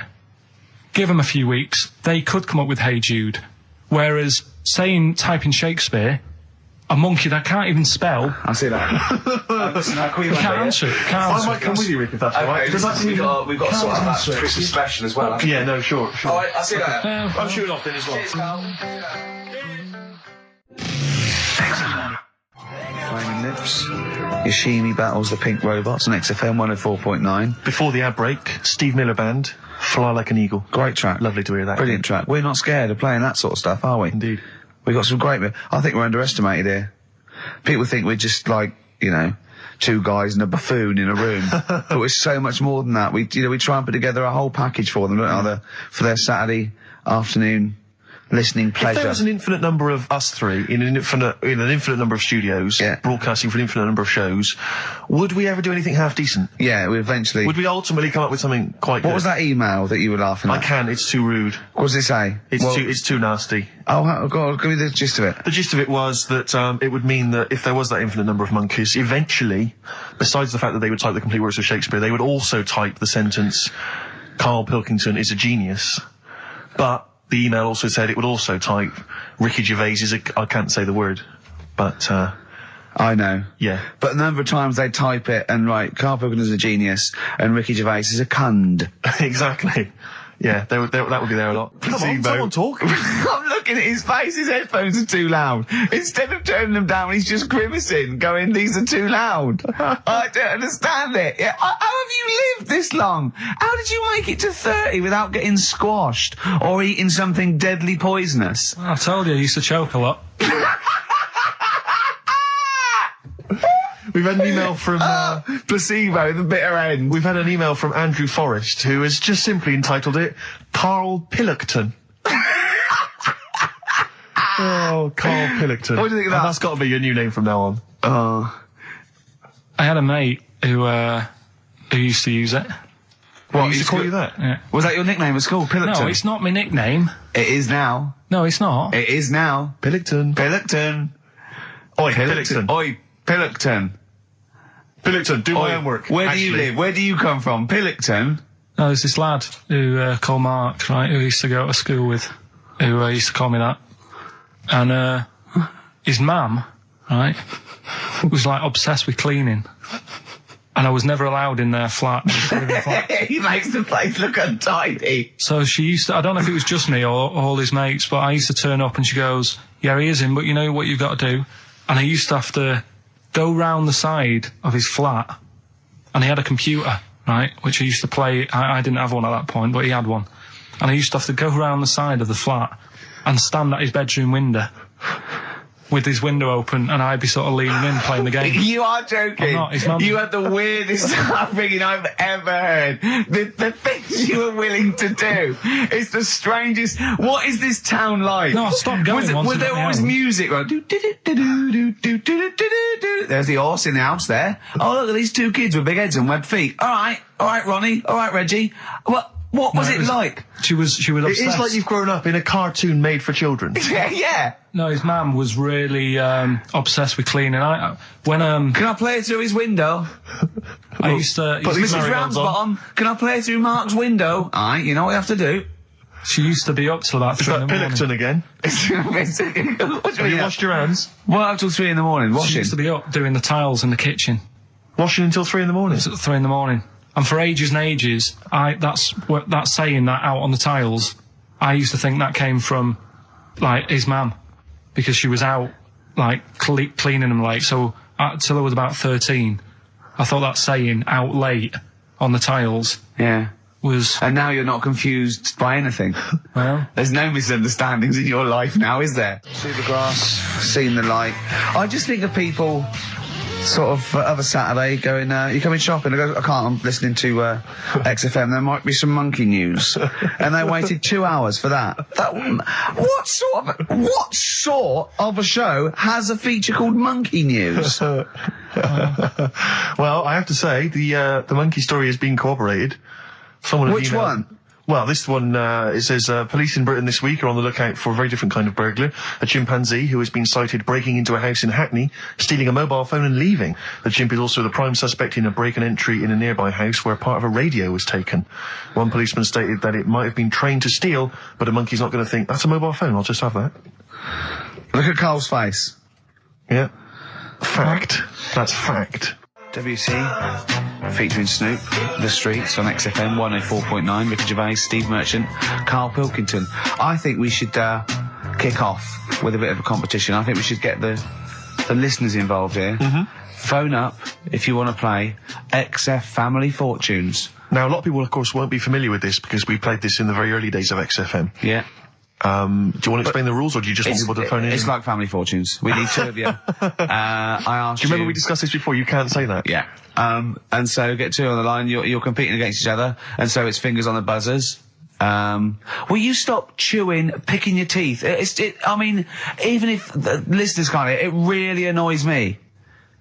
It is a bit like having a chimp in the room. Do you know what I mean, Carl? Right. Have you ever seen him eat hot food? No. Honestly, it is like a chimp. And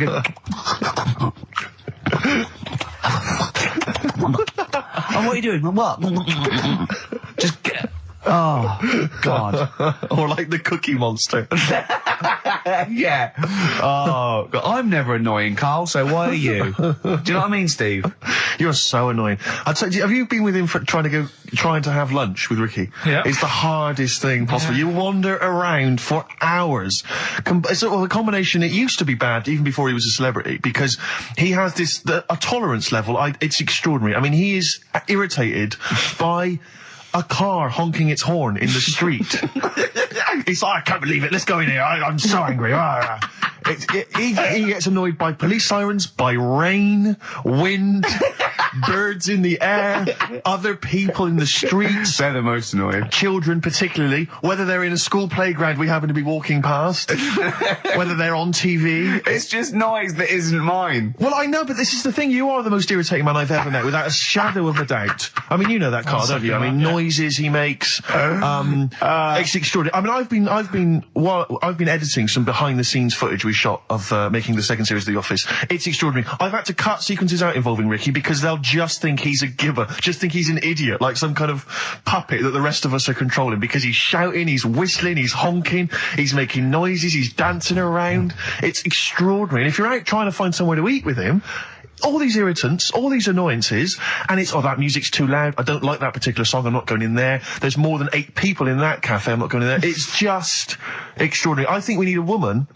I'm thinking of hiring a woman, like a PA, to just go out ahead of us, scout ahead of us, go in, and she can just phone back and say, oh, sexist. Oh. Or a guy. Oh, that's or a fella. Oh, sexist. Or a fella. Just to scout ahead. Oh, I'm thinking back. of hiring a woman, subservient role. We couldn't hire him. Oh, no. Oh, sexist. Well, that or a chance to meet a woman.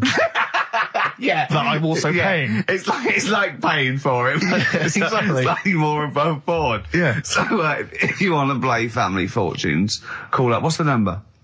08700 800 1234. Yeah, it's just like Family Fortunes. Two of you are competing for some great prizes. And, I go, something you know how it goes, and then you go buzz and play it on board. It's not as high tech as Family Fortunes. Current single from Nick Cave and the Bad Seeds, that's Bring It On. Yeah. On XFM 104.9, Ricky Gervais, Steve Merchant, Karl Pilkington, and 2 people on the line to play XF Family Fortunes. Brilliant. Hello. Steve first. Steve, hello. Steve first, hello, how you doing? You alright, mate? Where are you calling from? From my pub in Barnes. You got a pub? Yeah. In Barnes? Yeah. Are you posh? No. Oh. I suppose you're the local landlord. Do they come in and sort of like go, good man, there's a shilling, get me some ale? They're all posh in Barnes, aren't they? Well, no, not all of them, actually. Does Nigel Havers come in your pub? Because he lives there, doesn't he? Well, none of them do, actually. I know there's lots of them about, aren't there, in Barnes, but no, not You've in banned them. You've banned them. Who's on the other line? It's, Jennifer. Jennifer, hello. Hello. Where are you calling from? I'm calling from Forest Hill. Forest Hill, that's Yeah. right south, and I don't go out of WC1. Oh, you should. Do you run a pub? Do I own a pub? No. Do you drink in one? Yes. That's just good. just some friendly chat there. Yeah, You know that thing between the brain that you were talking about before? Oh, yeah. I can't remember what it's called, but they did an experiment, and apparently the length of it determines whether you're straight or gay. Is that That's right? what I heard. Yeah. Well, so what? You could actually trim it if you fancied. It didn't go that far. Oh, Well, you've just interacted with Karl Pilkington. Oh my God. I'd treasure that. Right, here's the prizes. Okay, now, listen, don't be disappointed because, as ever, Karl has just gone through some people's drawers here at XFM and found some really quite shoddy prizes. So, you get, on DVD, I don't know if you're a fan of it. Are they a German band? Rammstein or Rammstein? Oh, you'll enjoy that. But there's any number. that includes Asch zu Asch, Spiel mit mir, and Hegelade. That's just some of the classics on this, DVD of their greatest videos. Red Dwarf, the first Do you think series. Germans sit around looking at ISIS records and going, look at these Wonderwall? Possibly so. Wow. The very best of the Stone Roses, although I might have that. So, anyway, there's also an I Love You compilation, kind of appropriate, and a tribute to the Ramones, which might be interesting. So you can get the idea, Steve and Jennifer, the stakes are pretty high. Okay, here we go. Extra family fortunes. So, fingers on the buzzers, just both go, wah! If you think you can answer this right, and then we, the highest answer or the top answer gets the chance to play or pass. If you play, you've got to get all 5 answers. There are 5 answers. Every wrong answer, you get a life, and I'll go, and when you lose 3 lifelines, then the other person can steal. It's as simple as that. If you've seen the show Family Fortunes... No, this is not based on anything I've ever seen ever in my life. Okay, right. Okay, fingers on the buzzers. Okay. Name something. We asked 8 of my mates, right? Something you associate with Karl Pilkington. Okay, Jennifer, what? Silliness. Yeah, that's the top answer. Thick or dimness. Do you want to play or pass? Play, please. Okay. Stay tuned, Stephen, because you might be able to steal if she gets 3 wrong. Okay? Right, okay. Right, we've got a top answer. 4 to go. Thick or dimness is top answer, obviously. Okay, Jennifer, some other things associated with Karl. Comedy. You'd think so, wouldn't you? Yeah. No. I don't even know who he is. You don't even know who he is? No, she does. She must do and yet, bizarrely, she knows that silliness or stupidity is the top answer. Yeah, come on. Something else. Smelly eyebrows. One more wrong answer, and then Stephen gets a chance to steal. Okay. I don't know. People are screaming it at home. Very sensible. Oh, what was that? Very sensible? Yeah. Okay, Stephen, can you think of one of the answers that Jennifer didn't get? Must be a mind for inane nonsense. Oh, well, I'm going to give you that because number 5 is even thicker. So, yeah, what you missed is, our top answer was thick or dim. Second top answer was Manchester. Third was Roundhead. 4th was airy Chinese kid. And 5 was, even thicker. So I think Stephen's the winner there. Yeah, I think he's done well.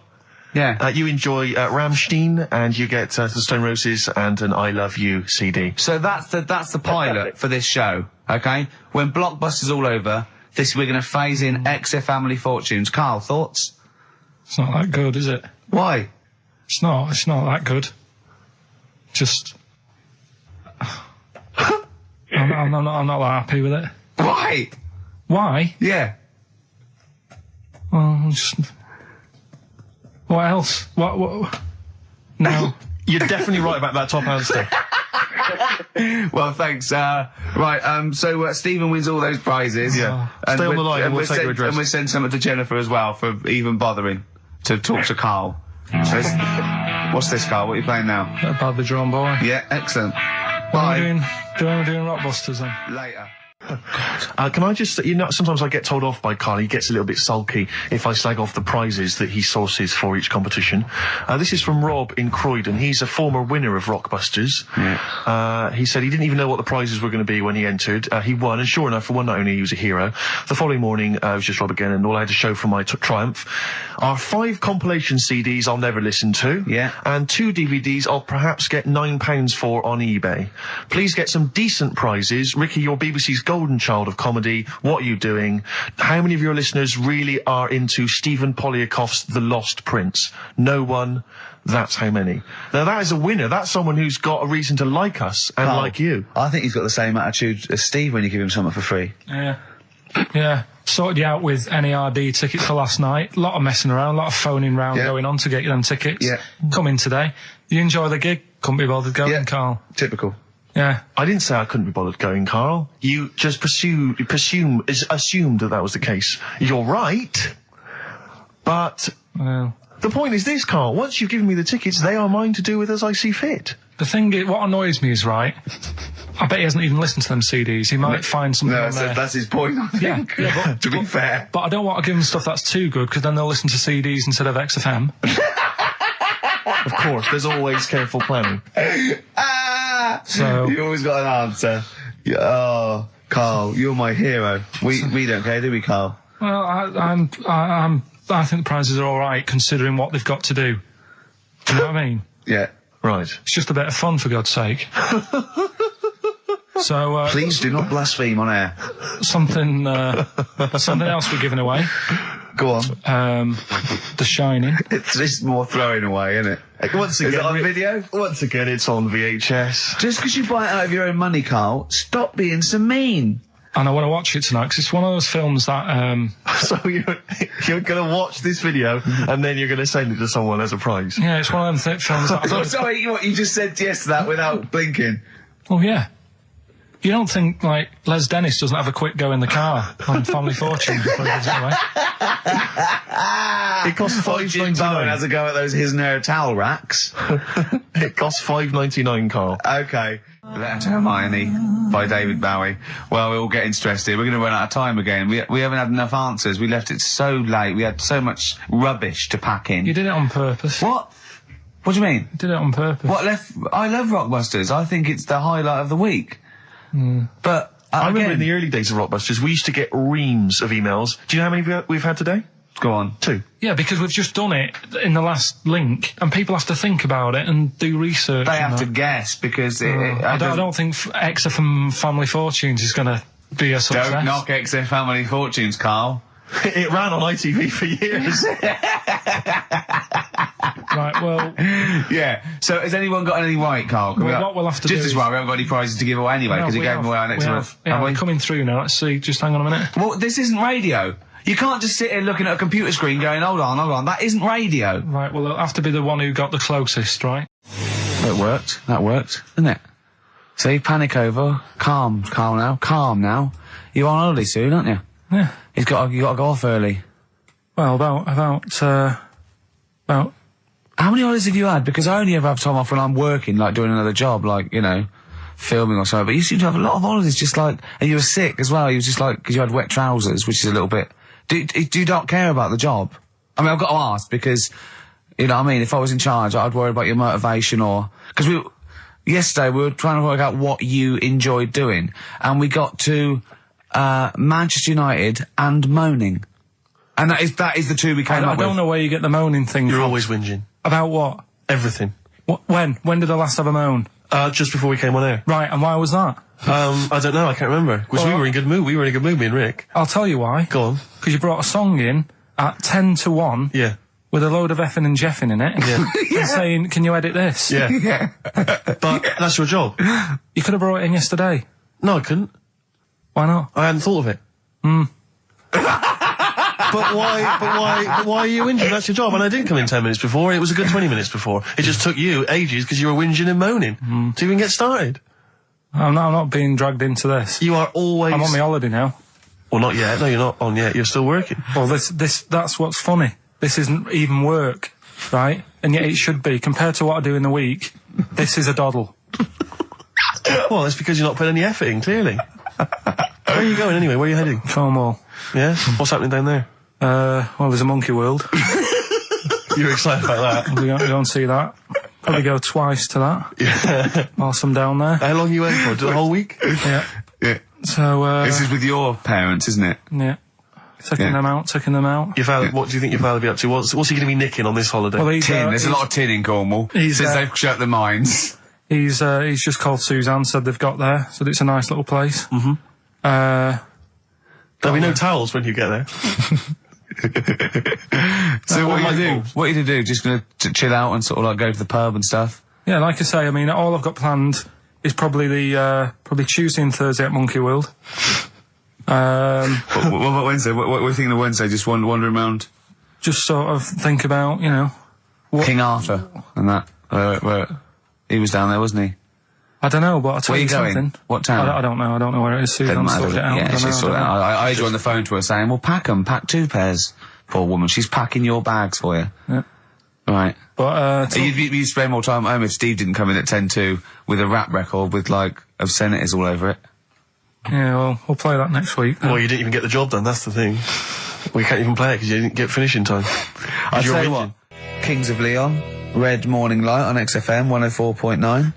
I'm Ricky Gervais, with me, Steve Merchant and little Karl Pilkington.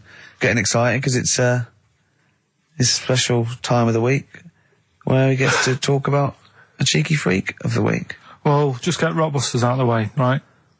Because I've got to put these prizes in the post bag now, so I'm shooting off. Yeah, because you got to go early. So I don't know how you do your job. You went to Manchester, you went to Madeira, you had a day off because your trousers were wet and you had a cold, and now you're shooting down to Cornwall. You're leaving early.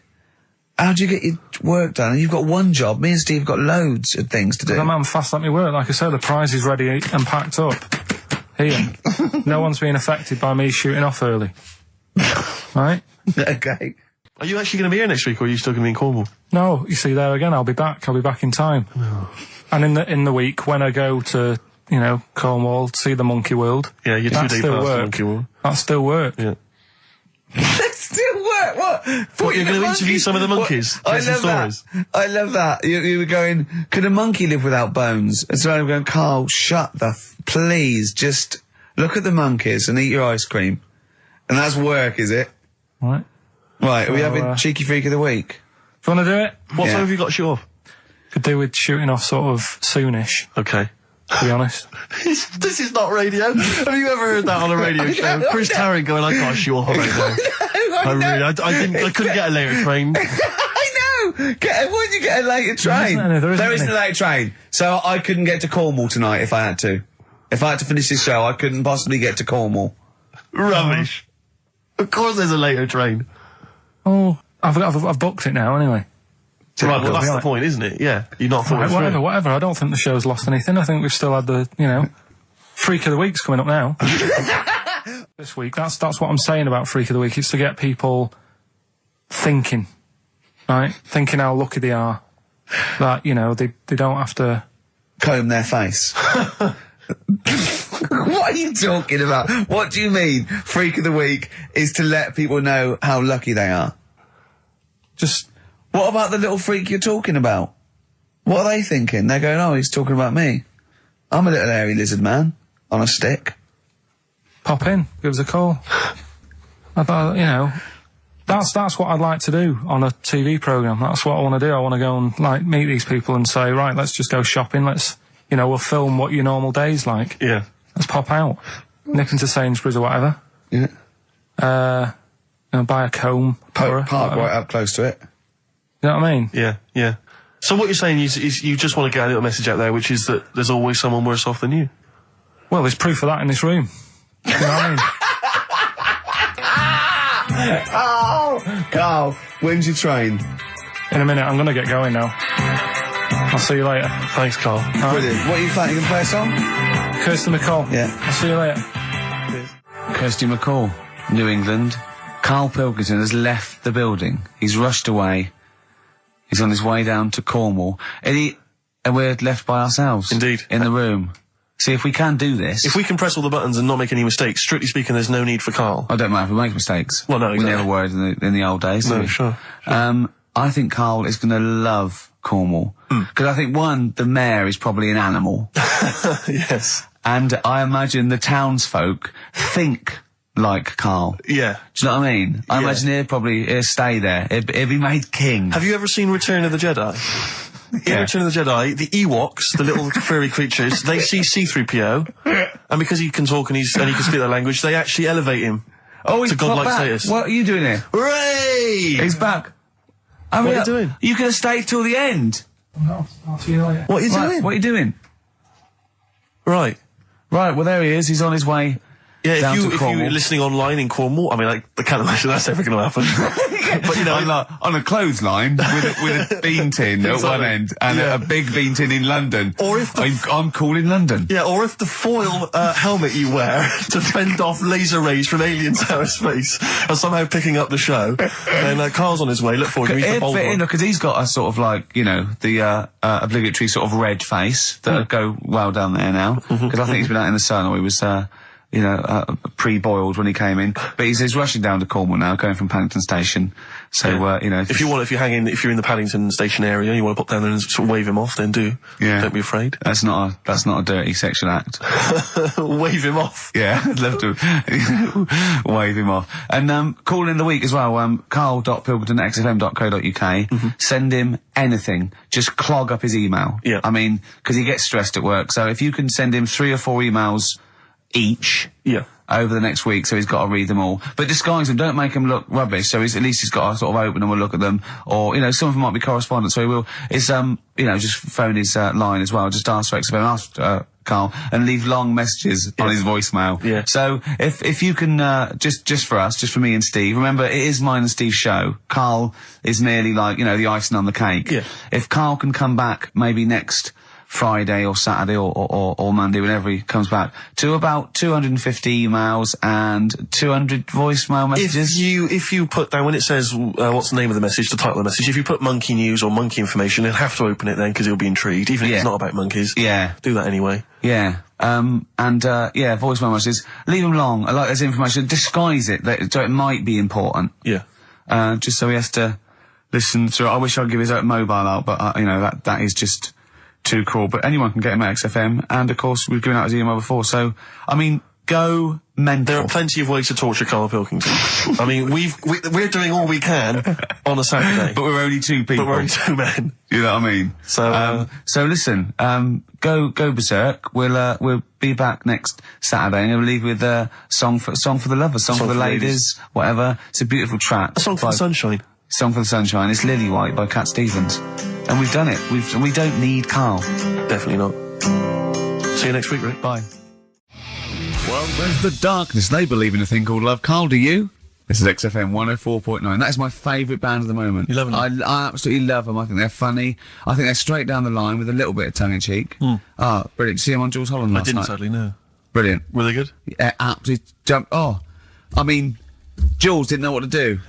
was he playing some Boogie Woogie?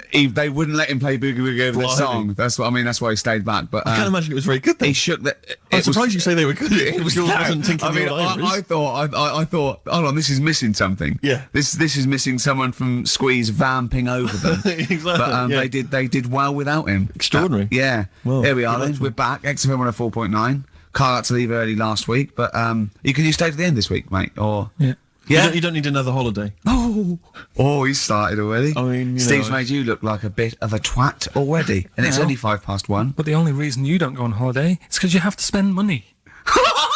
Oh, and he's going straight back. Well, he's going straight back. I can't come back to that. It's just dynamite. It's just absolute. That was searing. Last holiday Steve had, he sort of found a third world country so he could live like a king for a week. It was Cuba, wasn't it? Going to Cuba, amazing. You can almost rule the place. If it weren't for Castro, I'd have been in charge. Kind of cash I was flashing around. They do anything for $1 over there. It's extraordinary, literally. I mean, it's amazing. Yeah. Oh, definitely. And I went to Kenya before that. So he thought to the prostitute, said no. You were going. Yeah, well, it was $2. I mean, I'm not made of money. Did you have a good holiday, Karl? Yeah, it was all right. It's all right. Went down to Cornwall. Now you're going to the monkey some odd sanctuary. people down there, Steve. Well, don't look at me. I'm not from Cornwall. Well, you're from that sort of area. Well, not really, but never genetically he means. Right. They're weird. Well, you must have slotted right in. What are they weird? What do they look like? Just all sort of odd people. A lot of old people, but not just old, sort of messed up old. What do you mean messed up old? You can't just say that. There was a woman with a funny neck. Okay, in what way was it funny? Why did she have a funny neck? If you were writing an essay, you wouldn't say there was this woman with a funny neck. How would you describe it? She sort of had her head, like, pointed down all the time. Like Don't do it, it's his radio. No, but just for you, I do like that. Walking about like that. Yeah. Okay, right. So, brilliant. I don't know. I was saying to Suzanne, what happened, you know. What do you think? Because Suzanne knows everything. That's the good thing about her being with you. You just ask her, what happened to her? And Suzanne goes, Karl, I don't know. Yeah. I haven't been here before. Suzanne, your girlfriend, or mummy as you call her.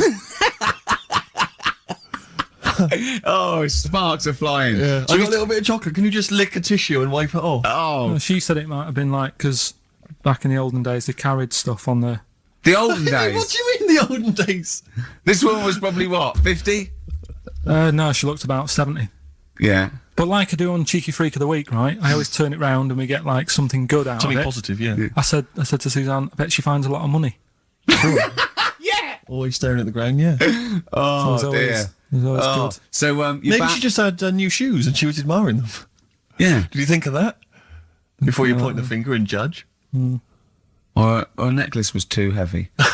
Exactly. So, you're back refreshed. So, what have we got for this week? Have we sort of... Because we didn't meet last night, which we usually meet I called you and said it'd be good if we could... you know, I wasn't getting back into London. Well, I was up for it. I was up for it. 7:30, but... Yeah, but we all need to be there. It's not just me and you being there. Yeah, so... Yeah. No, you're right. I mean, you're absolutely right that I wasn't there yet because I wasn't willing to just be governed by your particular schedule. You want to jet back in from another of your holidays It wasn't a at holiday. 8 o'clock. Wasn't a holiday, though. Well, so what? You What were do you out mean? of town. What do you mean it wasn't a holiday? What was it? It was a treat, wasn't it, for my mum and dad? So it wasn't a holiday. What, so you didn't enjoy the 5 days off? You'd rather have been here moaning 8 hours a day, 7 hours a day? You see, we said last week that you're always whinging. Here you are whinging now. I'm not And you're moaning. saying it's not even a holiday. You're saying it's not even a holiday. What was it then? Would like a nurse who take sick children to Florida, would they say having a great holiday? Sorry, what particular ailment did your parents have for the week that they had to fly in Karl Pilkington, MD? Yeah. What are you talking about? Well, all right, it was holiday. Well then, good. Now some honesty, now some truth. So you came back from your holiday, you wanted to start back to work straight away, Steve couldn't be bothered to meet. Is that what you're saying? That's what I'm saying. So we've got nothing prepared for this. Well, you can rely on Rockbusters. Right, that's coming We've got up. nothing. Monkey News. Even though you were away, you were still working. Still doing stuff. Did you go to the Monkey Sanctuary? I'll tell you about that. Tell us about it. Play a record. All right. Do you want Smashing Pumpkins? Smashing Pumpkins. I thought an old classic from them, Cherub Rock. Yeah. Smashing Pumpkins, Cherub Rock. That, of course, Rick, is available on their greatest hits. Brilliant. If you want. I mean, that's how I rock. So Yeah. I know they. I'm very much the shape of a cherub as well. Well, indeed. Naked with a couple of and a rosy big arse and a trumpet. Yeah. Do they have trumpets? I don't know. I've just had an email here. Monkey News. Yeah. From a listener. Monkey spotted holidaying in Cornwall. A chimp was spotted holidaying in Cornwall last week after befriending a family of 3. One onlooker said, "It was incredible. He dressed and behaved exactly like a human being. He even settled the hotel bill at the end of their stay. The only telltale sign was his lack of table manners and the incoherent babble when he opened his mouth." There we are. So, Well, what do you think of that, Karl? that's the listeners, Karl. That's Joanne. Amusing, articulate, accurate. She remembered exactly who's there and everything. Setting in the bill. It's all there. So I mean, even though people think that you're slightly simian, slightly less than human on the evolutionary ladder, they do listen to you. So I mean, I don't know who's more stupid in the end, you or the listeners. Well, you may recall, Rick, at the end of last week when Karl had to shoot off early, we issued a little request for listeners just to bombard Karl's email with just pointless emails that really weren't about anything, just to clog up his email for when he returned. Yeah. Rick, they sent them all to us. Brilliant. I mean, that's the kind of listeners that we've got. We've got reams here on our email of just junk. I mean, it's like a Marx Brothers plot, isn't it? I mean, just ludicrous. listen. Listen to what we say. I got one about a shaved cat. Well, that's not pointless. I'll be reading that later. Oh, yeah. I'm happy. That'll keep me going for a couple of weeks. I'll be reading that later. Did you get to the Monkey Sanctuary? Because this was the big thing. You were going into Cornwall, you were going to visit the Monkey Sanctuary. I've never seen someone more excited. You had 2 days put aside for the Monkey Sanctuary. How did it go, Monkey World? We were on our way, right? I found like a little, in a little cottage that we had, right? It's like a little folder, with little leaflets in saying if you're into mountains, you want to go here. Yeah. If you're into castles and that. Little monkey on the leaflet, right? So I thought I'll be needing that. Took that out, made sure that's safe and that, right? We get in the car, getting ready to go. My dad says, "Where is it?" I look on the back. It's in a place called Low or something like that, right? So, we're on our way. Can't believe me luck. It's going to be a great day and all that. Yeah. And then, start looking at the leaflet, right? And, noticed didn't have any chimps there. Yeah, it's not Monkey World. It wasn't a monkey world. Well, what was it called then? Something like... Monkey Town. Yeah, it was just... It had, like, woolly monkeys in it. That's what... They had what? Woolly monkeys. What are woolly monkeys? Those things Johnny Vegas off the advert. Right. Loads of them. They're dumped now since ITV Digital went under, so they just put them in a cage. I don't understand. They're woolly... They're like, they're sort of like little fluffy, little baboon type things, woolly monkeys.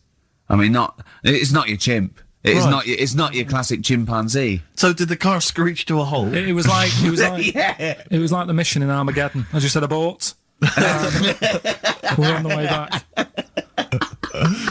So how far had you got before you bothered to read the leaflet? Probably about 5 miles away from where we were. So what did you do with yourself? You must have been distraught. They broke down and then they heard banjo music. No, we went to a sort of an amusement place. Brilliant. I'd love to see you in that. What, with putting those coins in so it has to roll down and they go flat and then an arm pushes them. It was one of them. Really? But I spent years on that when I was little. Well, there's a new one. I can't be bothered explaining it, but it's a con. We went to this place, right? My mum and dad had been there before, and they said, you'll love it. It's brilliant. It's got like a war bit in it. A war bit, right? Yeah, like, because they know I'm into tanks and stuff. Yeah. So you'll be loving that. So, sorry, I didn't know you were into tanks. No. Well, they're alright. Brilliant. It's gone from one of his childhood passions to they're alright. I know, yeah. Go on. And, but it was awful. I mean, my mum and dad had been there before, and he said, no, you'll love it. But it was like a really miserable day. Sure. Right? All the rides and that were broke. Yeah. Broke? It just reminds you of Manchester. My dad just ended up, he was more interested, there was a really fat family there. Well, presumably he was breaking into the machines, trying to scoop off the cash. I like the fact that those poor fat family were going, why are those people looking at us? Yeah. Oh, do you want to ride one? No, but we're not a ride. They were massive, and he just like, look at the state of that. Whole family. Yeah. Just, fat. Bloaters, yeah. All right. No, but because fat, there's no need for it, is there? And he was really like, oh, God. And then he wanted to follow them into the House of Mirrors to see what they look like. But my mum had got bored. She went off to buy a little Snow White figure. She couldn't believe her luck. It was only $2.99. Yeah. She thought it was going to be really expensive. Sure, so she bought one of them. Yeah. So she enjoyed that. And then my dad says, come on, we go in. It's rubbish, this. The fat family wouldn't let him play with them. So he just said on the way home, he said, I can safely say that I never want to go there again before I die. So that was that. And then we went home. Why would he ever give you that information? In case it was like a secret birthday present. Yeah. Go, oh, God, what if they get me a trip to here? Or if he's in a coma and you go, I'll tell you what, bring him out of it. That fat couple. yeah. By his bedside. Yeah. But Suzanne said she now realises why I am the way I am after spending like a week with them. Well, they told her that they dropped you on your head as a kid, or no, just like the way they act and that. Right, yeah. They were saying things like, Suzanne, so why is the moon out at night and the sun in the day? Oh God, yeah. Oh God, there's 3 of them. Suzanne, can you tie my shoelaces again? It was the bit when my dad said, "Don't waste money on a coffin for him. Just put him in a bin bag." Your father said that about himself. Yeah.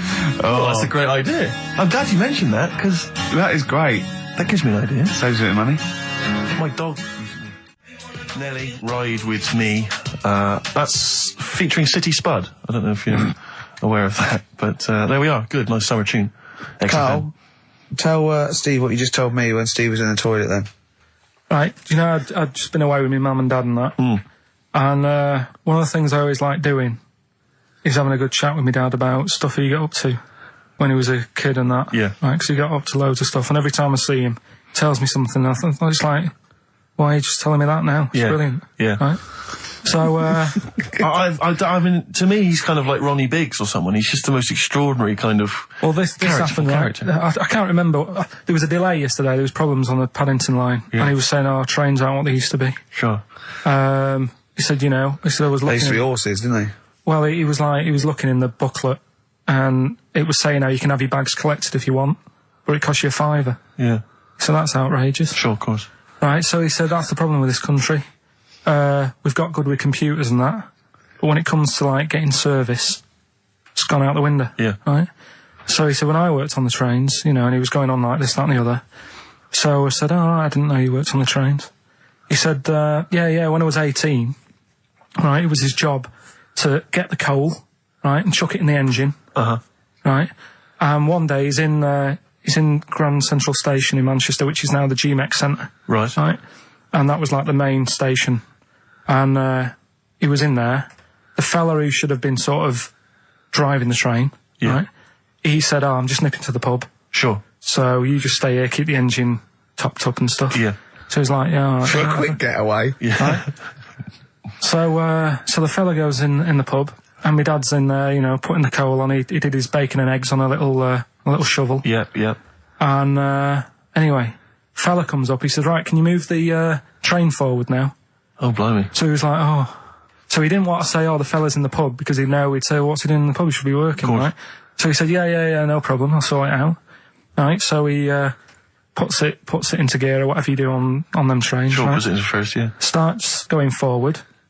Now, people who don't know about trains, something that I learnt is if you're carrying a load of coal or whatever on the back of it, they don't have brakes on each carriage, right? It's only the engine that has brakes on it. So when you pull the brakes on the engine, the whole weight of what it's pulling is pushing you forward. Sure. Right? Yeah.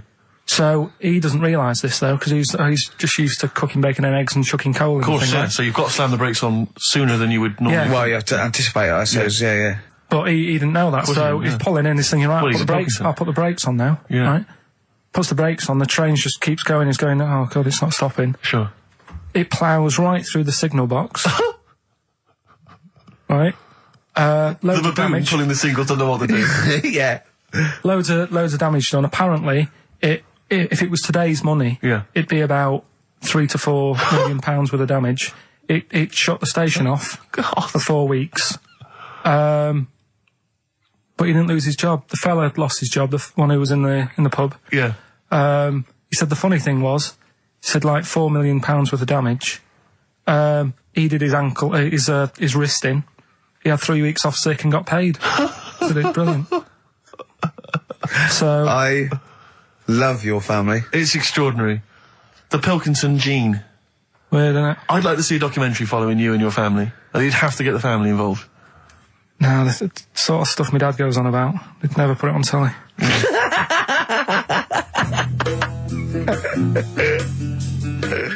Karl, have we still got monkey news? We've got monkey news coming up. Now, you must have been disappointed because you didn't make it to the monkey sanctuary, but you still managed to scrape together monkey news on your holiday. Yeah.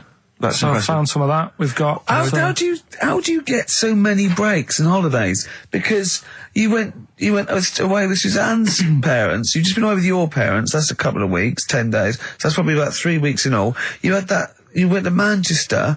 You had that day off because your trousers were wet. I mean, and I suppose because you've only got one job, and I've got a lot more. This is just one of my jobs. But I mean, don't you ever count your blessings? Go, God, thank God, I can have time off. I don't work too hard. I'm not stressed too much. No. It's just all to do with when you do work, do a lot. So I get a lot done. Yeah. What do you mean? I'm always doing stuff. I mean, even though when I was in Cornwall, right, I'm sat there on the grass. I'd love to just sit on the grass. You're too busy. I know, yeah, well, Me dad and Suzanne are playing crib, right?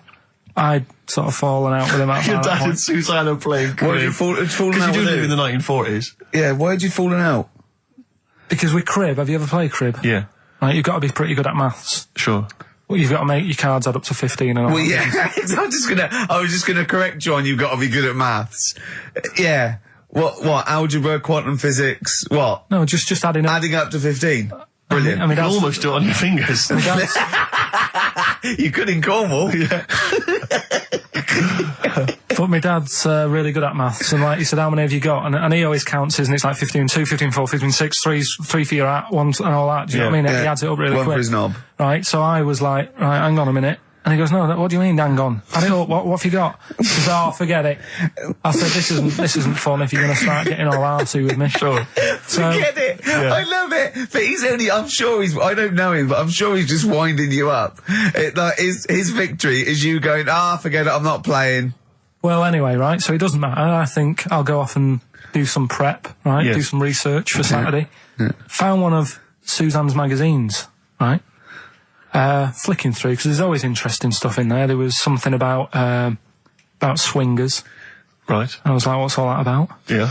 And it had an interview with some people talking about, you know, how they sleep about a bit. Yeah. And I thought, if my wife looked like that, I probably would. Because there was a few pictures of them, and they were all pretty ugly. Yes. I thought, right. So I took that in, soaked that up, thought, there you go. Carried on reading. There was a bit in there about how women still have crushes, right? Yes. And the woman was going on about how she's 38, right? But she still fancies Chris Martin from Coldplay. Uh-huh. And, you know, even though it'll never happen, she's still got that little bit in her head that thinks one day she'll leave Gwyneth, right?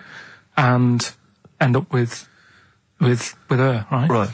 Anyway, so I'm thinking this is a bit boring, but I'm flicking through it all. And, is this a Rockbusters clue? No. Right. And I read further on, right? And, she said, you know, I like to go out with my mates, and we come up with lists in pubs of people who like, oh, you know, they'd be nice to go out with. She also came up with a list of unlikely lost objects, I think she called them. Yeah. Guess who was in that list? Ricky Gervais. Think again. Karl Pilkington. Right. Next one. Johnny Vegas. Said, lanky co-writer. Rubbish. Lanky co-writer. What do you mean, lanky co-writer? Well, do I need to say any more? He said... Hang on, wait a minute. Let's not talk about... I don't know why you're laughing at my expense. I'm an unlikely lust object. Yeah, but yeah, what was it called? The list? The unlikely lost object list. You were in there, right? Who else was? Well, you weren't in there. Richard Madeley. Fine. Yeah. He's a good-looking guy. Alistair Campbell. Brilliant. Yeah. Another handsome dude. What are you talking about? You think I'm ashamed or embarrassed about that? I'm proud of it. What magazine was it? I need to buy a couple of copies. It was. Need to get a t-shirt made. And did she leave her number? Yeah. What magazine was it? I was just out of interest. I think it's called Red. Yeah, sure. Yeah. But now you've dissed those people that are putting themselves in their swingers because you've said they're ugly. So now we know what magazine it is. People are going to look at that. People are going to look at that poor woman, and they're going to know you think she's a hog. No, but I think they even know. Was there a picture of the woman who'd drawn up the list of unlikely lust objects? Mm-hmm. What was she like? I wouldn't waste my time. Thanks, mate. I know you're on my side. Cardigans. You're the Storm on XFM 104.9. Well, nearly the end of the show, but we wouldn't let them down, would we? You know what it is now, don't you? Oh, chimpanzee that monkey news. All right. Now, whilst I was in Cornwall, I wasn't online. I didn't have the internet, so it was like, oh, what am I going to do? And I didn't come back till yesterday. I thought there's loads going on that I don't know about in the monkey world and stuff. I was hoping to get some from the zoo that I was meant to be going to. Of course, that didn't happen. So I said to my dad, do you know anything about monkeys? Or have you got any stories with monkeys? Brilliant. This is what Trevor McDonald does. Turned out... 9:45, he goes, got nothing. Dad, anything happened? You got anything politics? Anything politics, Dad? No. This isn't monkey news, I'm just giving you this free. Yeah, brilliant. Turned out one of his mates used to have a chimp. Right. What do you mean one of his mates used to have a chimp? Well, two of his mates. I was thinking it sounded a bit far-fetched living in Manchester, like. But if there was two of them... He had a chimp, had to thump it in the head. For doing what? Answering back? Oh, God! Tried it on with his wife. Had to thump it in the head for trying it on with his wife! I love it. It's a proper fist fight in a pub in Manchester. Oh. I'd call him up, but he's one of them who, like, swears all the time. Right. Oh. I mean, it'd be good to get him on and Let's interview him. Can we not interview him pre-record? We can bleep out the swear, and I'd love to hear his story. Do a lot of work, that. Yeah, well, we're not scared of work, are we, No, I mean, Steve? I'll get myself if you can't be bothered. Yeah, Oh, I'll have a word, I'll sort it out. Yeah, try and sort that out next week. Sort that out, yeah. Well, don't tell us the rest of the story then. Let's let him say in his own No, words. but there was another one as well. When you say you can get him on, but he swears a lot, you mean the monkey? I'm assuming he's more coherent than your dad's mate. But there's him, and there's some other fella he knows who had a funny name. I'll have to find out, because you'll love his name. But he was a drag artist. Yeah. And, I think he said my dad went round one day, I don't know why, right? Went around there, knocked on the door, chimpanzeed. Carl, I don't know what you're doing, mate. I don't know where this place you live. Next door, there's an horse in the front room. There's chimps running round. Mad. Anyway, chimpanzee. Is that it? Is that the end of the story? There's a chimpanzee in the door, and that's the end. You sure it wasn't a drag artist before he shaved? No, sure it wasn't your gran? Because I like the really airy ones that decide they can be female impersonators. Yeah, your gran. Oh, proper rock band. Best band since Thin Lizzy. The Darkness. Well, big words. Growing on Me. XFM 104.9. Bit rash, I think. R. Gervais, S. Merchant, K. Pilkington. With a little bit of that. I know for a fact, that Steve is getting a little bit sick of Carl's attitude. Oh, his attitude's appalling. I quite like it though, because it's straight away friction, and he's sort of like, you know. To be fair, I genuinely don't think I'm the culprit in this. I think I come in and I just ask him a simple request. Yeah. And immediately on my back. Whinging, moaning, whining. I don't know if there's any evidence. Well, it's funny you say that actually, because in a survey, it came up this week. It's quite extensive. Mancunians take more sick days than anyone else. Mancunians take more sick days than workers in any other city in Britain and Ireland, according to Manchester-based employment firm. Survey by Peninsula found employees in Manchester take 11 sick days per year, whereas closest rivals Edinburgh and Dublin take an average of 9. Liverpool, Newcastle, Birmingham, Cardiff only 8. Is Reading mentioned there, or no? Bristol? It's not even in there. They don't take days off. London is only 7. So the point is, I mean, I don't know if you can take anything from it, but if you're an employer and you had a Mancunian and a Liverpudlian and they were equal on everything else, but you really couldn't afford them to be away, Liverpudlian's going to probably be away for 8 days. Sure. The Manx going to be away for 11, phoning in sick. And so what can you? I mean, just analysing the data there. What would you extrapolate from that? I really don't know. I mean, call in if you've got any clues, or email us in if you've got any. I don't know why I think maybe. I don't know. Mancunians. I don't really know many people from Manchester. Well, I only know one, but I know he was off sick because he put on wet trousers and he got a cold, I think. Yeah. Well, he just said he was. Didn't come in for. Yeah. He left early as well once. Yeah. But I don't know. I mean, that's the survey. I don't know. I mean, it's evidence because it's statistics. So there you go. It's guaranteed evidence that's proof. Any thoughts on that, Ricky.Gervais at xfm.co.uk? I mean, oddly enough, you're from Manchester, Carl. Yeah, I am, yeah. What are your thoughts on that? On what, sorry? No, on the survey. Wasn't really listening. Sure. Well, Mancunians take off more sick days. They call in sick. I mean, presumably spuriously. Yeah. I mean, because they've got the same body. They're biologically the same, so... they're obviously making up their life. Yeah, some of the days. Maybe there's just the 3 extra they're making up. Yeah, they're moaning. Probably because we work a lot harder than the others, so we're tired, so you're sick, so you need time off. Probably. Seems unlikely. I mean, the Scousers, to be honest, take them on, let them work in your office. But you know how many computers are going to go missing? Right, that...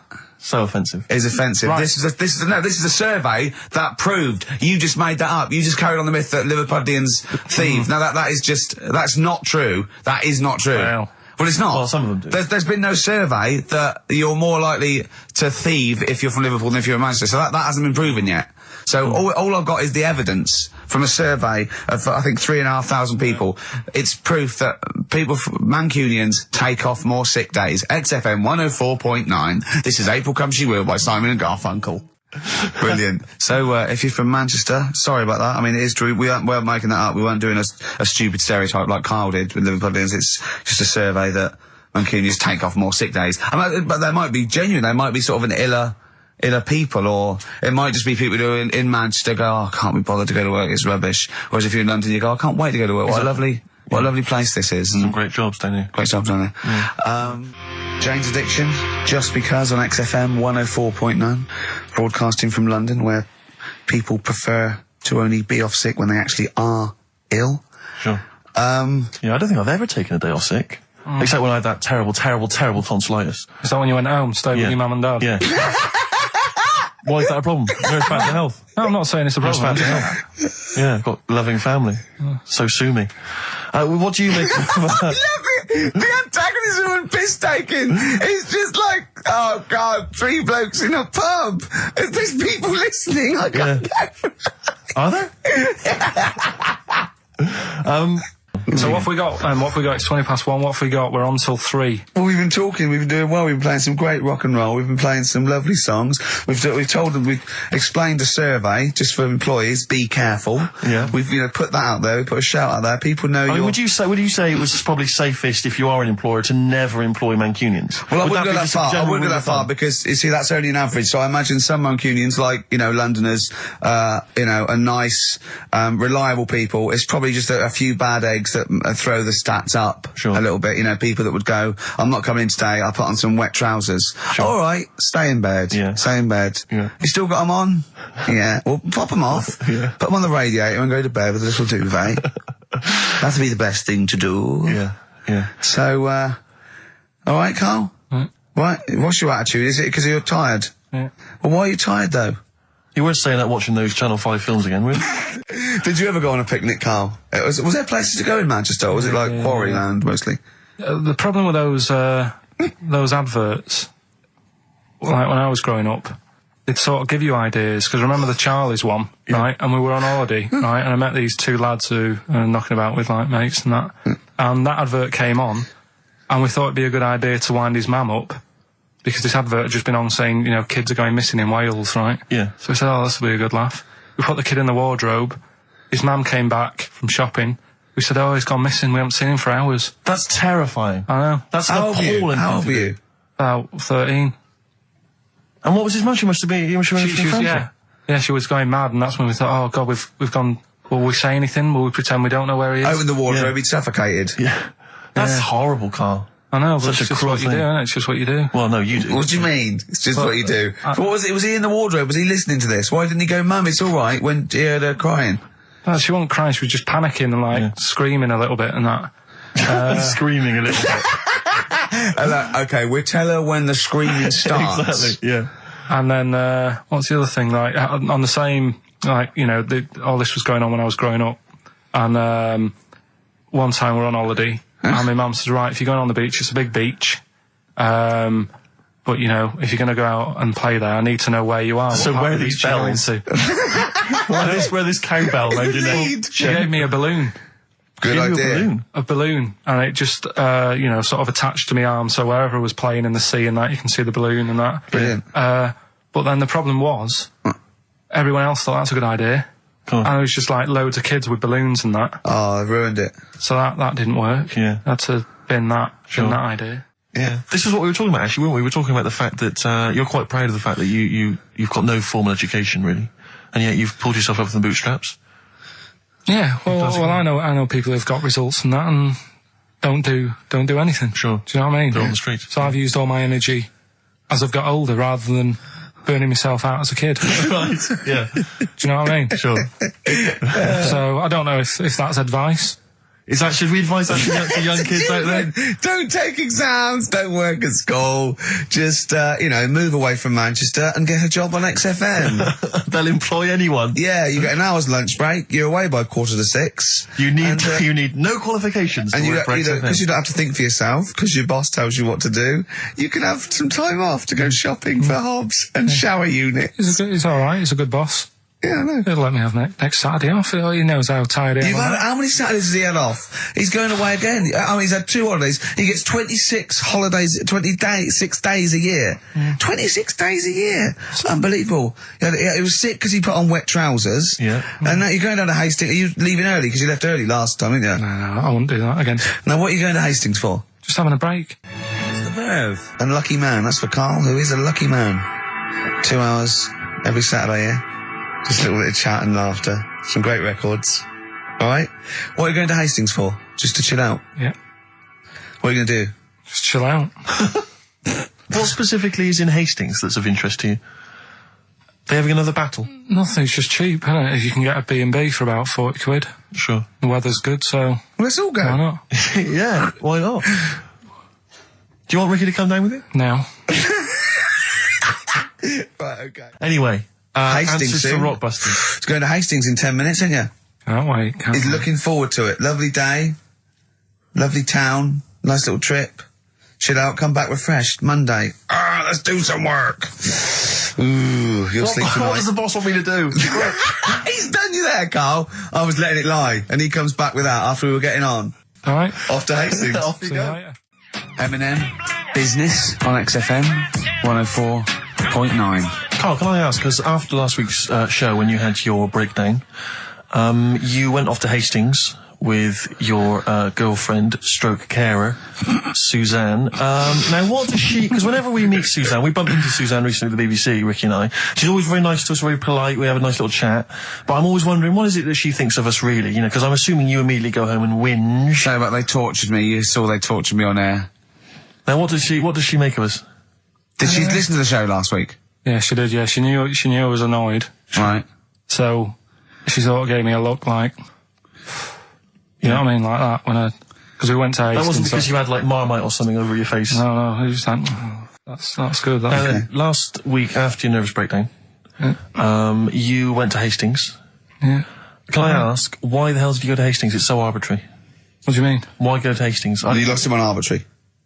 Why did you choose that above all other places within... It's amazing, isn't it? You look at his face when you say a word that, you know, he doesn't understand, and it just goes dead. It's like when your computer freezes. Yeah, it is like that, yeah. Is there an equivalent to Control-Alt-Delete when Carl just doesn't understand, so we have to press, like, knob, bollock, finger up arse. It takes him out of his sort of stupid, doesn't it? Now, that's three things to press, but you've only got two hands, so... Wow. Yeah, I know. God, what would I do? I'd have, hold on, so I could have the thumb of my right hand, pop that up his arse. I'd have probably my index finger of my left hand on his knob. How would I press his testicles? What would I use? I'd have to use some other part. Shall we try it? Yeah, let's go around and do it. Let's head out. Look, come on. What? Sit I down. just think it's time you have a little kiss. You've done so well. I've already had a little, What happened, Carl? He loves it. I'm just going to give you a little kiss. Just for the webcam. Right, hurry up then. All right, on the lips. No. Oh, come on. Oh, God. I love it because he hates it so much. You wouldn't get that radio on. But it means I could have kissed Chris Moyles. What? I could have kissed Chris Moyles on Radio 1. Milesy. Give Milesy a little kiss for all his good work. Do you enjoy that? Yeah, it's good, yeah. What happened to Chris Molesy's show? Is he not on anymore? On the TV? Yeah. No. Turns out he was too fat and talentless. Do you want to tell us about Hastings? Where did that come from? Eh? What? Yeah, Hastings. Yeah. It's alright, yeah. What's there? Not much. It's just one of them Is there places. Yeah, it's good. I think that's what's good about it. Nobody knows, right? Because last weekend it was roasting, and you saw pictures of Brighton, and it was heaving. Yeah. Right.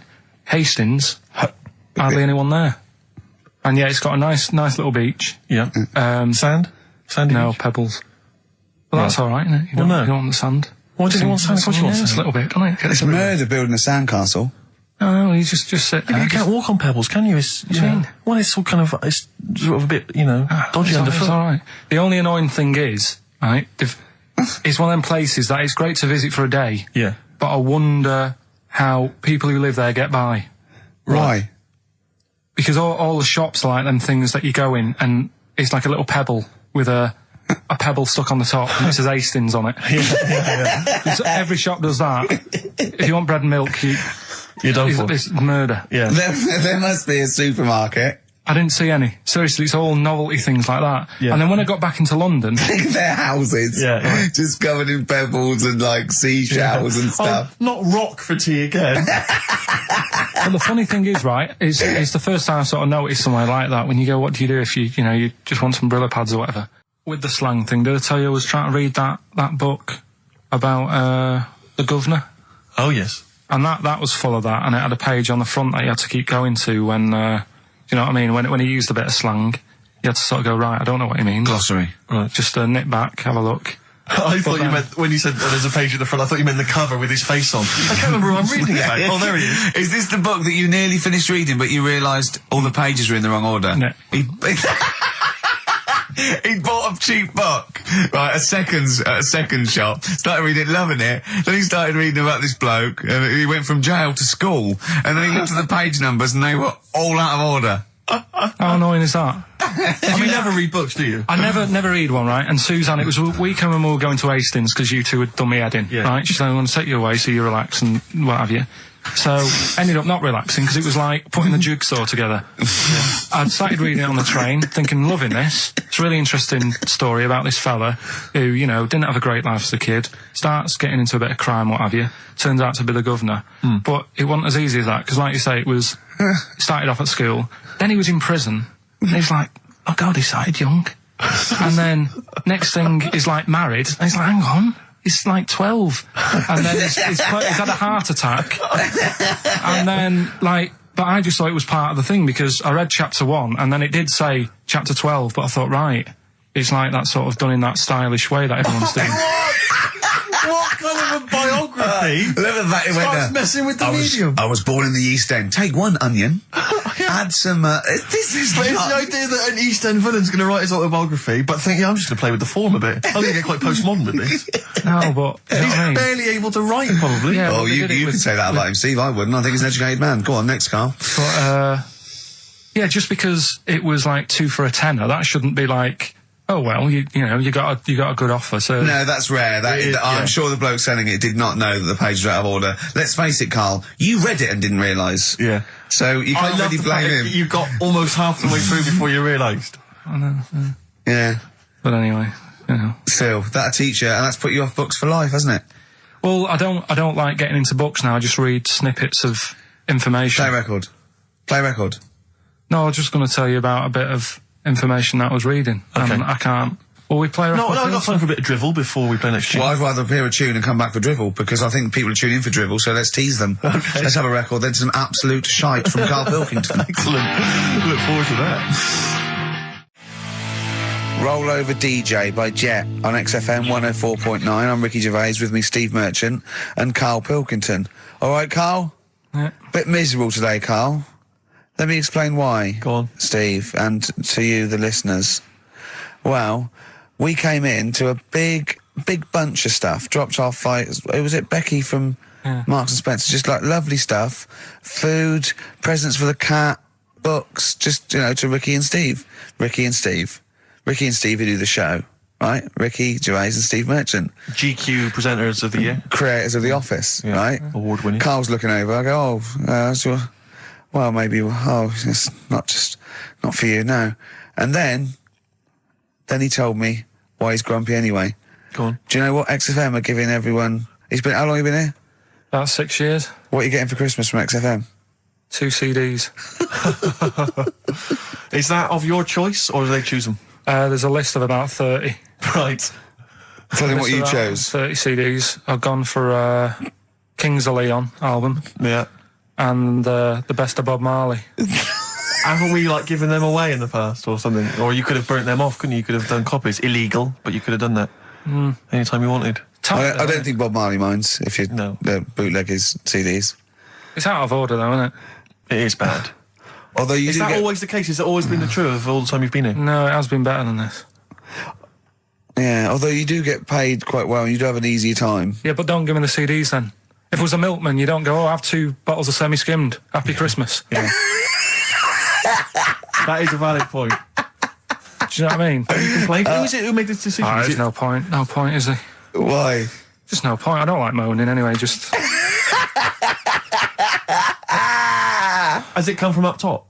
Is it like from the capital people? Just everyone. That's what everyone gets. Yeah. Yeah, but will Christian get 2 CDs for getting up at 4:30 every day for about 5 years? And keeping this station afloat. Probably. Yeah. So that's why I'm a bit fed up. What do you listen to first, Marley or Leon? Well, you have a bit of Marley. I'll tell you what Marley's good for as well. You'll go have a little beach holiday, aren't you, over Christmas, going to Lanzarote? listening to that on the beach, you'll realise how wise XFM are in the long run. You go, well, look, they could have given me 400 quid, right? Well, I'd have spent that. But this is, the legend lives the gift on. that keeps on giving. So you're probably, you know what I mean? Think how much what you got to think of is how much all his great songs took, not only from the depth of his soul and, all his sort of angst and knowledge and love, and then all the studio time, the marketing, and they're just giving you one that. They go, don't worry about that, Carl, just have it. And you go, what? But all the time we spent it with Bob Marley and everything is there. You go, have it, Carl, have it, Carl. And Practice. Yeah, have that. Thanks, well done. Carry on. We're still going to pay you for the work. Yeah. That's just something on top. Here's a little piece of Bob, free. Yeah, so don't moan, it's extra. So, they didn't have to give you it at all. Play a record, you ungrateful little swine. Some people, like the homeless, aren't getting anything this Christmas. This is my Except to favourite chill. Elvis Costello track of all time. It's Alison. This wasn't on the list. Right.